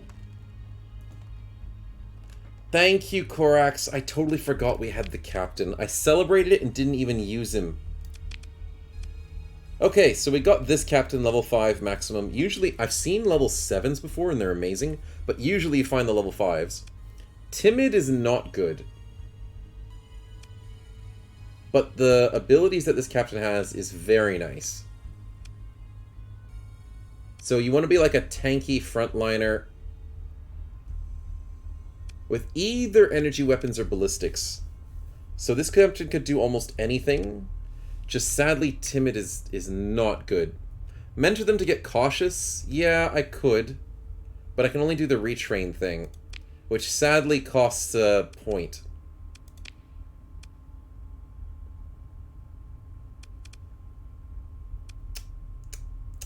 I'm considering putting this person on our missile cruiser when we get them. But then, even then, I don't want a cautious person. I just don't like it. I'm going to keep them, but I'm not going to keep them for long. If we get better guys, I'll replace her. Cautious just doesn't do enough for me. I'm going to put them on our drone tender to try and keep the fleet safe. As in, like, this person's safe, because they don't defend themselves well as aircraft carriers do. Yeah, it's not worth it. Sadly, we didn't get a good one. We'll get a better one next time, I'm sure. There's a mod for that higher level caps, if I'm not mistaken, says Raike. Oh, I didn't know there was mods for it. I know there's character skills for it, so you can increase the maximum level of officers under your command with officer training, and you can increase the maximum number of officers that you have with officer management. But I didn't know there were mods for it. One more permanent hull mod into ships. Gain bonuses. So yeah, I love going into leadership and industry for those things. Oh, the stupid ghost is after us. Go away, ghost. Because it drains your drive field, which is annoying. Monthly income of 7 grand. Our monthly income is really not getting high enough. And that will run out eventually, so we have to keep trying to make as many quests as possible to keep on top of our cash, and eventually buy that beautiful griffin. And the eagle. Yeah, that's right, I want to get the eagle as well. Slipstream, can we get through this without having to waste an emergency burn? No, I think I had to waste an emergency burn for that. Yeah, slipstreams are annoying if you don't want to go with them. I think it's something you edit in the game file, something along those lines. Oh yeah, there are mods. Oh, Raike, sorry. You're right, with mods, like as in mods that mod the game, you're right. There are mods to increase the level of yourself and your officers. When people say mod in this game, it trips me out because I keep thinking they're talking about S mods and D mods. Sorry, man. If I ever get that confused, do remind me. And maybe say what you're talking about. Because I always think people are talking about these mods, and then sometimes I think they're talking about normal mods to the game. Yeah, that's my fault there.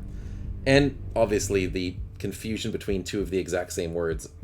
Preconceptor says there's a mod to raise your own level. You can easily raise mass office of the settings files if you don't know why you'd want to, though. Yeah, I mean, it's a lot of effort. It's more fun to play with vanilla, but eventually, if you want to go into, like, super late game builds and stuff, and, like, max out your guys completely... It does... Here's the thing with the leveling up thing, is if you level up your officers higher and higher, it makes them more expensive.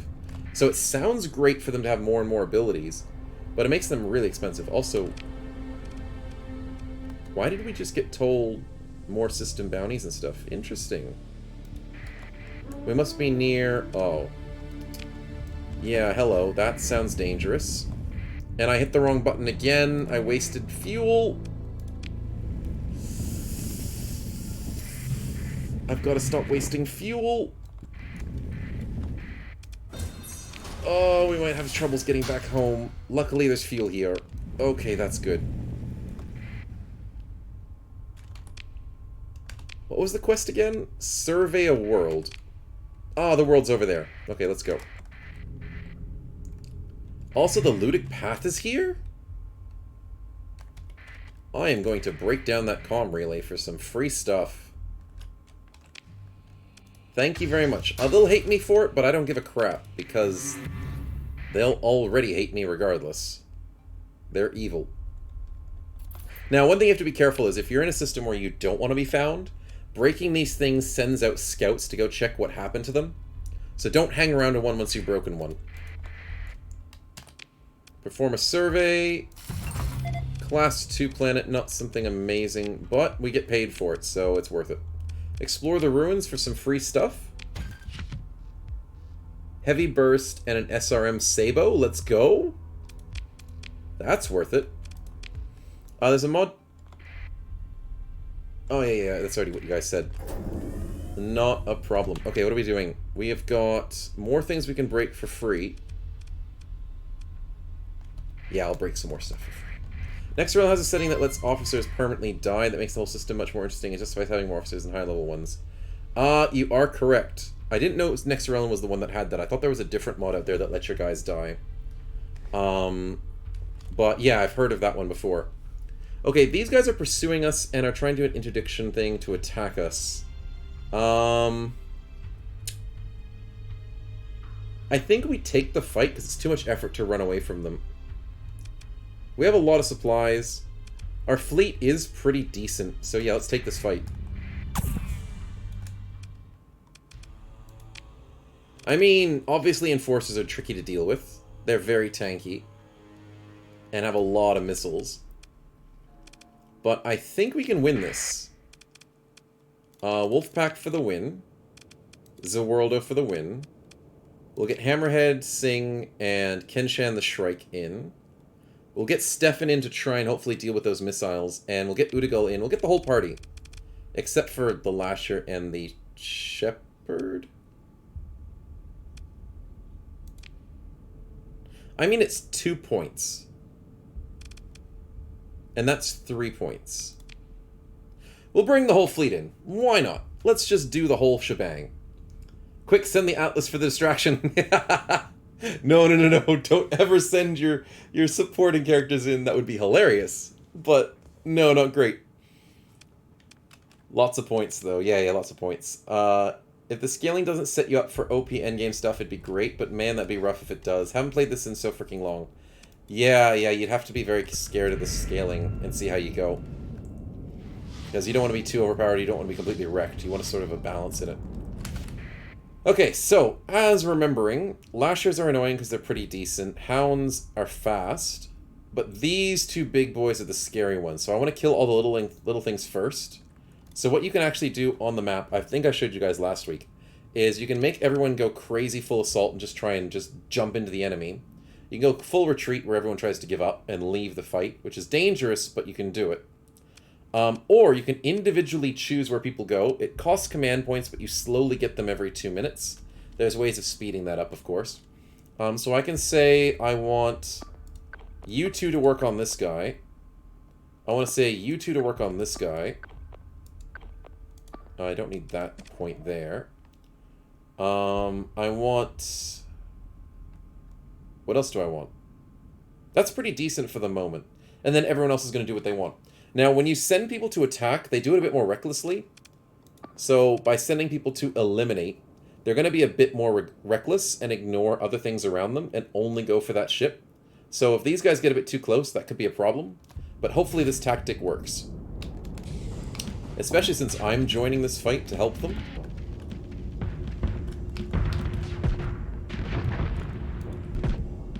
Nice! That was worth it. They didn't even need to be sent off. Because I just helped them. I will try and go and assist over here on this other hound. Oh, there comes the enforcers. Little fast buggers. Tanky ones, too. Okay, this hound needs to die. Can I go super speed? Yes. And this is a phase gremlin, and it needs to die. Oh, he phased through it, the jerk! Come on. I'm faster than you. Just get wrecked already. Stop phasing! Stop phasing! He's just staying invisible! Oh, I just got rammed? Oh, I hate these gremlins. I'm not dealing with them. Clever girl indeed. I just got rammed by an enforcer. Holy crap. I'm not gonna fight gremlins ever again. Solid strat. Yeah, like, sheesh. That is so annoying. I need everyone else to deal with him, not me. Oh, he's flippin' overloaded. Let's go fast speed. Come on, let's go.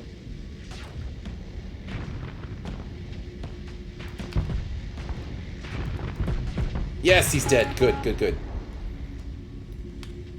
Mods that extend gameplay my favorite too much. One way or the other just kills it for me. I agree, I agree. Go and balance for the name of fun. Got a dozen opening cheaty BS craps in my RimWorld mod pack as a moment. Oh, yeah, yeah. When you play RimWorld... Oh, crap! I'm talking to chat too much. Holy crap, how did that enforcer just come out of nowhere? How long can they stay phase shifted? It costs, with the phase shift, it costs how much, flux they're using. Oh, I put my shields down at the wrong freaking time. Texting and driving, shake my head. Yeah, exactly. That's how it be at the moment. Oh, my hull damage is not doing well. I have to be careful. Oh, I start doing things like messing with officers. You have to adjust things to relate to AI fleets. Oh, yeah, because AI do a lot when it comes to their officers as well. Come on, can I... Oh, no, no, no, why is the... Are we stuck together? Wolf, what are you doing? We got our shields stuck together. I'm sitting out here for a moment. I am... That's careful. Sheesh. Okay, they're doing a good job of killing him. He's almost dead. The gremlin just needs to die, and this guy needs to die. Let's everyone go all in. I've hit all the things. EU truck sim once I've absolute garbage at multitasking. Understandable. Okay, let's go fast mode. Come on, we got this, we got this. Bring the shields around, let's go.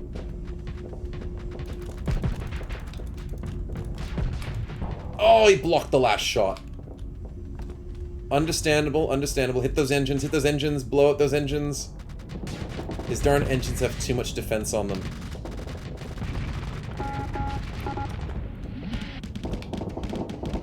The wolf just got hit pretty hard. We have to be careful. Super fast speed. Let's go. Come on. Oh, he's going to do that, isn't he? Yeah, he's going to instantly block it. What a jerk. Oh, the AI is too good at this game. But we can outspeed him and do some good damage ourselves. Yeah, I can tank. I can tank. Oh, he blocks it. They're so freaking tanky. This is why I hate pirate ships. Oh, I overloaded. Are you kidding me? I can't believe I overloaded. That was so dumb. He's getting wrecked though, and he overloaded. Let's go. If we were only doing that a few seconds before. Oh, a few seconds before we could have had that. I went too far in Kenshi with the Blood and Sand Megamod patent, added extra bad guys. Oh yeah, in Kenshi you can add some really bad guys to the game. So you gotta be careful. Oh, we took extra D-mods. Oh, that's a lot of extra D-mods. I want to keep the ship.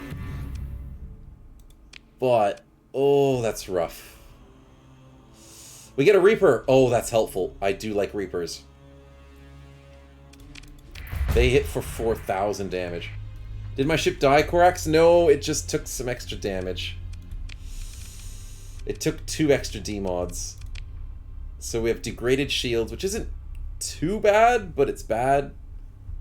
Compromised armor, degraded life support, erratic fuel injector. Yeah. Luckily our speed's not affected, so as long as we don't get hit, we're fine. But it's fine. It's fine. This is a rare ship, so I don't ever want to lose it. I just have to be a bit more careful in combat, that's all. Just be more careful. It's that simple. And I don't want to recover the lasher. It's not that worth it. I'll take the guns. I will learn all the blueprints. And we got the money, so we're happy, right? No, we didn't finish the money, did we? Yes, we did, we did. We were going after... What were we going after? Free stuff? Oh, no, no, no, no, no, no, no. What are you doing? Why are you chasing us? We're not ready for a fight yet.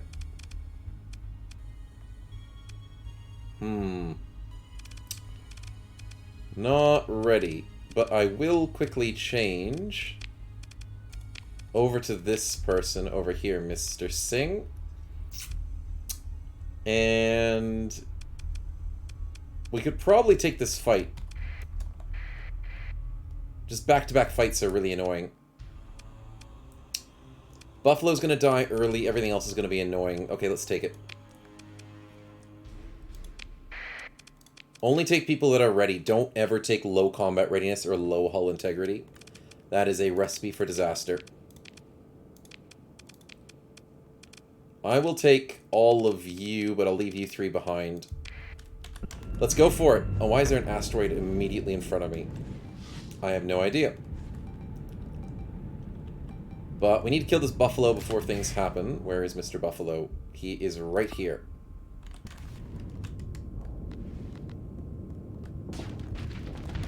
Oh, we can also kill the little ones, too.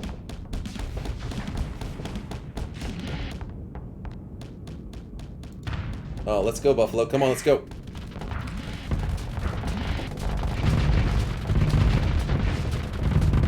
Yep, that's a buffalo. All of my ammo in one go, and the buffalo's dead. Oh, it feels good. It feels way too good.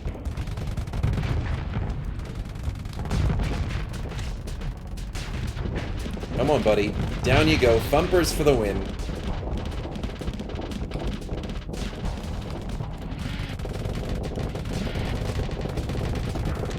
Wow, he has a lot of shields. Okay, this is bad. I'm gonna overload. Oh, no, no, no, no, no. No. No! Holy crap, those brawlers are good. Oh. I've got to be more careful for those things. Big whoopsie-daisy there. I need to do something, and I need to do something quickly, and that is... Shrike, don't die. Kill this. And then you and you come over here to help the Shrike.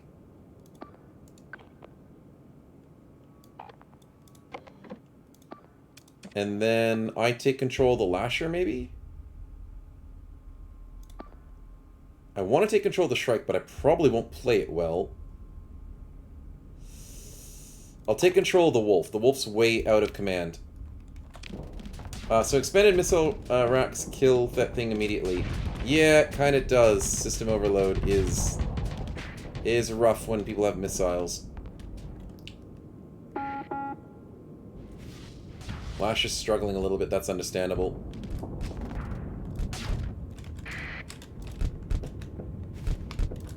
There we go, that's a kill. I'll take that.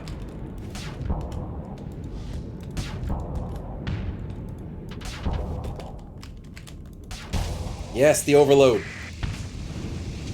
And the flame out. Yes, the overload again. Beautiful kills, let's go. I forgot to put my shields up. Oh, come on. No, I missed. Nope, I missed. That's a good hit. That's a good hit. Nope, that's a miss. Come on.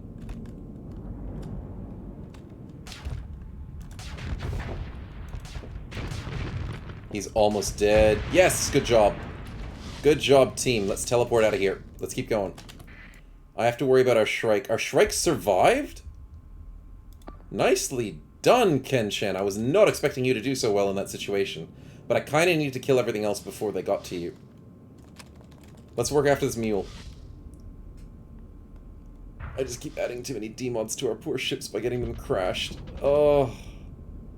I need to level up quickly, or else we're gonna have some problems.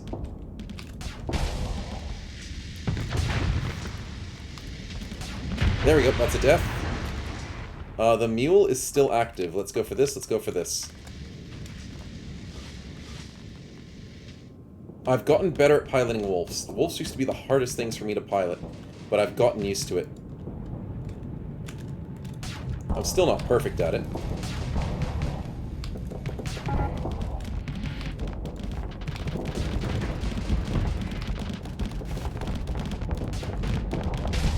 Yes, he's overloaded. Great, great combo. Let's go.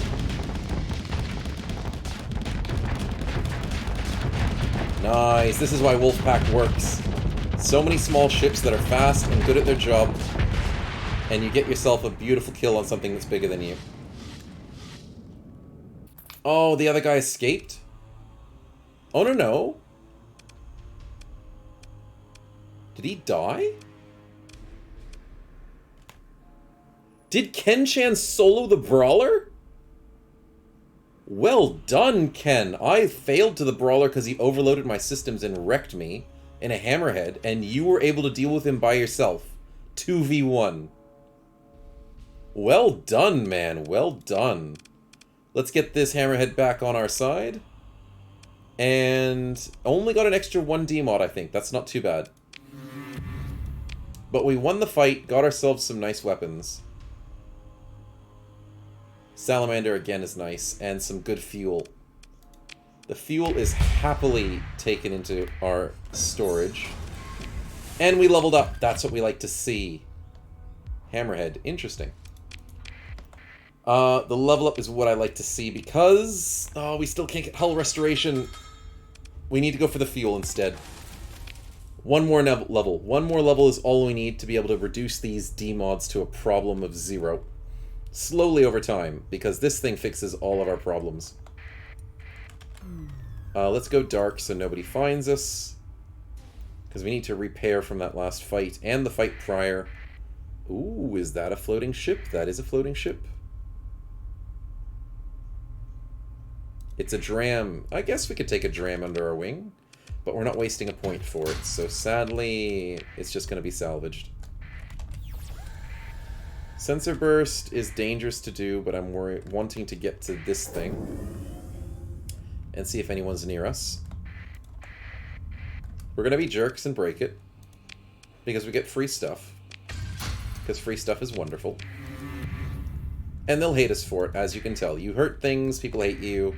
But I mean, if terrorists hate you, you're kind of doing a pretty good job.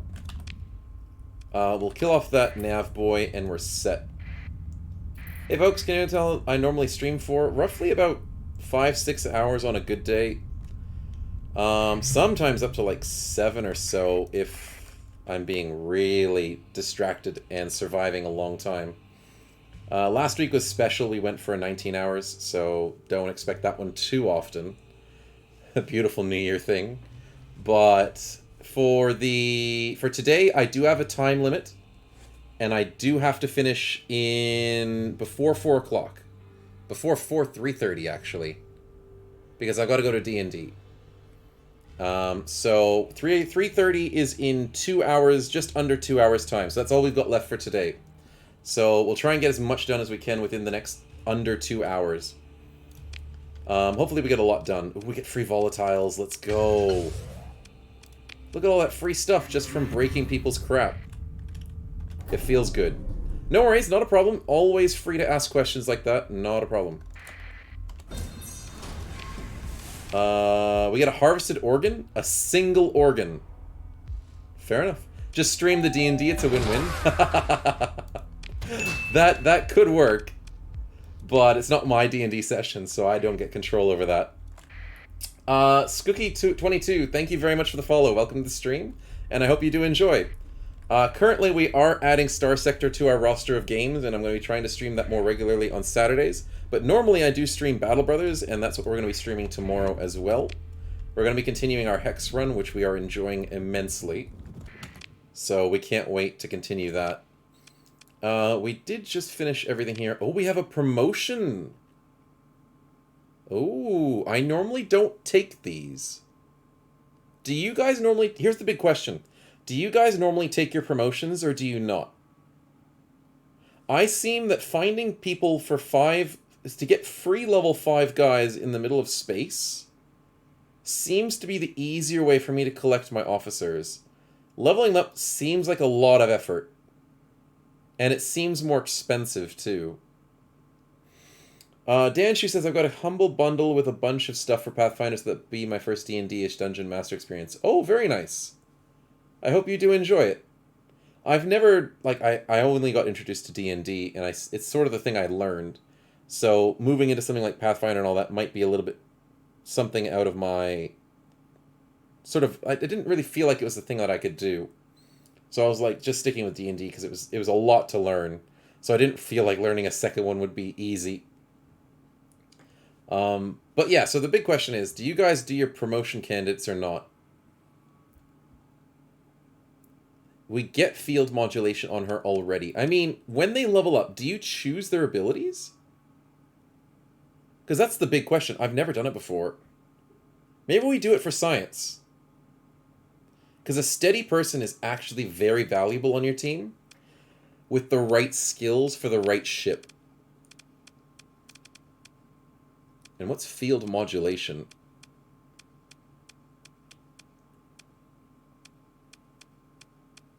I don't remember. Oh, it's that one. That's actually pretty good. When our daughter graduates college in May, we're selling the house, and the four of us are moving south, Oklahoma or Florida. Oh, very nice. I do wish you the best in that. Hopefully to warmer climates. I don't know how warm Oklahoma gets, but I know Florida can get pretty nice. Where was I going with this? I was going with the officer candidate. So I have to do that on the Intel screen. You know what? We'll do it. We'll do it for science. Oh, it costs a story point? Oh. We'll do it for science. I've never done it before. Okay, let's get Ken-chan piloted by our brand new... I was trying not to get anime girls and stuff, but I mean, it's kind of... We're going to mentor her into doing... Keeping steady. Yeah, we'll keep steady as much as possible. We can make the skill elite for a point. Man, that's expensive. And the monthly salary is expensive too. Because it's 900 per level, and these are 500 per level.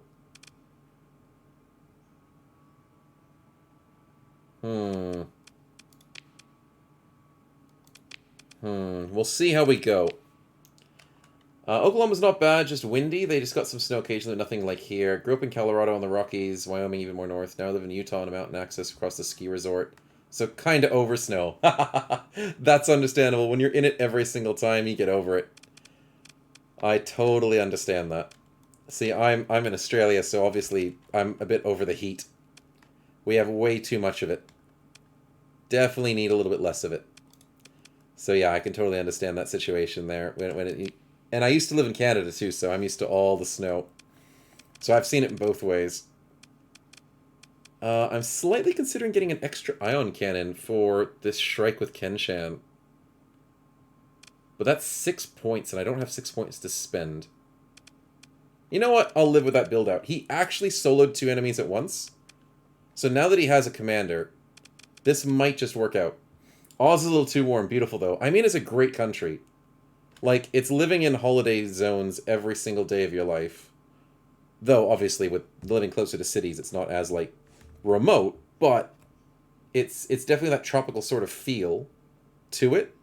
But the heat does get to you a bit. It does in summer. Winter, it's nice. Like, winter Australia weather, perfect.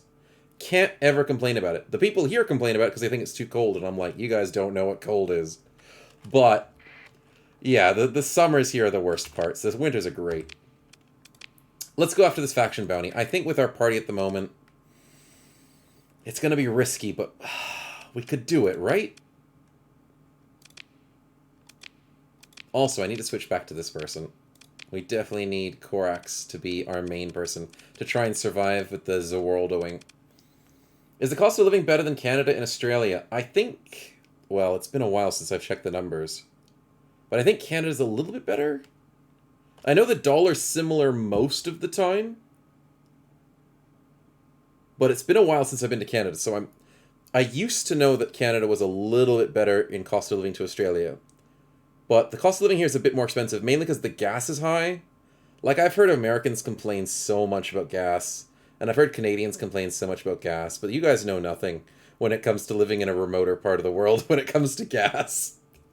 So yeah, when things like that, things like rent, I've heard rent here is pretty high as well. Yeah, so I think the cost of living down here in Australia has gone up more than it used to, definitely by a lot. But yeah, Americans are idiots about gas prices. You're spending like $4 a gallon. Like, you're fine. Nothing to worry about. We're spending almost $2 a liter over here. Like, the most recent spike went up to like $1.89 for a liter. And a gallon's like 4 liters. So, like, we spend double the price almost of gas compared to America. So, like, I mean, they're fine. Nothing to worry about. Once I found that UK sells it for more than our gallon and they sell it by the liter. Oh dear. Yeah. Canada actively encourages people to move there. Australia makes it a huge pain in the butt. Yeah, I mean, Australia does. But we are a bit overpopulated when it comes to certain areas of the country. So, I mean, our infrastructure is not that great for that reason. So, I mean, the fact that they don't encourage people to come here makes a sense for that reason. That's just because we're very bad for our infrastructure. Mainly the roads. But also population booming, because we have so many people that keep moving here. So it makes sense that it makes it hard to do it. It's just under $3 a gallon here, says Korax. Wow, you're living in paradise, man. Under $3. What a way to live. I know your dollar's more expensive than us, so it kind of balances out a little bit, but I mean, that sounds beautiful. When I first moved to Australia, it was 79 cents a liter. That was the cheapest I've ever seen it, and it was beautiful. But it's gone up a lot since then, and I've been here, what, like 19 years or something? My memory is fading, and I'm streaming, so I can't remember everything. But yeah, ads all over UK TV to move to Oz, and Aussies like, F that. Yeah, I believe that. I believe that indeed. If I may, Indomitable, where are you from natively? I'm bad with accents. Not a problem, S-Cookie. I am Canadian. I am originally from East Coast Canada. Windsor, Ontario, Toronto, that kind of stuff. Close to London. I lived in that part of the world. So I'm originally Canadian, and I moved down here with my family almost 19 years ago, or something like that. My numbers are it's close to 19. 18, 19, or 20, but I think it's 19 years ago. So I kept the strong accent for a while, but obviously I've gotten lazy and picked up some Australian accent. First time I heard I say Southern? Yeah, Southern. Or Southern. How do I say it properly? Southern. I don't know, but people do like my accent. They say it's a nice mix of Canadian and Australian. The Aussies here think I'm still full Canadian, and when I go back over there, they're like, wow, you're not fully Canadian? You don't sound like Canadian at all. I'm in the mix in between. It's hilarious. But I like it, because I love the Canadian accent, and I like to try and keep it as much as I can. But obviously, over here I get a bit lazy with the words, so I pick up some Australian stuff as well. Like, we say stuff like fortnight, and we're going to... I'll see you in a fortnight. It's been a good week. It's been a good month. Have a good day. I don't say g'day, mate. Like, I can't... If I ever say like that, my wife laughs at me constantly. Because she is like the stronger Australian accent. And she's better at that than me. But if I ever play an Australian accent, I sound so hilarious. I say it's Southern, but you switch it back and forth to Southern. Oh yeah, it depends on what I'm saying and how fast I'm saying it. If I'm going down to the southern states, I say Southern a lot. But Southern, if I say it faster, then I'm saying Southern. Yeah, I do kind of switch between it. I never really analyze what I say half the time. But I'm glad you guys are able to pick up on it more than I can. That's good. Barren World in the yellow primary star. I've got to keep moving on. What do we got? Oh, this one we've already seen. There could be a barren world here. So, one benefit in this game is if you've visited all the systems, it can be a lot easier to pick where the quests are asking you to go. So I highly recommend, as you're moving along, it does cost fuel though, so be very careful, to jump into a system and out of the system just to check what planets are there. But I will have to just quickly check this one. Language class with Snowman. Yeah, exactly. And sometimes on, what is it, Sundays, the Germans do keep teaching me how I pronounce things, everything wrong, when it comes to the German words of Battle Brothers. So yeah, it's always language class with Snowman. Okay, there's 2 or 3 barren worlds in here, so we've got a good chance of finding what we've got here. Some really talented people on YouTube that do accent comparisons and words we use and say differently. Bit of a trip. Oh, nice. Yeah, I know a little bit here and there, but I'm not always great with the differences. I guess we can break this for free. Let's get some free stuff. Break it for salvage, get some more volatiles. Nice. Let's get this debris field going. Oh, pretty decent.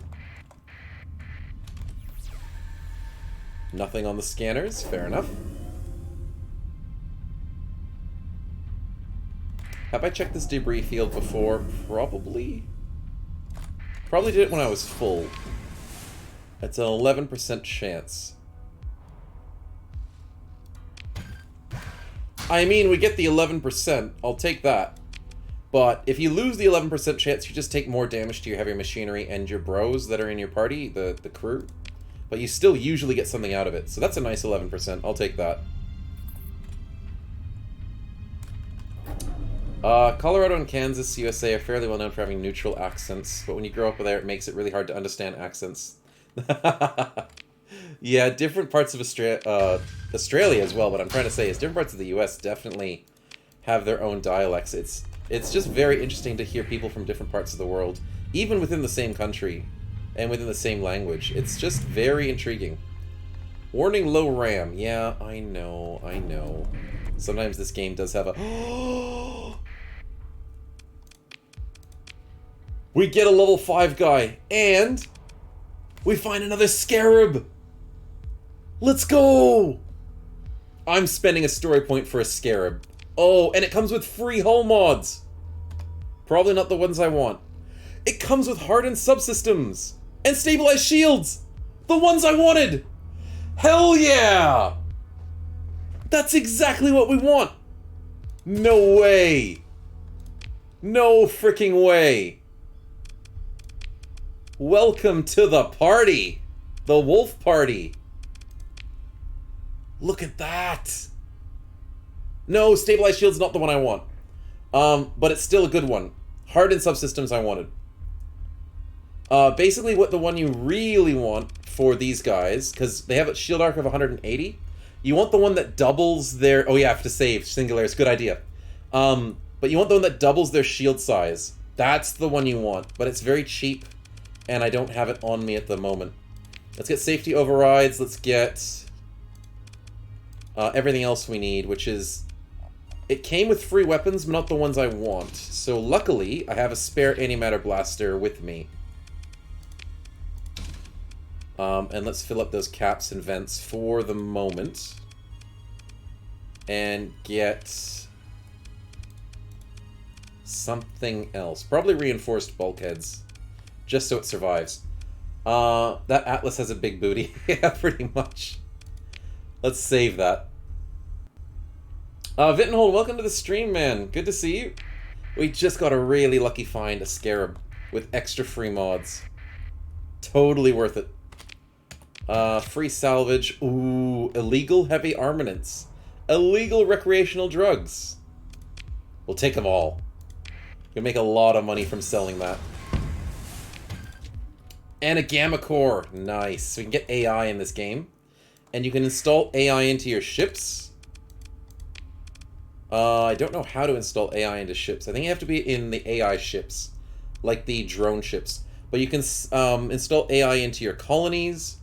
And all the other cool stuff. Sounds like a good 4th of July party. Yeah, pretty much. Illegal ornaments. Putting out tanks. And alpha cores. Yes, alpha cores are the way to go. 100%. But they're harder to get. But I found a good way of getting them. And I love the way to get them. Going out and beating up motherships is the way that I do it. An Aurora-class cruiser? Hello? What is all this high-tech stuff lying around for? I've never used an Aurora, but I've heard it's good. Should we do it? It's 30 supplies a month. Whew. It's a trick. It's a trick. There's so many free stuff all around here. 1D mod. What do you guys think? I don't know how to build an Aurora. Mothball it and take it home. Yeah. That would be the way I'd have to do it. But the trick is, how do you build these? They've got energy and synergies. So you just fill it with a bunch of lasers? It doesn't seem super tanky, but it seems decent. For 30 deployment points, it's pretty expensive. It does have some weapons on it. You are right, Raike. It's got some torpedoes, some ion cannons, and it's got a bunch of lasers. So if I salvaged it, I'd get the weapons from it, most likely. Take it, says Kiddo. It's got a wide shield coverage. Yeah, we might just go high-tech. Probably get a fair amount of supplies from it. But that's if we salvaged it, that's the thing. So...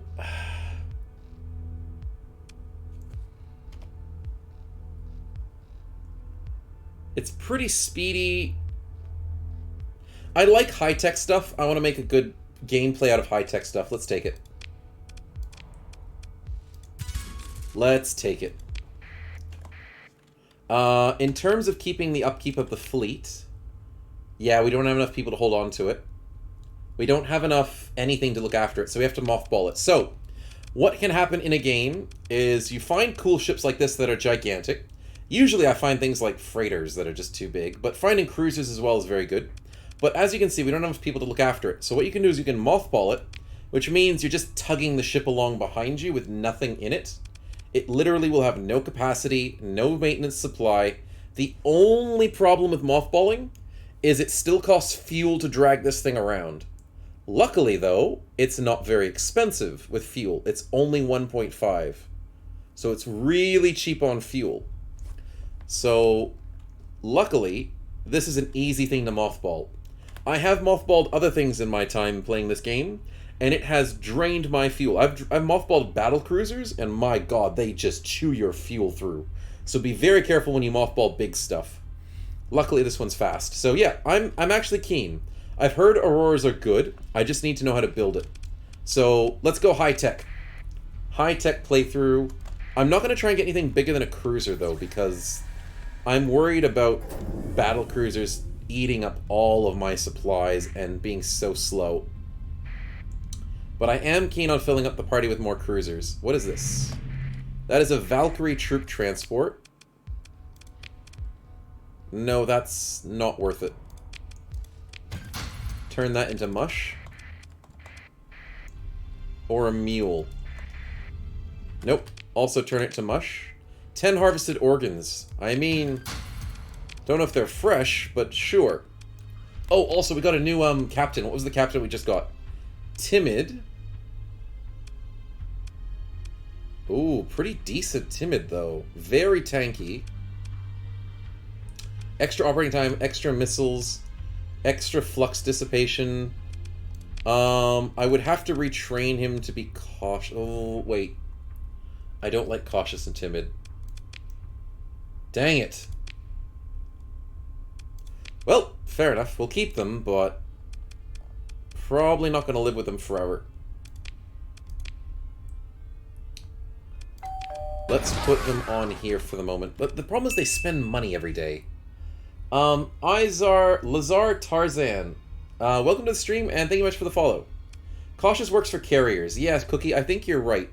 So I might keep one of them. But I'm not sure which one's the better choice. I'm thinking maybe this one is. I don't know. I mean, $250 a month. We can hold on to 2 extra people that we don't need for the moment. We'll deal with it later. Once I start getting to the maximum number of officers, then I start kicking a bunch of them out that I don't care about. And I replace them as it goes on to find the better ones. Because it does cost a lot to keep up with them. Okay, so we're going to this barren planet, because this is probably where the quest is taking us. Please tell me he's here. He is here, and I'm scared. How healthy are we? Mostly. Mostly healthy. We have the mothball, we have everyone else ready. We're only repairing this guy. Ooh. Interesting. You've got this, says Cookie. I mean, I'll try not to instantly kill my own guys. But we have a chance. The game thinks it's an even fight. Or that we have the advantage. So, Wolfpack assemble. And we're sending everything we have. It's expensive, but it'll be worth it. Sadly, we can't bring the support cruiser because it's mothballed. And it's in a horrible condition. So, yeah, we'll do this. Wish us luck, boys. Kill all the small things first. That is our goal. The Shrike is going to be painful. Let's play it safe. Let's not jump into things and get ourselves killed. Okay, first target. Easy kill. Easy kill. Let's go. Super slow speed.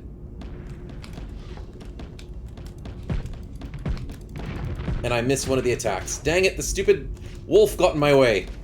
I bumped into the wolf, and the other guy gets it. Look at this, look how fast he goes. Oh, I love it. See, when you play it, it slows down time for you. But when the AI plays it, it goes at the same speed as enemies, and they just buzz around like flies. It's so good. Yes, that's another hound down. Cerberus, I mean. Cerberus, not hound. Okay, let's go after this wolf. Let's go, super speed, buddy. Let's go. Let's duo this. Uh-huh, I know. No, I shot twice. I was meant to shoot once. Crap.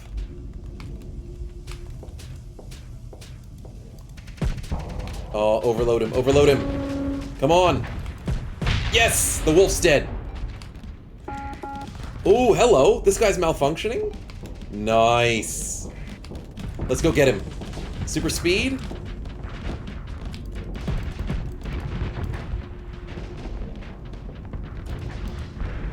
No, I'm stuck in between them. This is bad. Nice, nice. Okay, I almost killed myself there. That was a bit risky. Woo! Don't sit in between two giant enemies. I wouldn't recommend it. Oh, we're sending good payloads. This guy's almost dead. Let's go. Shrike, let's go. Nice. Some Han Solo flying right there? Yeah, just a little bit. Gotta be a bit more careful with my flying. Yes, the big guys are gone. No more fighters. Upping the pucker a little bit, just a little bit. One of our wolves are getting chased, our Lash is getting chased. That Shrike is dead, so we will easily... Wait, I said C, thank you very much. Activating emergency burn. Oh. I am speed. Emergency burn doesn't work in this combat, but thanks for the activation there. I'll have to activate it when we get to the overmap. So remind me for that one. Things that activate in combat are the different ones. What are we doing? We have to worry about this and save these guys. Okay, let's go south. We've got work to do, Wolfpack. Lots of work to do. Missiles, very nice. Oh, they still have fighters down here? Okay, let's go super speed and get rid of this drone carrier. Nice, good shooting. Let's get rid of one more whilst we're still in super speed mode. No, I missed! No, I missed again! Okay, that was horrible. That was horrible. I wasn't sure, just jumped in. No, not a problem, not a problem. I'll do it on the overmap when we do get to it. Okay, let's do super fast and get rid of this kite. Except he's really fast. Let's get rid of this guy instead.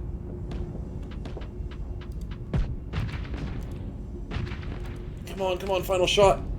Yes, good. Okay, that almost killed him. We're so close. Look at that guy spinning out. Let's hope that wasn't our guy. Oh, the Shrike. Goodness me, you're doing well, Ken-chan. You are just on fire. This purchase of the Shrike was a great idea, guys. I appreciate the idea. Yo, yo, yo, Josh, welcome to the stream. Just winning a fight that we thought was a bit impossible. Overload him. Nice, good overload. Kill him, kill him. Come on, guys, don't miss. Nice, good kill. Is that everybody? That's everybody, we win! I don't think we even had a casualty. Not a single casualty. Nicely played, let's go, boys. Well done to Kenshan. Oh, the other cool mod I keep forgetting to show you guys. We don't need to recover any of these ships, they're useless. Oh, some nice weapons. The other mod I have to show you guys, really cool, is... oh, we get free money, nice. Where is it, where is it? Combat log. We can see the stats of every single combat that we play with. So you guys can see how good you guys do as bros, as ships in our fleet. Welcome to the Himalayas! Snorkel? No, don't worry. It's lemon. So what are you getting for our anniversary? Maybe help me out with that magic painting, says Josh for the Prime. Thank you very much for the support, man. Appreciate the resub. For the anniversary with a magic painting. Help me out of that magic painting. Oh, it's probably the D&D reference. Yeah, possibly. That might be helpful. We'll have to see. What else are we doing? Oh yeah, sorry, I was showing the XP and the damage and everything that we got for the fight. So, soloing everything in the Scarab, we did 27% of the damage in that fight, so we did pretty well. We solo killed 2 targets and assisted 4 kills. Very nice. D&D, bird brain. Yeah, thanks, man. I'm trying to focus on multiple things. I totally didn't get the reference. Thanks for the reminder, though. I appreciate it. Also, let's look at Sing. Sing came in 2nd place with 15% of the damage. Did a lot of shield damage. Unfortunately, not as much hull and armor damage, but pretty well done.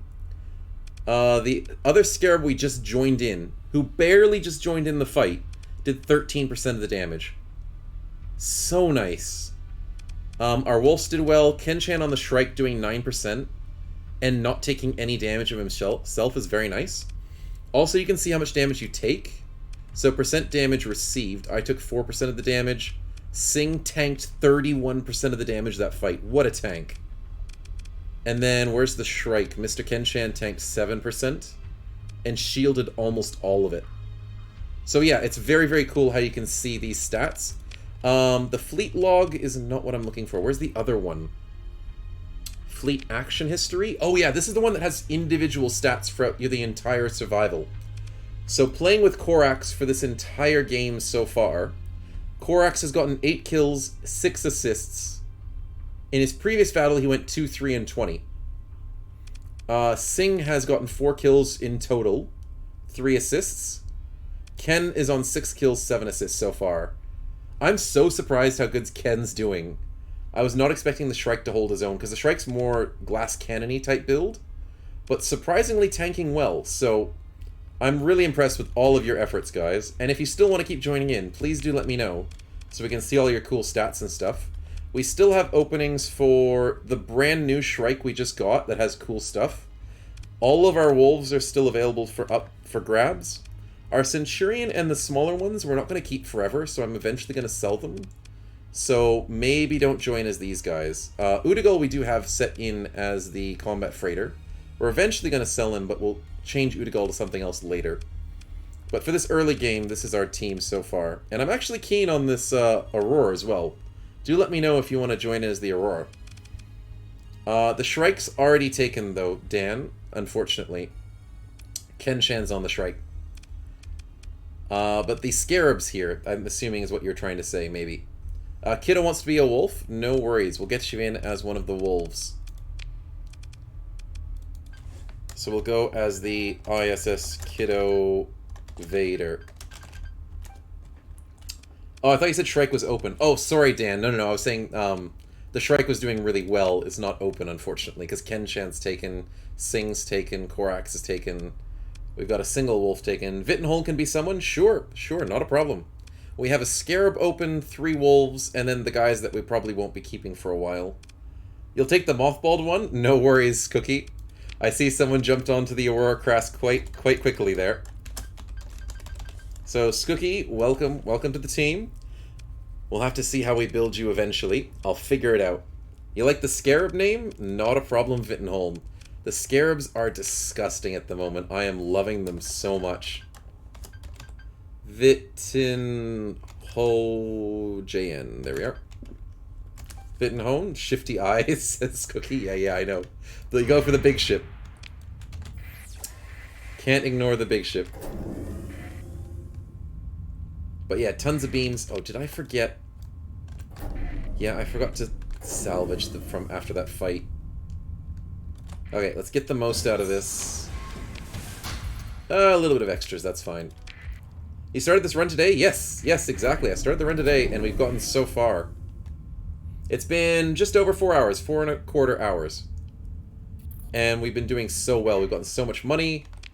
And I still want to go purchase that Eagle if possible. And I want that as my flagship. Definitely. Oh man, you're doing great. I mean, I started with just the basic hard mode. And we got some really nice early quests. We've got some really lucky stuff. We bought this Scarab at the Tritex. We bought the Shrike. We bought all of our wolves except for... No. We started with the Centurion. We bought all our wolves. We bought the Hammerhead.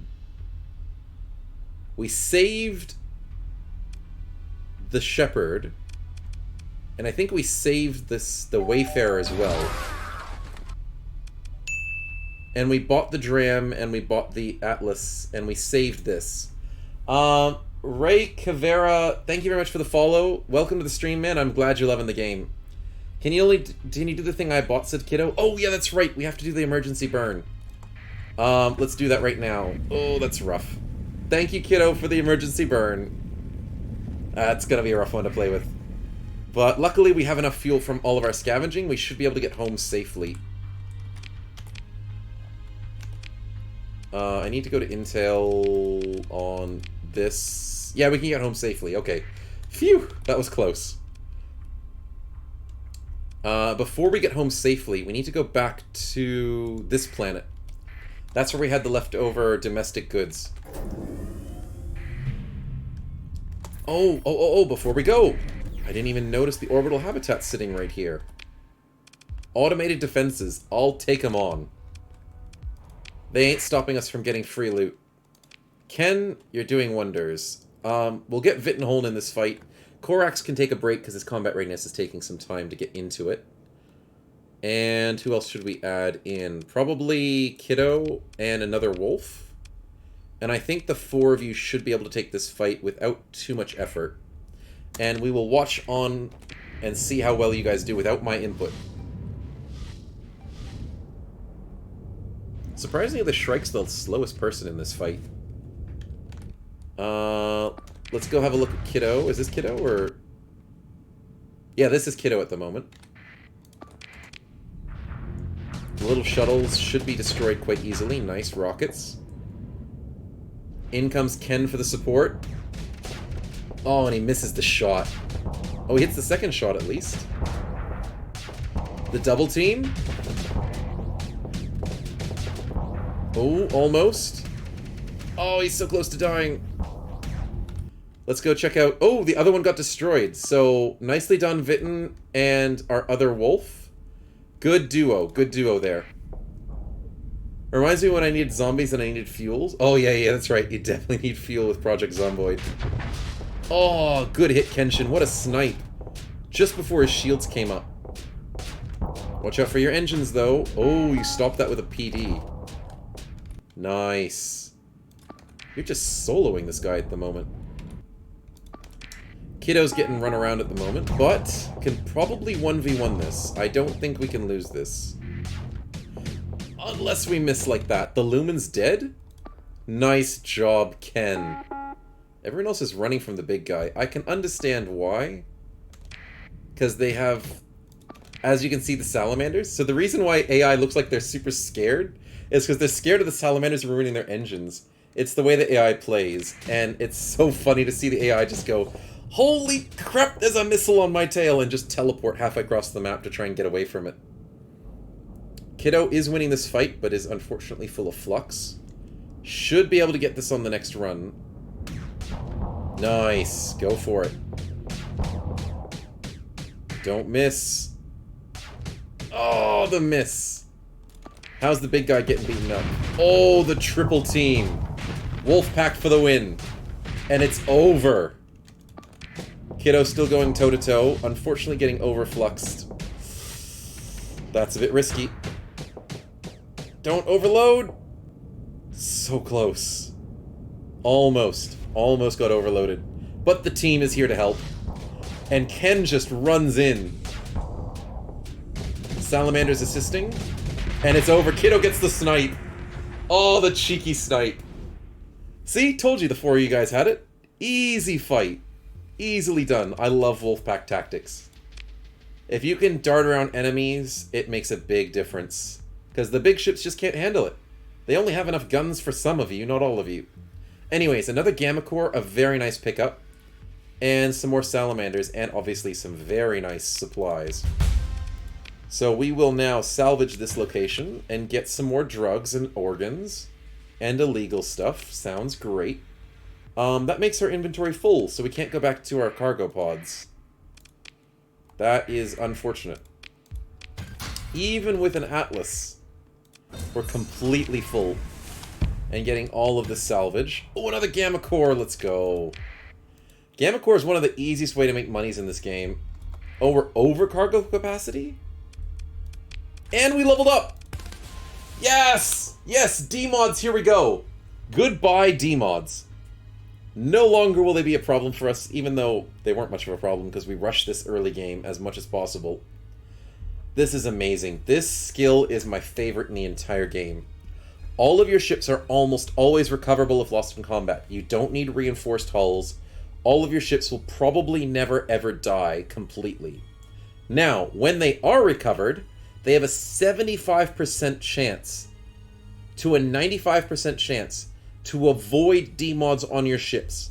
You can blow your ship up completely and almost never get extra D-mods on it. Like you saw previously, we blew up our Scarab and got 2 D-mods, and it's like, wow, that's rough. But now we have almost no chance of getting it.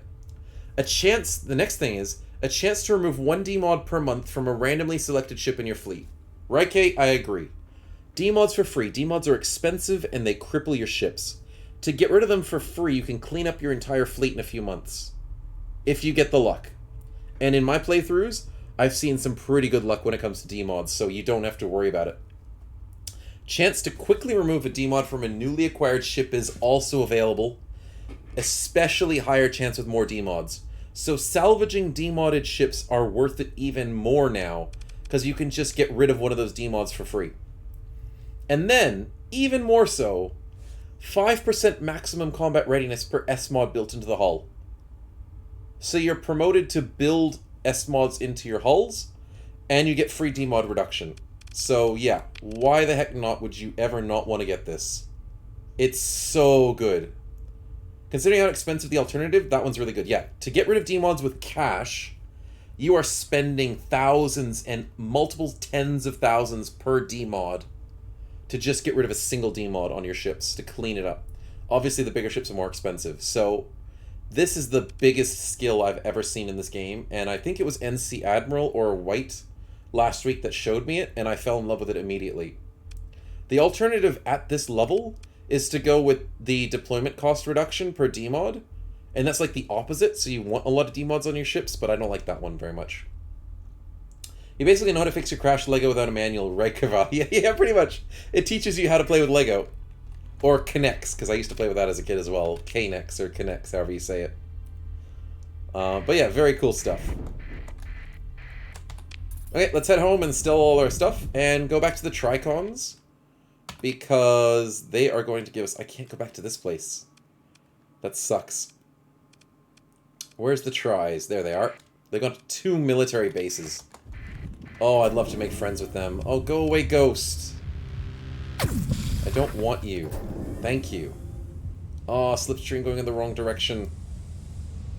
Can I go through it quickly? Quickly without him? Yes, good. Didn't have to waste an emergency burn there. Nice. Now we have almost 300 grand. I can't wait to get a big ship. Now I'm going to the Tris because I want to see if I can get some more Scarabs. And if that doesn't work out, I'm going to go and get myself either an Eagle, possibly a Griffin. They're pretty hard to find, but we did see one of them. Or, what's the other thing I'm trying to save up money for? Yeah, just Eagle and Griffin and Scarabs. or more high-tech stuff. That's on my shopping list at the moment. Oh man, if we ever get a Griffin, you guys are gonna love it. The missile spam and support that they have is just beautiful. Oh, here we go. Our first demod gets fixed. Kiddo Vader. Congratulations on a free repaired structural damage. It just starts rolling in. How beautiful is that? Can't ever complain. Let's get through this safely. No storms, no storms, no storms. What is that? That's Changing fine. transponder status. Ah! Now all of Mordor knows you're here. Crap. Well, Mordor knows we're here. Unfortunately, the transponder status didn't work properly. It clicked it too quickly. So I'll turn it on right now for you instead. Crap. So Mordor knows we're here. Let's turn that off. Because I don't want Mordor to know that I'm here. Scary stuff. How do you get your own planets, or is that more of a late game thing? It is more of a late game thing because of how expensive it is to get planets. And to upkeep them, because they did recently change. Colonies used to be just a free source of cash, and it used to be very exploitable and way too easy to play the game. But now you have to babysit your colonies a lot more before they start reaping in a really nice reward in terms of monthly benefits, or ones that can create really good ships for you. So you can build your colonies in a certain way. But as Reike does say, you have to survey planets to check them out, see which ones you want. Apparently, we've seen a lot of really nice, good planets in these solar systems. So building a colony would be very beneficial for us once we get rich. But yeah, capturing further factions is another way to do it too, but that's obviously another hard way to do it. I don't want to do any of those probes because they're a bit far away. Are there any good bounties?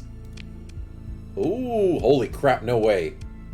No way am I doing a $238,000 bounty. Nope, no.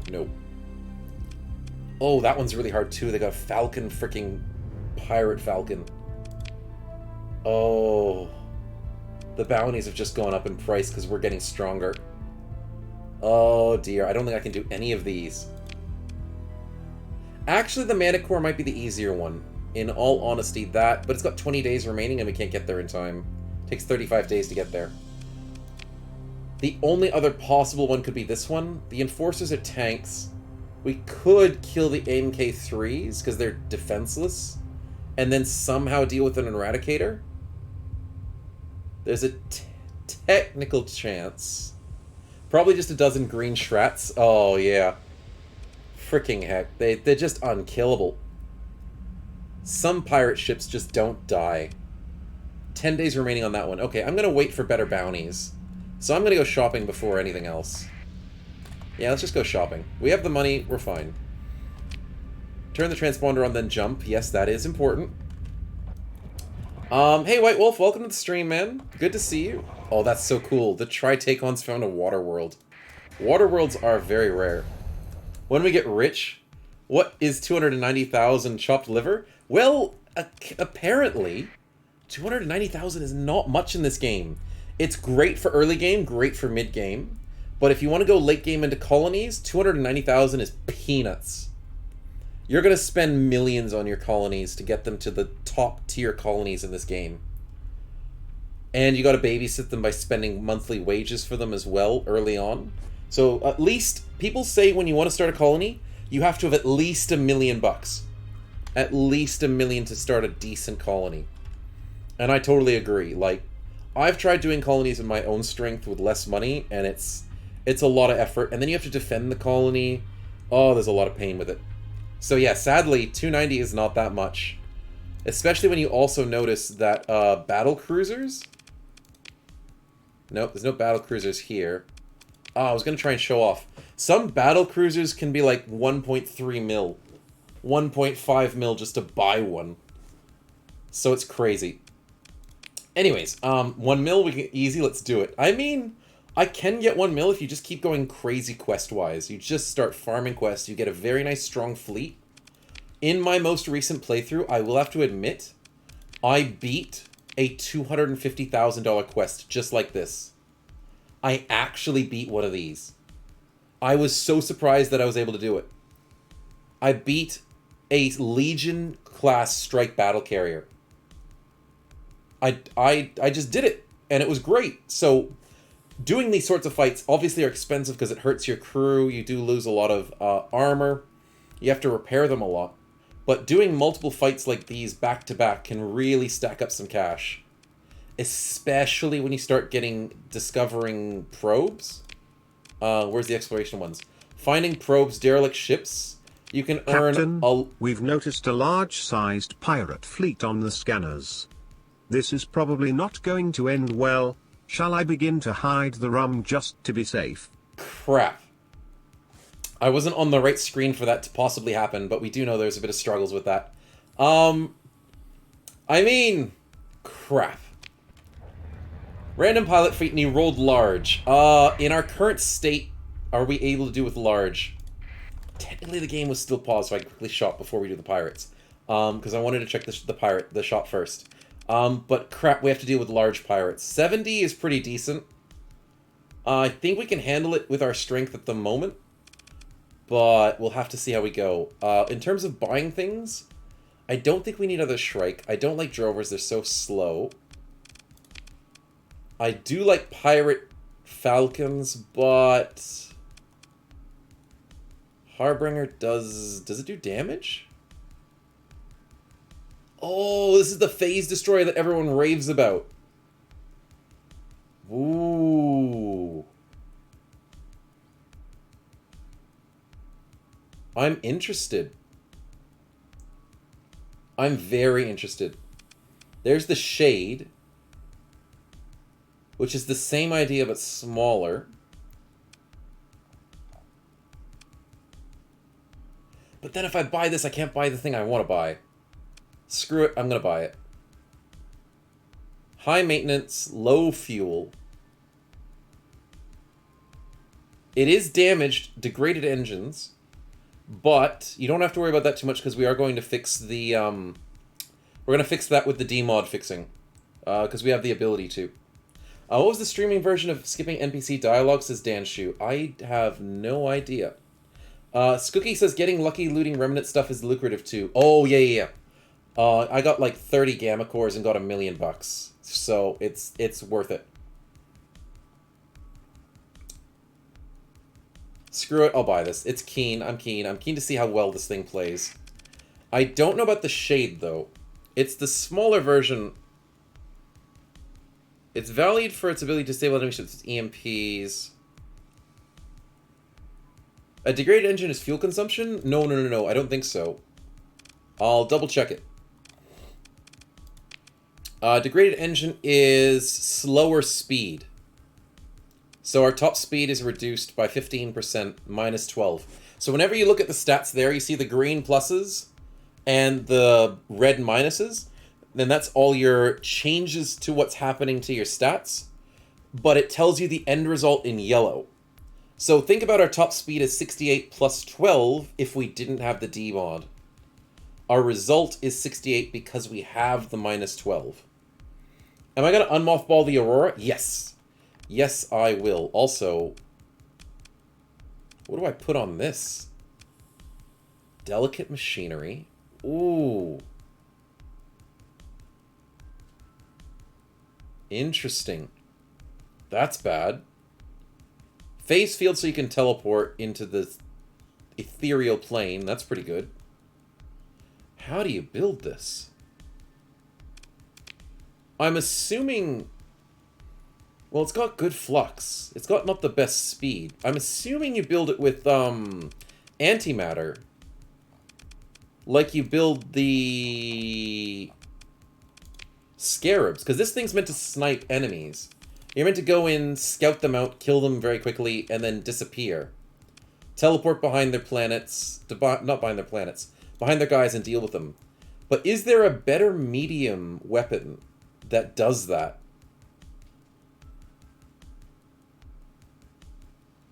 I don't know.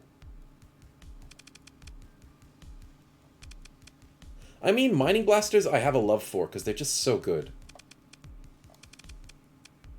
But I'm thinking antimatter is the way to go.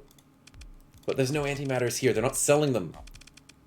Oh, they've got to be difficult. Okay, instead, I'm just going to go with... Does that do hard flux damage? It does. We always need to do hard flux damage. So if I do 3 heavy blasters, is that too much flux? Holy crap, that's 2100 flux. Nope. Nope. No, no, no, no, no, no. You can't just equip whatever the heck you want in this game, because that is a lot of flux. Even if I was to add safety overrides, we can only get to 1400.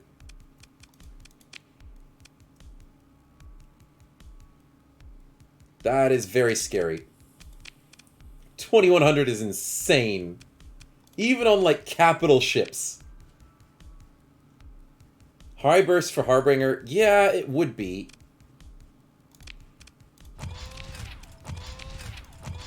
I could test it. Okay, let's test this out. See if it works. It could possibly work. What if I give it... Unstable Injector? So I increase my speed by a little bit. Okay, let's do a simulation. That's what the best part of this game is, simulation. Alternating fire could work as well. Let's bring the combat readiness up. It's linked. I think linked is the right way to go for burst, but maybe you're right with alternating. Maybe you're right. Okay, let's run the simulation. We are worth... Fudge, I keep forgetting. How many points are we worth? 20? Ooh, okay, that means we need to be able to beat something that's worth 20. What's a good practice target?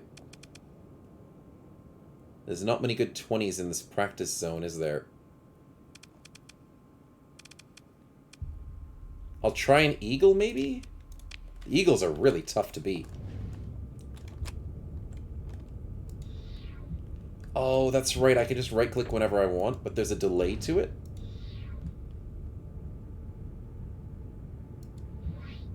Interesting. Oh my goodness, this is slow.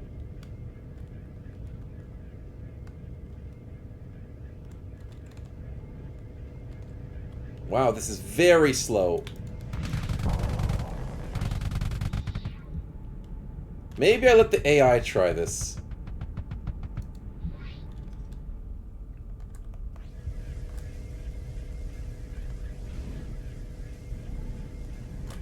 Yeah, I'm gonna let the AI do what it does best.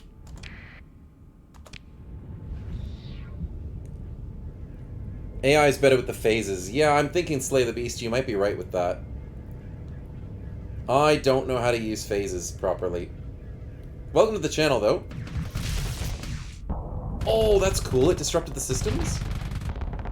But we're just taking so much damage. That's why eagles are amazing. They just do so much.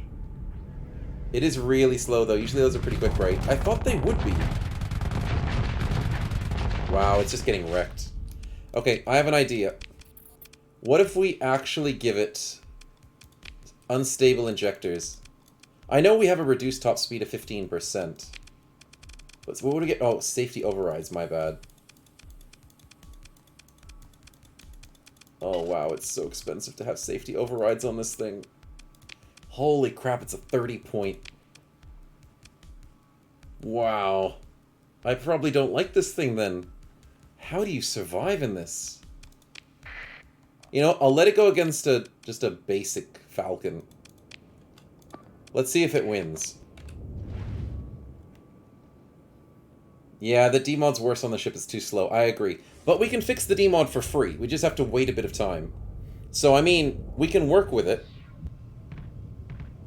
Can phase out correctly. Out and in. Oh, nice. Nice. Good damage. Phase out when you need to. More damage.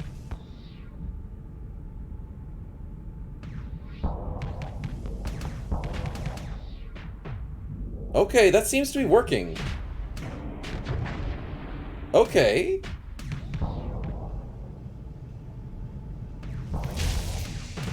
Wow. It's more of like a burst shooter?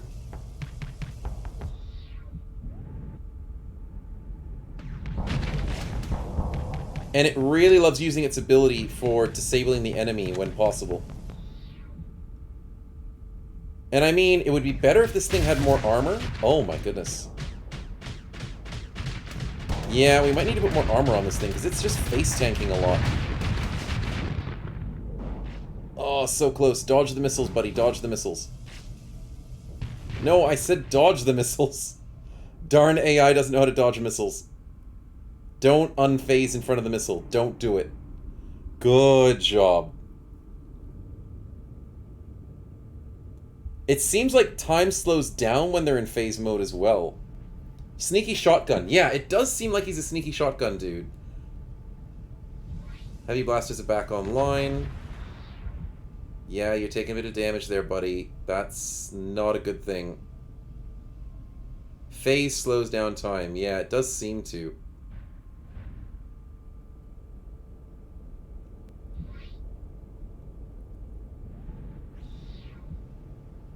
I think we need to increase his armor. Yeah, I know the combat readiness does get a gigantic problem. Oh, here's the other thing. On the left, you can see it says phase coil stress. Top speed is at 33%. So we slow down as well when we're slowing everything else down. So he can't actually move very fast when he's in the phase zone. It slows down time for him and everybody else. But it's a way of staying alive.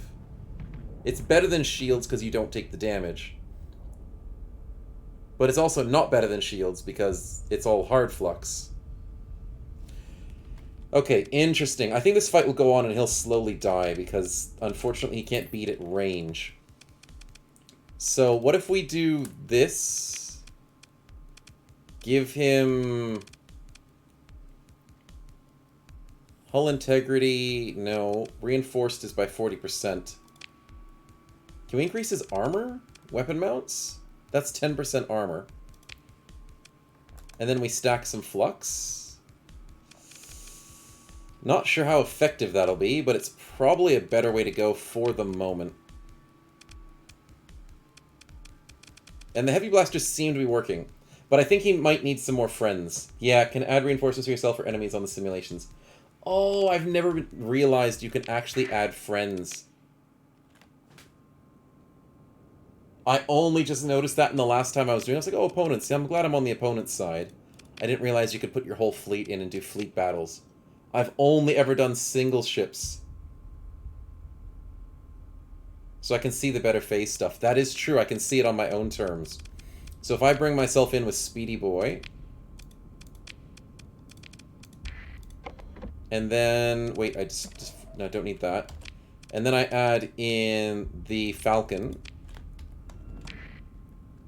No, I wanted to switch commands. I wanted to switch back here. Okay, let's see how this phase works from a different size. Wolfpack? Yeah. He forgot my spin, lol, says Singularus. No, no, no, I didn't forget the spin. No, no, I'm just doing this important stuff beforehand. Oh, the spin. Oh. Interesting. It does work in fast time as well. Very cool to see. Came back from lunch. How is Isa Stefan doing collecting more D-mods? A little bit, but we're getting rid of all our D-mods now. We got to the level that we can remove D-mods, Stefan. So it's looking wonderful. But let's Zaworldo this and see if this works well together. It just seems like the phase guy seems to be easily pushed off of enemies. Which is kind of unfortunate, I must say.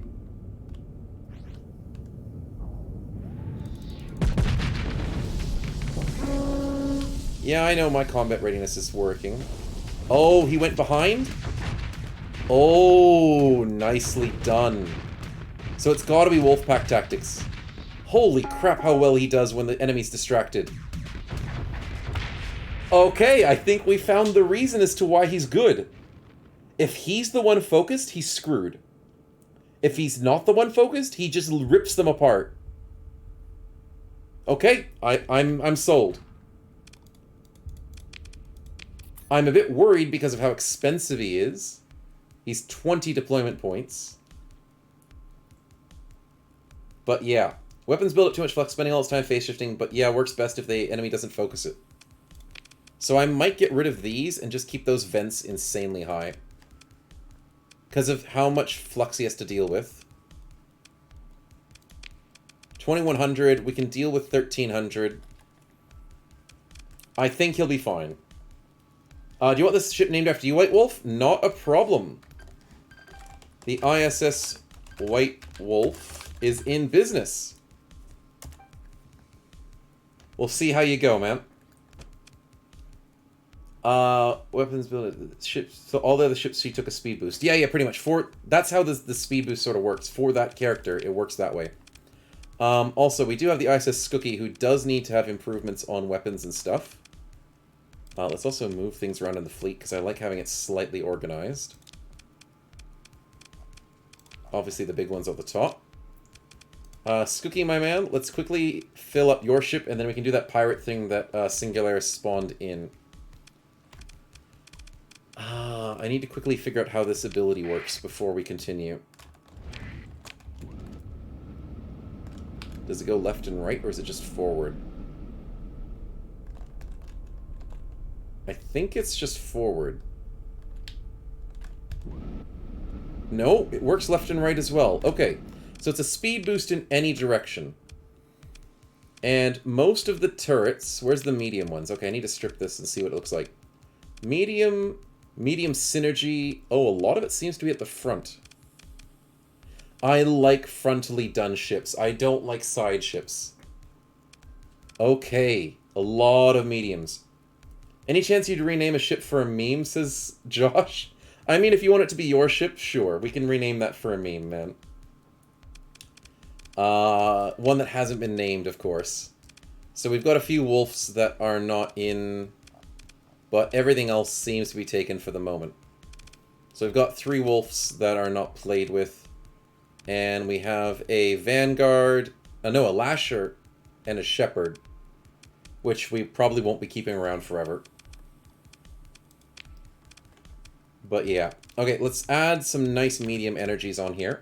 And things that I absolutely love. Absolutely love ion pulsars. These things are disgusting. They make such a big difference when you're fighting enemies. So, obviously I'm going to put them on the back lines here. Ion pulsar. Ion pulsar. This thing is not the fastest thing in the world. Doesn't have the best shields in the world, but it's pretty decent. Small synergy. Oh, we can go missiles? Ayo, that's nice. Look at all of these smalls. Can we get tactical lasers? Yes. Any more tactical lasers? Yes. Medium hardpoint. Should I go missiles?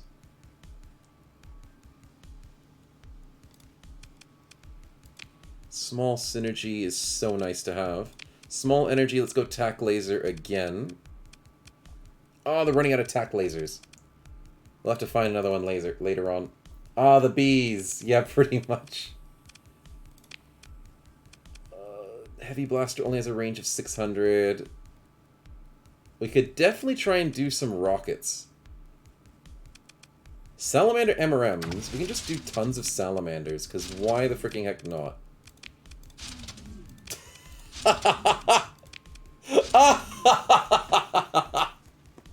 Oh, look at that. Look how many salamanders we can chuck onto this thing. Can we get even another salamander on the back? We can get a pylum on the back? Oh, I forgot about pylums. That's right. Oh, I'm putting a pylum on this thing. Oh, I am 100% putting a pylum on this. That looks evil. Support from the ion pulsars and salamanders on everything. Tac lasers support. This is going to be our support cruiser. It says support there for a reason. So we're building a support cruiser. The evil laugh is perfect for this. We can get ITU as well to get bonus distance for support. And then I kind of want... Oh, I can't get stabilized shields. I don't have it yet. But we do need stabilized shields when we get it. We'll get hardened just for the moment. And then... do we need expanded magazines? No, no, no. We need... beam weapons with 10% damage. That should be decent for the moment. ERM. What's an ERM? Do I know what an ERM is? Do I have an ERM? No, I don't think so. ERM won't... oh, ERM as in, like, the one that buffs missiles. ECM, I think, is what you're trying to say. I don't have ECM at the moment, sadly.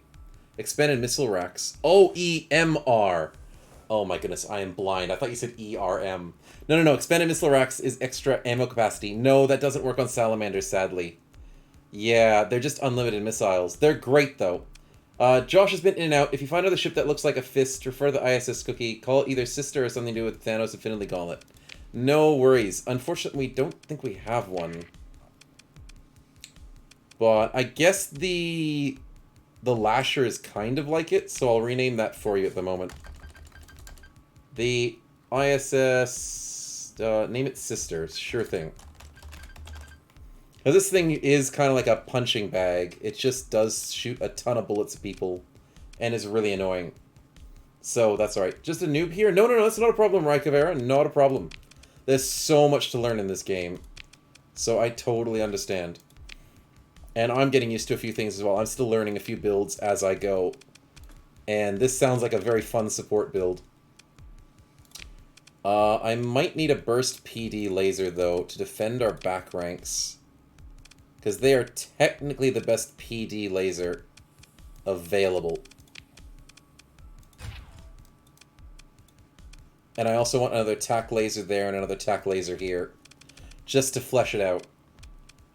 Yeah, but I'm very keen on this. I might... should I put a timid person on? No, no, I don't want to put a timid person on this. The sinister Mr. Fister. It doesn't do much, but your fleet won't do much either, says Grumpy. Yeah, yeah, that's fine, that's fine. This will be a very good support for our wolf pack. That's the idea. So I like building the wolf pack, and then I like building the giant support cruisers that help. Missile specialist on this would be very helpful. Oh, you are correct. Extra hit points on the missiles. Not the ammo capacity, but the hit points. So even timid could work. Yeah, you're right. You're right, Raikay. This could actually work. Operating time, damage to shields. Extra flux dissipation's not bad.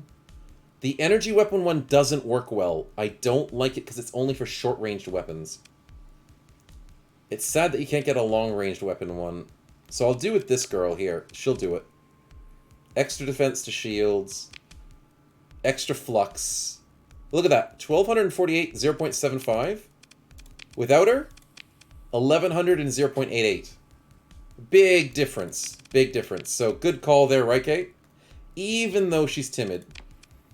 Salamanders have like a range of 2,000. So, I mean, it'll be fine. Okay, so we should jump out of this. We need to buy more crew. That is a definite thing. Fill ourselves up to maximum? Maybe not.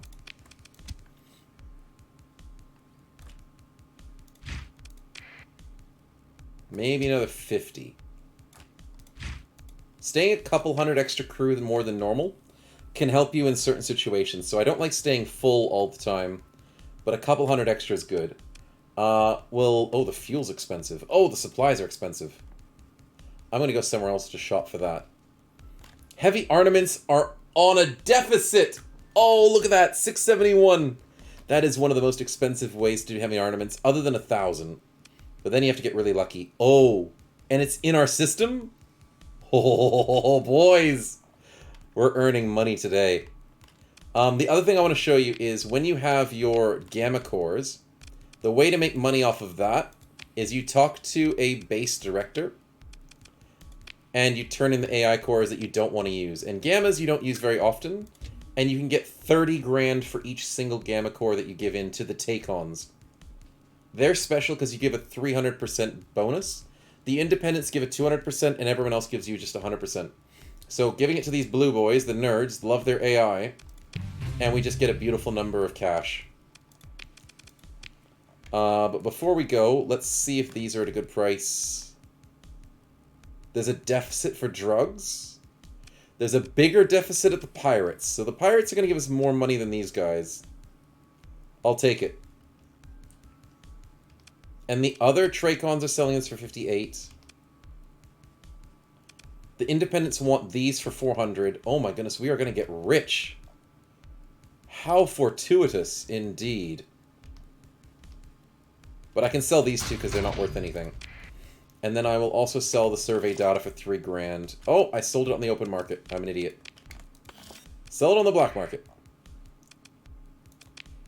Okay, out we go. That was lots of fun.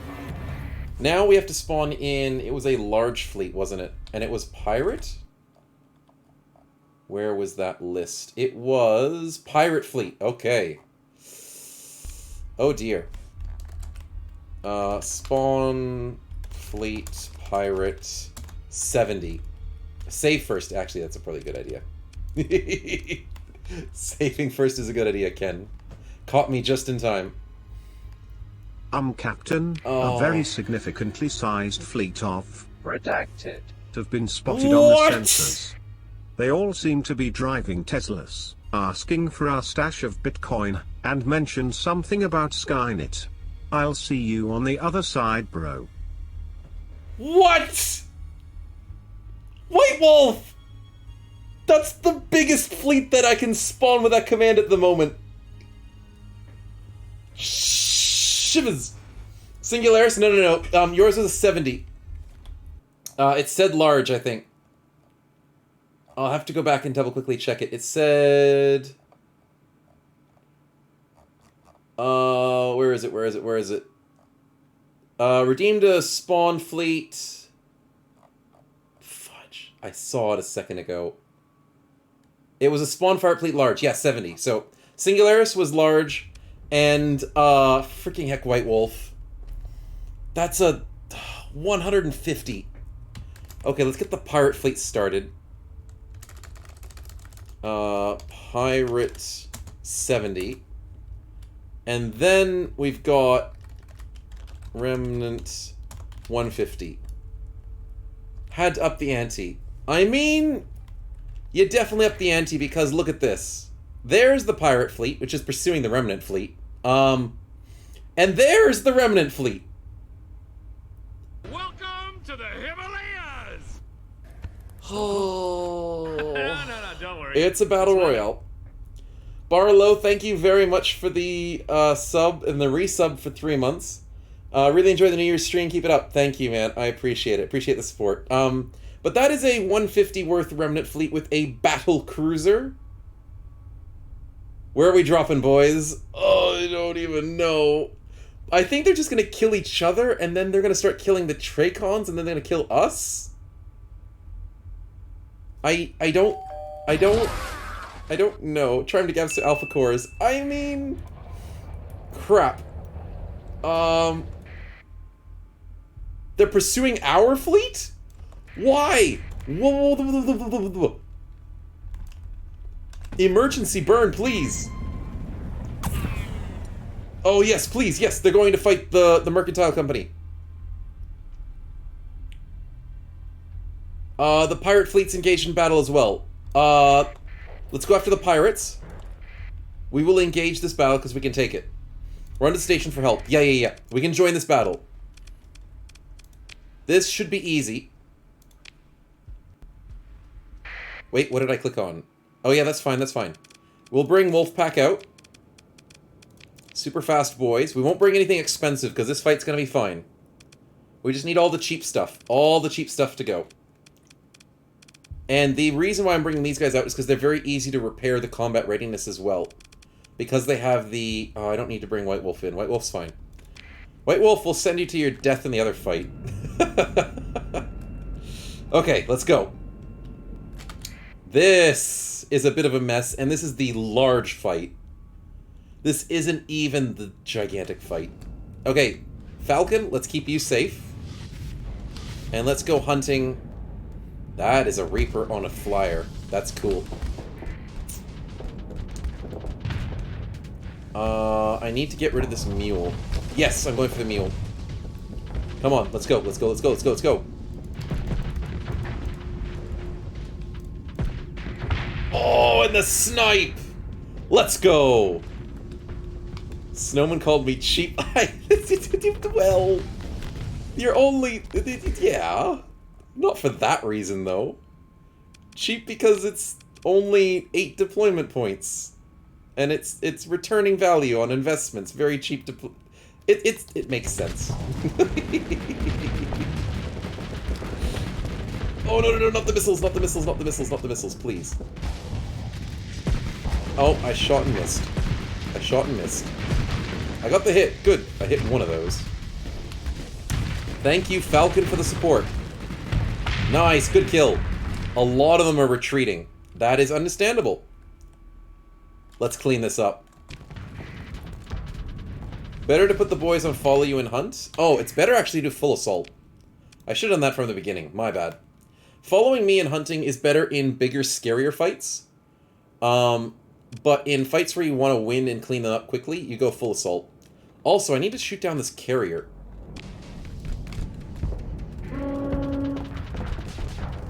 Nice. I'm going to hunt down this carrier as quickly as I can.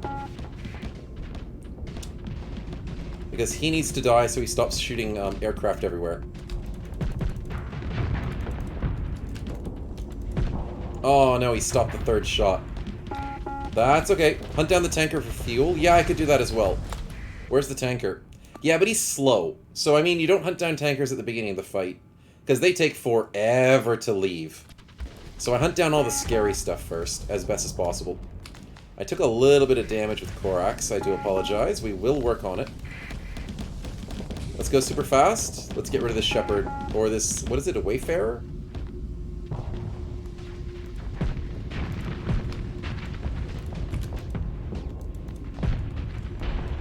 How did that miss? How did that miss? Oh, this cruiser's getting wrecked. And he's spinning out of control. Let's go. Oh, that Reaper shot. Did you see that? This is good. It's a good day to be not a pirate.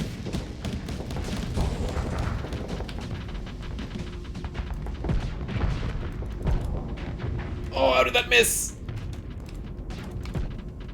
No! Stolen. Stolen the kill. Okay, the tanker is actually dying. Good. Let's go out of our way to kill this Shrike.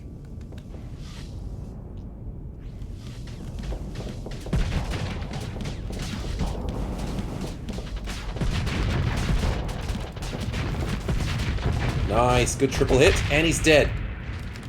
The tanker is escaping, but we can get to him before he dies. Before he does escape. Oh! He stopped escaping because of the electric attacks. Let's go. And that's a dead tanker. And that's an easy, hard fight. Let's go.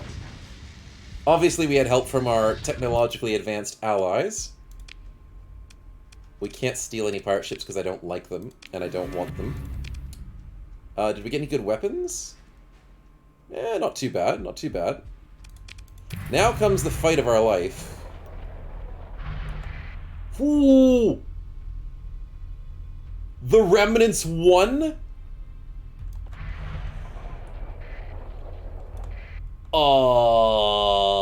They don't look like they took very many losses.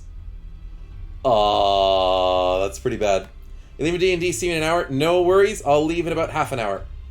Repair? I would love to repair. Let's go back to the Tricon station. Ooh, there's a Condor. No, I don't want the Condor. Never mind.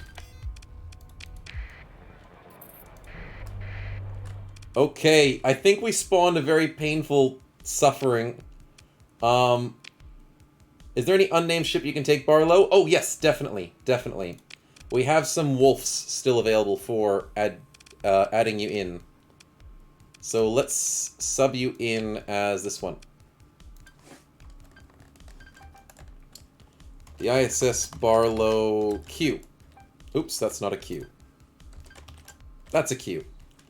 Welcome, welcome. Don't let me forget that chat has to finish in half an hour. Yes, don't let me forget. Half an hour, we gotta finish up.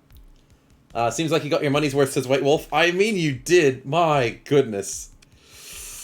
He's going to wreck the system. We actually have to save the Tricons from them because I want these Tricons to give us more good ships. I need them to keep supplying us with good stuff. So we can't actually let them win this. How's the fleet looking? We are fully healed and ready to go. We are not going to win this if we do this solo, though. There is no way. Can we drag them into a different fight? Did it work?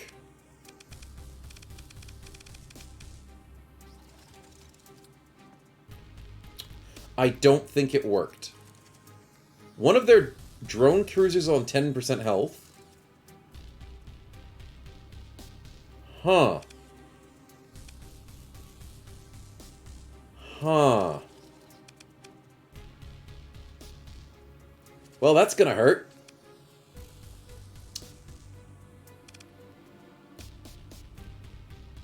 The stream is gonna end in less than 60 minutes. I mean, there is the possibility. Well, I guess we can try. 107%. If we wolfpack the cruiser, we win. If we wolfpack the battleship, we win. But we have to clear out everything else before we get this battleship down. We have to bring everything.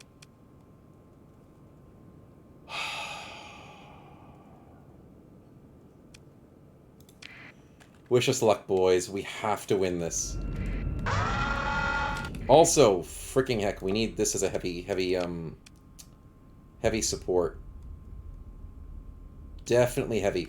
So you can actually have things get escorted, and instead of... Actually, screw it. Cancel that idea. I want the Shrike to support. I want support here, support here. I want support here, and... The Vanguard can do whatever the heck it wants. And the Phase guy can do whatever the heck he wants. Red K's already waving the white flag. Oh, man, I think I might be in your boat. But if we can pick these people apart with our super speed, it's one by one. I just wish I had my Eagle or my Falcon. Oh, it could make the biggest of differences. Also, I'm going to capture this point. You can capture points on the map to help you with your fights, just a little bit. 5% top speed, 20% base total maximum, 20% 20 deployment points. That's going to help us nicely in this fight. Because we want speed. That's all we want, is just speed. Good, now we have bonus speed. Okay, we need to kill the Glimmer, the Fulgent. We need to ignore the Brilliant as quickly as possible. We need to work down their combat readiness. We have a lot of close combat bros, so it's going to be tricky. I want you to escort me, and for us to double team this. I also want the Phase to escort me as well. Why is the Phase not coming through? I must have clicked on him wrong. Oh, they've got stupid fighters. This guy's all on his own. Let's get him. Let's go, boys. Wolfpack. All on your own, buddy. That kind of sucks, doesn't it? Oh, no. Oh, no. Our Vanguard... Oh, he's dying! Yep, it's dead. Well, we lost the Vanguard. No, the miss! It missed! Come on, let's get this. Let's get this wolf pack.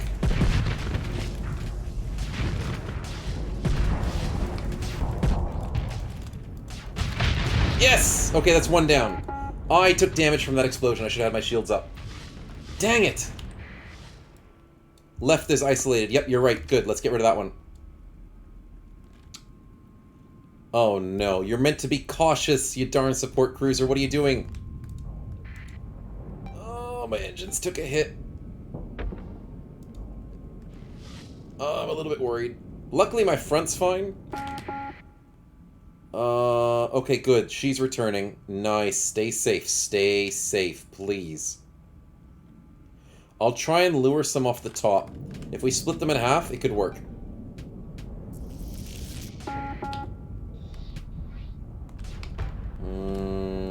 I don't know if this is gonna work.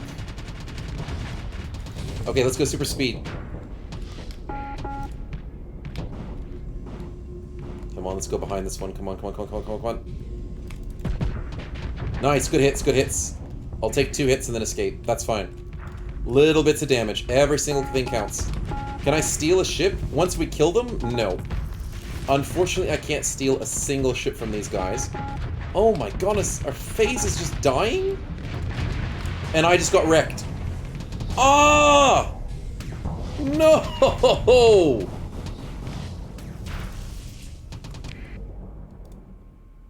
Are you kidding me?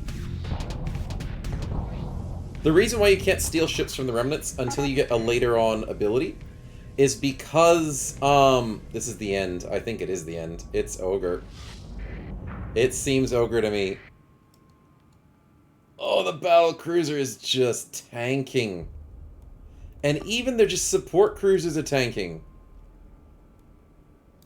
It's too much. Let's just do this. Put everyone on him. Everyone on him. The phase just, defends... Wait, what? No, what? Why are you... What are you doing? Let's just go and have you support there. Okay. I can also switch my controls there. Crazy mode F. Yeah, it's probably an F here. I will transfer to Speedy Boy. And see if we can do something about this fight. I don't know. Did we lose our nav boy? No, we didn't. We didn't steal their nav boy, but that's fine. Oh! There's a chance for this one to go down. He's getting wrecked. Come on, boys.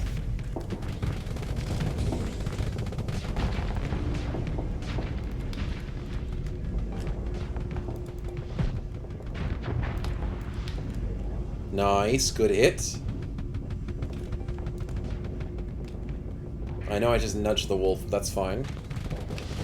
Come on. Come on, keep working him down, keep working him. Come on, my ammunition reloads so freaking slowly. Oh, it's so rough playing with low ammunition, that's so slow to reload. Super speed, come on. Nice, that's a good hit. Went through the shields. Come on, boys, come on, he's almost down. No, we lost another ship.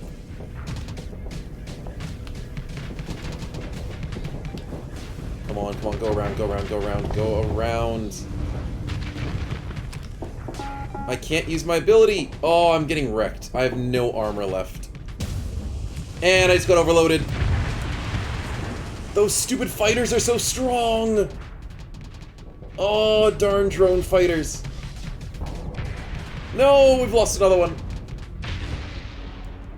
We're just losing everybody. Our carrier's still alive, surprisingly. How is the carrier still alive? I mean, she's got the speed to stay out of it, but... Sheesh. Redacted OP, yep. Oh...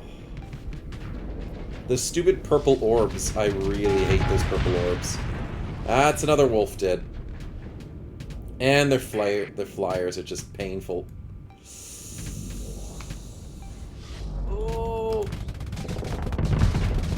Oh, the flyers. I just can't deal with flyers. No. I don't have an anti-flyer set yet on my team.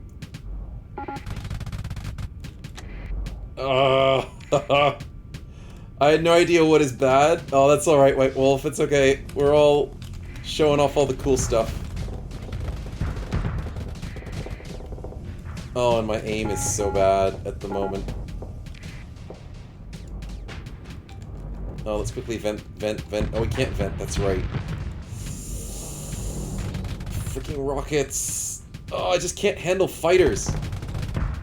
You're just wandering around like a helpless freaking thing. Oh.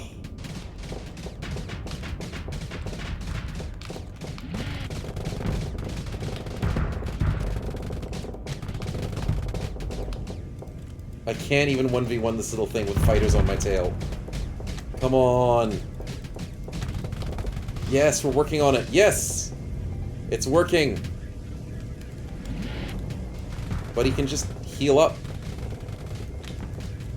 No, it's so futile. They're so good with their shields and the teleports. Oh, I shouldn't have taken my shields down at that moment. But I wanted to get faster on him. Yes! Come on, we have to at least beat this little one.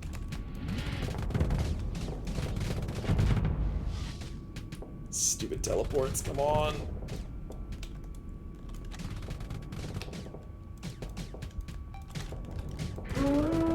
Yeah, I know my combat readiness is going down. We're in a losing battle. So close. Yes! Little bits of trickle damage. Yes! Overwhelmed him! Let's go! Oh, that makes me feel good. We actually got a hit. We killed a lumen, like... everything else is dead. I, for one, accept our robot overlords. My body is ready, but my mind is still waking up. Oh, yep.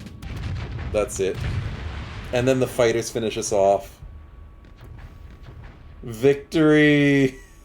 Oh, oh, oh. Oh, that's rough.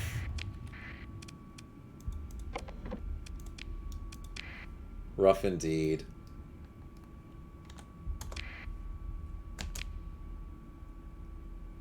Well, we only have our Atlas and our Dram left. But I think that's it for today, sadly. Oh, we barely even got rid of most of what they had. I can see how the other guys lost. I mean, they got their hull to 10%. We got that guy down to 52. Is that a game wipe? If you guys want it to be, we can wipe and try again. Or, next week we can try and continue off from the save, because we did save beforehand, just to be safe. I'll let you guys vote next week to see what you guys think of what we want to do. But, I mean, that was pain. I think I've beaten one drone battleship in my playthroughs before. And that's with my best crew and ships. But, yeah, you gotta have the right ships for certain battles. And it's just so rough to not have the good ships. We are only with wolf packs at the moment, and we don't have many big supporting ships. If I had my sniper build that I do for my Falcons, and hopefully my Eagle as well, I could definitely pick apart these guys so easily. As well as having a Griffin missile cruiser for support, having obviously our Aurora for support, and maybe even a Heron, and then I could just rip apart this thing easy. But because we're still in the early stages of the game, and we're only living with a bunch of Wolfpack tactics, Wolfpack tactics do not work well on their own against these guys who bunch up really well. So, yeah, definitely a rough one. But it was fun to try it out. A9Wag, thank you very much for the follow. Welcome to the stream, man. And I think I said thank you Jalik for the follow as well, but I might have been in the middle of combat. Thank you very much for the follow. Hope you guys are enjoying. Need some anti-fighter strike craft assistance for sure, Raike says. Yes. Yes, exactly. So that's what I figured out Tempests are good for. I tried making Tempests as a nice, like, attack build, and they just didn't work. They're just annoying. Like, I couldn't get them to do well in one area. So, I believe that I'm starting to use Tempests for point defense and defend against aircraft and missiles, so they're very, very good support crews. I also love running manticores. Manticores have a beautiful sniping ability, but also they have an amazing ability called flat cannon. So their F ability, whenever you use their ability in battle, so they don't have like a jump ability, they explode around them and destroy so many fighters and missiles around them. So if you get those manticores to chaperone all of your bigger ships, they are great for point defense and keeping enemies at bay. So I figured out a pretty decent strategy on my main run. So before we end today, because I've got to go to D&D very soon, we're going to have to abandon this, attempt to disengage. It's going to just do these two and they're going to get ripped apart. So whenever you lose a fight and you still have troops left over, your actual ships will try and escape. These aren't the only two enemies. They'll converge on all angles and you're just going to most likely lose your ships. So I'll show you my current run that I'm doing at the moment, which is hard mode. I'll let you know. I haven't done anything. It's the same style of run as this. So it's not like I'm playing easy mode. So hard test as, of course, the name of it. It feels like a wipe. It kind of does. But here, I'll show you. So the strategy that I'm working with is just wonderful, and I'm really enjoying it. I love trying to build snipey ships for my main ship, and then have wolf packs to assist, and have a few other ships to assist. And in that fight, we only just had a one-trick pony, and our one-trick pony was, can we wolf and overwhelm them and win? And they had too much firepower, and it didn't work. Like, that's a big problem. If your wolves jump in there, and they can tank it, you ain't gonna have fun. So, I mean, we got a couple little kills, but sheesh. A lot of effort. But yeah, let's show this cool test that I've been playing for a few years now. I think it's like 2 years in the game. Not 2 years in real life, but 2 cycles, which is over 700 days in the game, I think. So this is my crew that's been amassed. Once it loads in, it is taking a bit.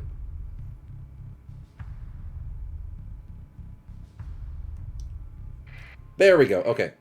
I'm out on the outer reaches because I found a cool black hole that has some nice planets. There's horrible planets in the system. So the luck we had in that last one was great. But, welcome to my fleet. Capital ship is my Falcon. Complete sniper, amazing support. I've got 2 Griffin-class missile cruisers. Because I found one and bought one, I think. Or salvaged. Yeah, these are really amazing ships. Bought myself a Heron. 3 fighter bays, and this thing's fast. I have 5 support manticores, because I love them. The 2 Sunderers, I mean the Hammerheads, I think I'm weeding them out eventually, but I have them in just for some support. I bought 2 Omens, but I don't really like them. No, sorry, I bought an Omen and didn't really like it, but it's pretty cool because it has an EMP emitter, so it does lightning attacks. The Tempests, I've eventually realized they're good for the point defense. I've got 3 Scarabs for the crazy, crazy amazingness that you've seen. And then, what is it, 8? 1, 2, 3, 4, 5, 6, 7, 8 Wolves because of Wolfpack. And then I've got my giant Prometheus, 2 Atlases, and the Ox Tug to make everything faster. So even with all this craziness, my maximum speed is 19. +1 for dry field stabilization, +1 for sustained burn, +1 for navigation. And it feels like I'm not even weighing these things down. And they're not my slowest things. My slowest things are my Griffins and my Herons. And the Atlases. Oh, and the Prometheus. Yeah, so they are my slowest things. Reke says, true, I could lure the remnants into the space station, see how it goes, entertaining the fight either way. Yeah, that is true. I could have tried to pull them into the space station. Probably should have had that helping me, but I didn't think about that. Yeah, I should have tried that. But yeah, so I'll show you just quickly before we finish off today. The way I do my simulation, if I just deploy everything, is we go in, obviously, with the capital ship. This is my sniper. It's amazing. And we'll get the... this is my better Griffin, so we get... Follow that, and have you guys all completely support this and make like a turtle train.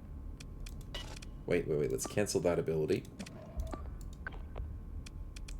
If I could misclick, I wouldn't. Okay, there we go. So have them all support. Have the Tempests come in as support as well. and then have her follow me, so I'm supported, and then every fast wolf goes out and does whatever the heck he wants. Obviously, in this build, you can't actually have that many deployment points. I usually don't have a couple Manticores. I usually have at least 2 Manticores supporting. I don't always bring the Sunderers, and I'm not a big fan of the Omen at the moment, because it doesn't seem to have much of a punch to it, unless I have multiple Omens, so I have to maybe get some more. But for the moment, the Wolfpack does its thing, and my main ship has a sniping ability, yeah, that far away. Like, that's a long way away. Let's get the practice ships up here in the moment. And the main thing my sniper does is it has these 2 ion cannons that you guys have seen me put on other ships. And whenever you get through a certain flux threshold on enemy shields, you just start doing EMP damage to them. Also, I have tactical lasers as well, and these things help destroy fighters. But you can just see that the missile cruisers, the crazy missile pylon spam, all the support in this one little area, and then the wolves go around and do crazy stuff. Attacking the board cubes? Yeah, pretty much. So yeah, this is the strategy that has been winning me the game so far. And allowing me to beat battle cruisers. I don't have a single battle cruiser in my fleet. Not a single battle cruiser. I'm only normal cruisers, destroyers, and frigates. And I've been able to defeat battle cruisers. I've been able to defeat the mothership. That thing was a cinch. Like, I just sniped it the whole time and didn't give a crap. And the missile cruisers just did whatever. I'm able to defeat remnant parties of even big status because I can actually counter fighter spam with this. And I can actually deal with it. It's insane. It's not easy because fighter spam is hard in this game to deal with. But it can actually be done. So as you can see, these guys do have their fun, and the bulk of the party stays together. So using controls to tell people where to go and to follow people makes a big difference. Because if everyone swarms wherever they want, they just get picked off every single time. These guys, I don't care if they get picked off. They're therein to run around, do a bunch of damage, and then die. Because I have the cool abilities like you guys have seen in our normal build that we just did today, as a character, having the hull restoration means you don't give a crap if your Wolfpack dies. Because they're probably not going to take a demod, and they're almost always recoverable. So you're not going to lose ships. So then you go into things like gunnery implants to get even more range on my insane sniping captain ship. Navigation for maximum speed for your fleet. Coordinated maneuvers to make everybody in your fleet faster. Wolfpack tactics to get bonus damage to anything bigger than your Wolfpack. And then crew training to get bonus combat readiness. And then obviously going into officer stuff is what I was going to try and do. But yeah, that's pretty much it. Korax, have a good night. We're pretty much ending it here today at the moment. I really do hope you guys enjoyed the stream. We might continue next week. We'll see how we go. We see what you guys feel about. But for the moment, it's a 50-50. We might have to restart. We might have to do something or try and continue the fights, and I don't know. We'll see what we can do. But I hope you guys enjoyed, and we'll catch you next time. Thanks for coming along, and thanks for enjoying the new game. And I might see what I can do about fixing those command prompts during the week. They did work some of the time, but we'll see what we can do. Thanks again, guys. I gotta head off to D&D. Have fun. Thanks, man. We'll catch you tomorrow if you're able to make it. If not, have a good week. See yous.